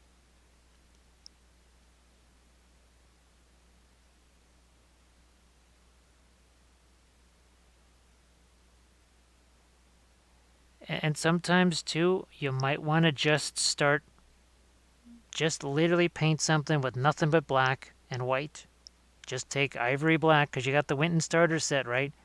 Take nothing but ivory black and titanium white. Paint the miniature just with those two colors. Because I think you've heard the story, right? In watercolor class, we got to paint with one color for 4 months. Literally, one color, no other colors. It was Van Dyke Brown, of all things. Maybe that's why I didn't put it on the palette right away. maybe it was all those nightmare thoughts of the old days of art school where everything was just Van Dyke Brown. Because they didn't want you fighting the material and the colors. So the logic was, here, look, you're going to learn watercolors, but you're not going to also have to fight the colors too.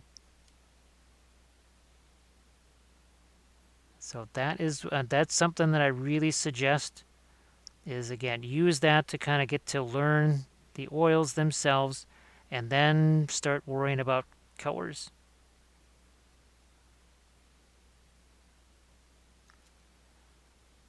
In fact, I was almost thinking of doing something like that, just a video on that, where I literally just take ivory black and a few other different lighter colors and do a super limited, I hate compressed palette. I hate limited palette. Absolutely hate that. So that looks a little bit more elegant now around his head. And I think maybe I could try and glue on. Oh, no. Wait, first let's try and sculpt this. Now, ironically enough, that is just as long there. Do I do wrappings around his legs too? I could do that. No, that's I think we'll be okay. What I want to do. Oh, the steel, that's just bulletin board cork. Yeah, it's just for bulletin boards. I can try and send you the Amazon link to that. The one that obviously you'll use a different. Your Amazon's going to be a little bit different, but at least you get the idea of what we're talking about. It's just, I'll still use the other type, your standard type of cork, but boy, there's nothing like. I absolutely love that cork, that bulletin board cork.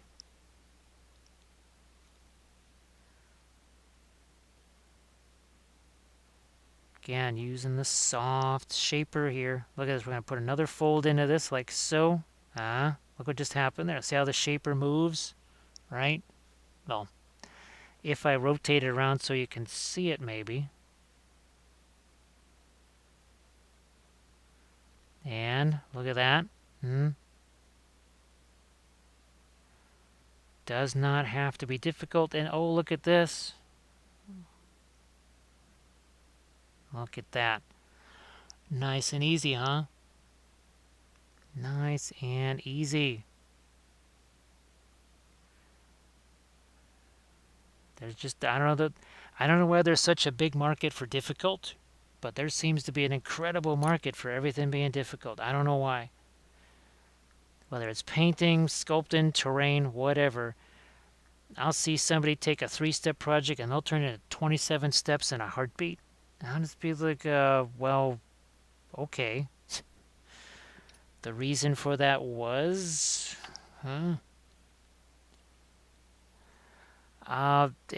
there's really no specific name for it. I just call it bulletin board cork because literally that's what bulletin boards are made out of here, is that type of cork. They probably call it a different thing. Again, it's anything. Office supply stores, craft stores should have it too. Now this might be a little tough for some folks to see because of this big old stick that he's got in his hands here.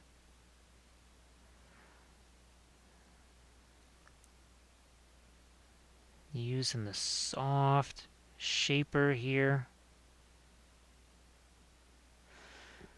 I think I need to push a little bit of this though with my metal tool first. Alright, just again, now that I got some Apoxy Sculpt over there, time to be wary.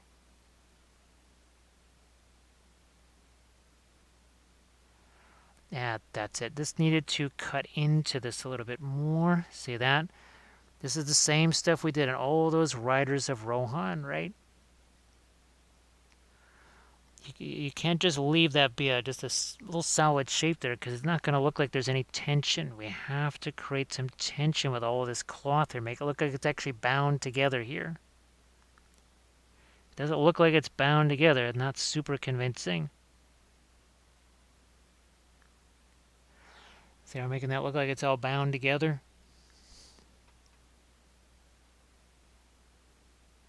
Maybe do a bit of a cut there and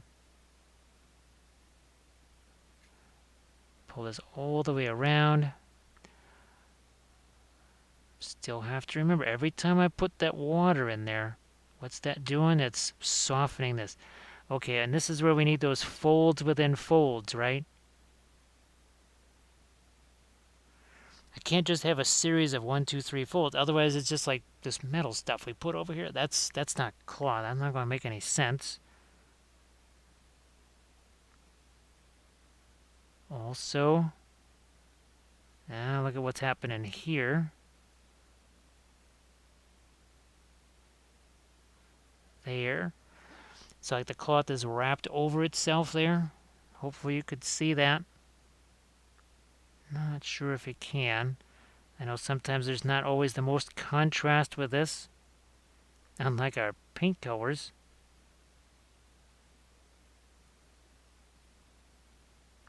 Yeah, try to wrap that over and under this material. So we're going to push this in again. So you see we're kind of compressing this with each doing it again now. And another fold here.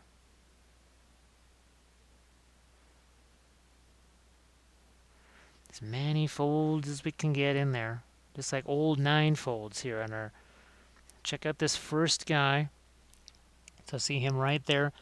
There are 9 folds to his cloak in about 1/8 of an inch.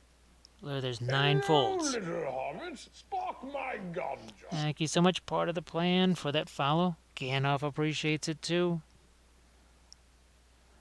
Don't do what now is sort of painting their first mini. Actually, I'm also going to take me a little bit of drink of this here. Sorry I do that right in your ear, but we had Friedrich the Great in our hands here, so now as I push that full underneath that section, this is now we're doing this in Apoxy Sculpt. You want to see the green stuff version of this? Just check out that older session. But I also have the gambling sculpting session that is on the YouTube channel. Ah, there we go. Now we got something that looks a little bit more like cloth, right?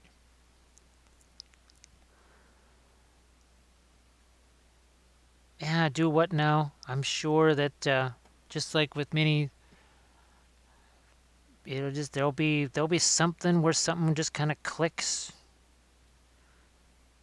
That sort of happened with Kathy last week, and it just happened to be the right miniature. Well, it was that bust, and it was skin tones, and all of a sudden, just a little bit of a light bulb went on there.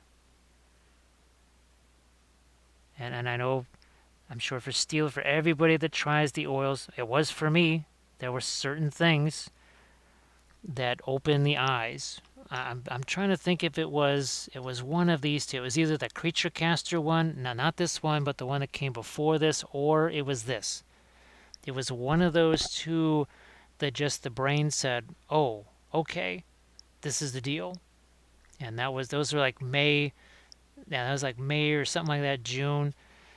So doing that thing, and who would have thought it would take a bust that weighed 20 pounds and half the size of a human head to make the brain kind of go, "Oh, that's what we need to be doing." So again, I hope that does kind of make that feel a little bit better. I'm not sure, but hopefully it does. Ah, Electron, yeah, weren't those crazy? Actually, the reason why the palette is off to the side now is because of that giant bust. I had to figure out something. And that's why the palette configuration or palette cam configuration is the way it is, because of that big old bust. Oh, there's another tiny fold in there. I'm putting some more folds in here too. And there's always a new, like Steel was saying, there's a new revelation with every mini. Charnel Ground says, do you think overblending is compounded by pigments being subtractive? Charnel Ground, I think you've heard me express a lack of fondness for anything to do with the color wheel. I just, it was not helpful in art school at all. It was like the opposite of helpful. And I get nervous when I hear people just on Twitch and other things, and they're talking about the color wheel stuff. And I say, oh my goodness, please don't bring up that color wheel. Please leave that alone. I just try to keep it simpler in terms of temperature, right? Warm versus cool. Hello, little hobbits. Spark my gun, John. Intense versus not intense. I try to really simplify that as we welcome in Chum Dab. Thank you so much for the follow. Gandalf appreciates that.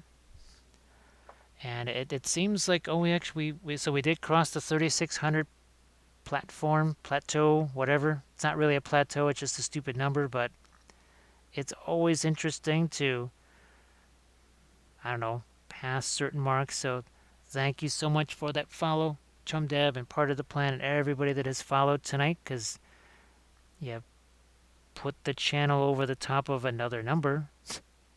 Get whatever that number means. And also, see how that fold is going over the top of this side? Ah, now you can see it. Oh, thanks, Electron.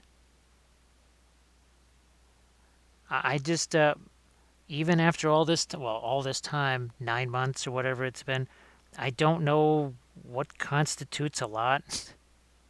I mean, is 100 a lot? Is 4,000 a lot? I have no idea. Obviously, if you've been doing it for 4 years, you're probably going to have a whole bunch. But I just don't know. I have no clue. Now, Rathu would follow more than once if he could. Well, Rathu, it's just it's good having you around. I don't know. I wonder if your weather is probably about the same as ours. I think it's, well, in Fahrenheit here, it's about 8. Now, overnight, it might be 10 degrees, 12 degrees, something like that, which in Celsius must be minus something. Because you're, well, no. Yeah, it has to be, because you're 30, our 32 is your 0. But I know there's a certain point where negative temperatures just kind of don't make a difference. So Chum Dab, what we are doing is we are taking one of these cheapo Reaper Bones rock trolls here. We cut off all of this junk, all of this stuff, and this is actually our second and, well, probably final sculpting session to turn him into an armored Easterling Troll Chieftain. So we also have a shield that we made tonight for him. So he's got a shield. We also have some horns and some decorative elements here for his helmet. We'll glue those things on. And it's the same material that we used to sculpt the Great Beast of Golgoroth. This is all from scratch right here. Hey, Artabianca, welcome. So it's minus 12 Celsius, okay? So what is the temperature where minus Fahrenheit and minus Celsius coincide? Is that like minus 20 or something? Where once you get to that point, it's the same? I think something like that. Oh, thanks, Chum Deb. Ah, look how we can move this stuff. Remember how that wasn't really movable before?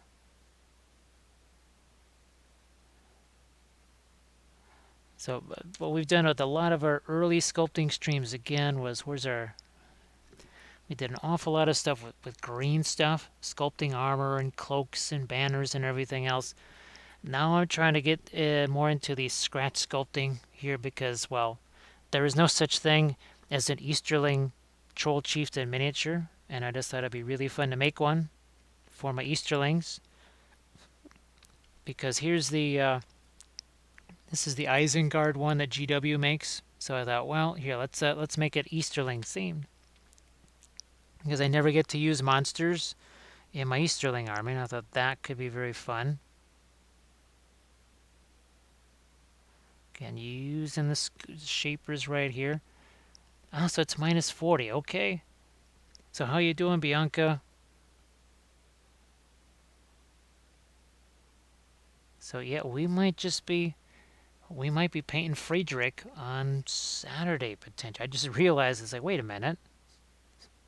We could paint Friedrich. He'll be all cured and set and ready to go for Saturday, among other things.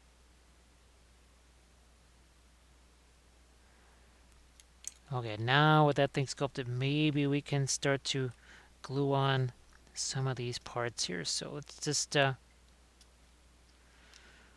don't know if this will stick right away. We might need to give it some help. Hopefully it does. We'll see. It's 21 there where you live. Sun is up. Yeah, it's been about in the, I want to say, mid-20s or so here.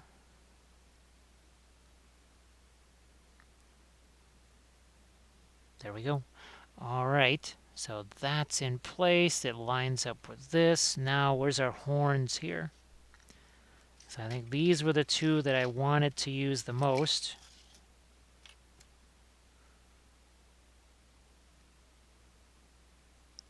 I'm going to look at my Easterling War Priest here. Whoops, 1 second.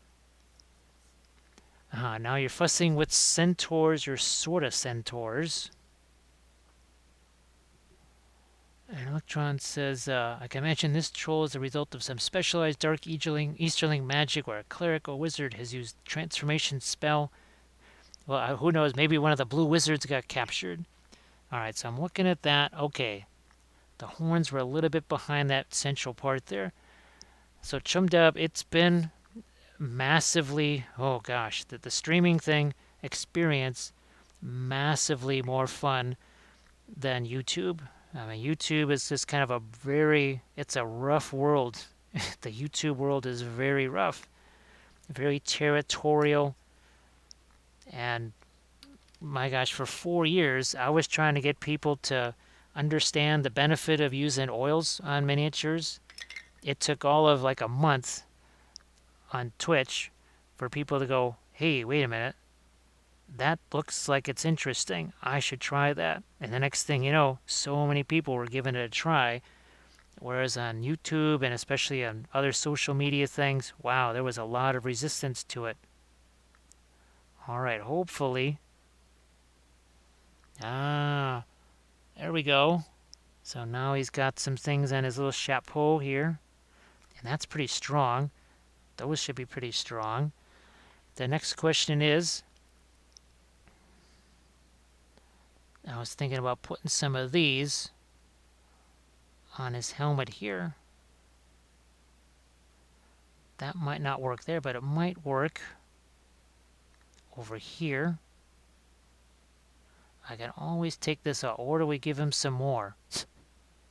Do we give him some more? No, I don't give him any more there. Or we could put this here.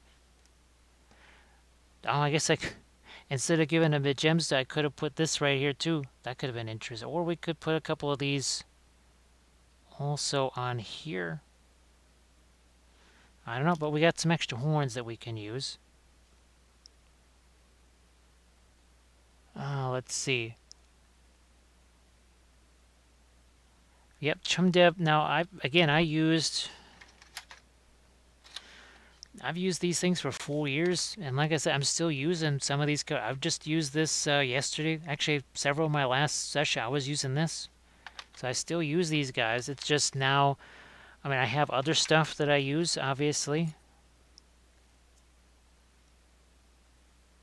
Now the breast armor tusk. Oh yeah, that's right. See that guy does have the breast armor tusks. Well, the nice thing is, well, we got two different sizes here. We got the bigger ones and these smaller ones here. No, that could be interesting. Oh, maybe there. Maybe that would be interesting.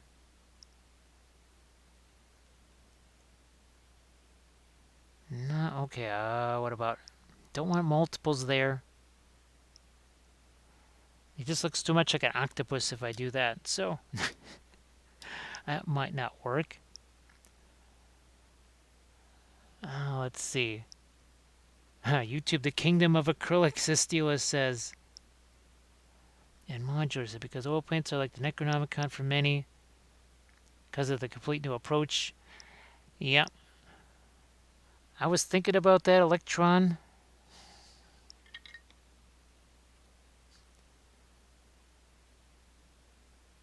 Now, I'd have to change the angle a little bit. Oh, wait a minute. Maybe this way. Maybe this way. And which one do we... Oh, we have the smaller ones here.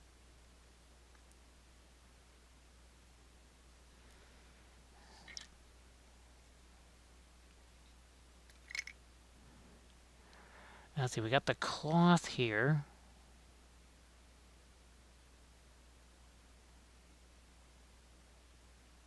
Yeah, I just... throw them on. There was... let's see what happens with the shield here. And I'm thinking maybe... one sort of goes that way. I don't know. We'll glue it on there. See what happens.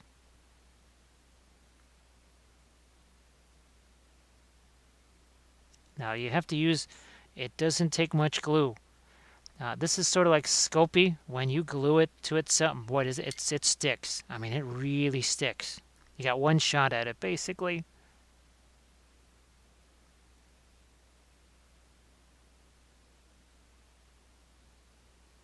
That's it. That's not moving. I'm not moving anywhere. I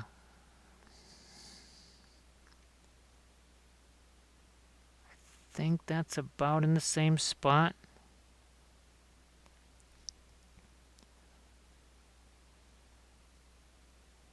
Certainly looks spiky. He looks very dangerous.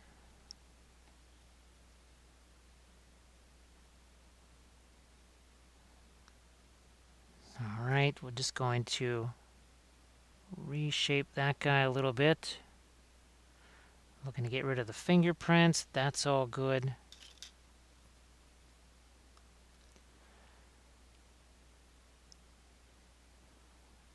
And even on these guys here, let's say if I could file some of that down if I really wanted to.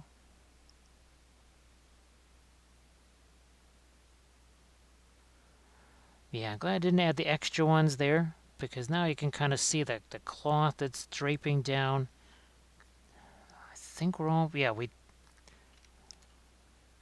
might still take this shaper here, do a couple extra things.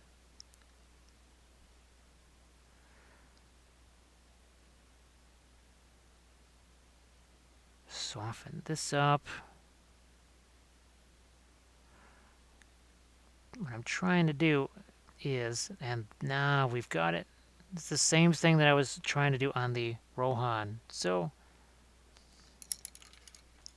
I'm going to use the metal tool to finish that off. So that folds over the top of this.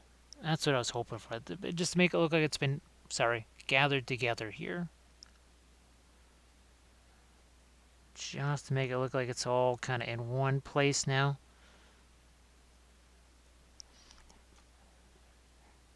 So that's a whole bunch of armor on this guy. Let's see, 1, 2, 3, 4, 5, 6, 7, 8 armor sections on this guy. Right, 1, 2, 3, 4, 5, 6, 7, 8, 9 armor sections. Holy smokes.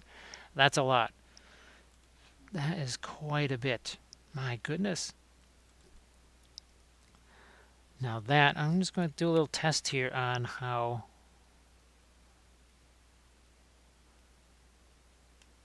Okay, so this is what we started with here. Remember, that was one of the very first things that we sculpted. Now, as a Troll Chieftain, and it also depends, too, if he's, well, I think that would be more of a Mordor Legendary Legion or something like that, or maybe a Barad-dûr or something. But he's going to have himself like a fight skill of 7. He's going to have probably 3 wounds and maybe 3 might. And yeah, I think the shield has to go this way because of his base, which means I've got to put something on this side here too. Which actually, I'm just going to mix up some clay real quick because that way I can just put the shield down there and make an impression of it. Literally just kind of like make a cast of his hand on the back of that shield so that it has just an easier time sitting there. So I'm just going to throw out some, well, maybe that's a little smaller there. Again, 50-50 is what we're looking for. And we already have the base set here. He's got himself a little skelly friend. And we're going to paint the base the same sort of blue marble that we did here. So that should be fun. Because I'm going to do... based on this older article, do I actually have the magazine here? Let me see if I can find it. Is this it? Oh, this is it. Ah, excellent. So, this old thing, when the heck was this thing done? But, it's all about canned and the Easterlings. But, what it has, it also has a little, there we go. So it has a map, and see, it actually gives locations for the Easterlings right there. So that temple city of Sitarbor, that's maybe why my I have those temple bases. And now, oh, look at this. Huh? Yes, we can do those on, either on stream or watchtowers. But wait, there's more. There's even more. Check this out. All right, Friedrich, you got to get out of the way here. Yes, we have to make some things like that, don't we? Well, look at this. So all kinds of very interesting scenarios here. When the heck does this... this goes back a long way. I can't even tell when this was made. But, and of course, along with our War of the Ring stuff, is there Angry Ham? There is. Well, Angry Ham, this is the one that starts late. Mr. 3 from One Piece. So basically what we're trying to do is, well, speaking of the Conjuring stuff, that's it's just a bit that's on all of the Easterlings there. And where's my Amdur Master of Blades? So that piece is just a very big part of the Easterling sprue, and I just kind of used a few extra bits of that. So Angry Ham, how you doing? All right, last little bit here. Now what we got to do is get this stuck on the back of our shield here.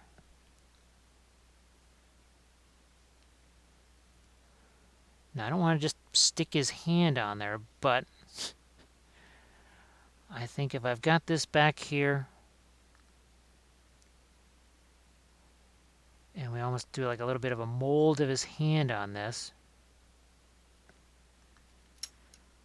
That's the flat tool I'm looking for. Now Angry Ham has a little bit of sniffles there. Now, sorry to hear that. That is no fun at all. Whether it's a little or a lot, it is no fun. Okay, hopefully that's good enough. Let's just cut some of that away here. Straighten up that line. Like so. And now we'll give this a little bit of a press here. Right about there. Or there.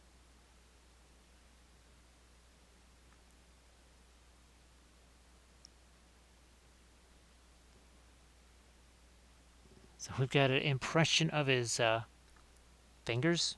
Well, more of his armor in there.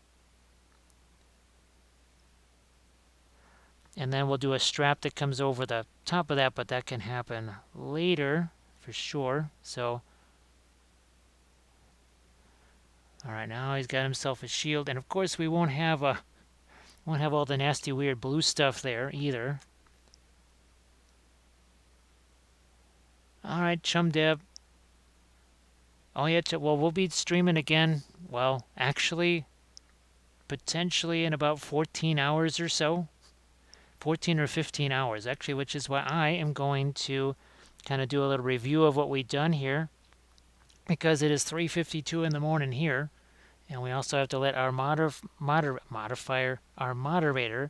have a chance to get to his work and make more of his fantastic dice bags. But I mean, I'm really happy with this guy right here. I did not expect to be able to get all this stuff going, and I was really happy about these guys here. The fact that we could just kind of use that clay that was almost expired, still be able to sculpt these, let them harden up, chop them up, and then just start sticking them on here. So this was really fantastic. Really fantastic. I just want to say thanks again to everybody that hung out with us here doing this crazy sculpting stream. As the Arathi wants a shrimp on his hat. Armored Trolls from the East love shrimp. Well, I think The problem is they don't have a whole lot of water. They do have the Sea of Ruin, but that's about the only water they've got. And I don't think a lot of shrimp grow in the lakes. uh, yeah, we don't have much shrimp around here either. Actually, none. Great Lakes and all that. Oh, thanks, Adamantium. And Stila, hopefully we can catch you tomorrow. So let's see. I think it's only I have a suicide Prinny right now, so I'm gonna see what she's doing here real quick.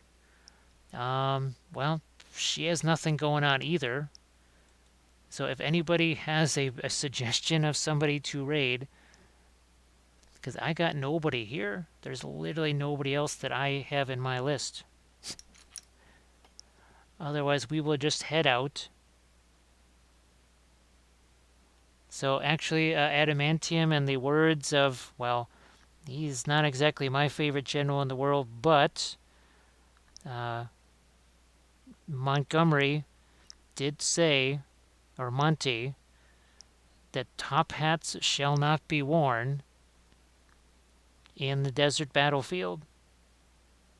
And I'll tell you the story of that, why he said top hats will not be worn.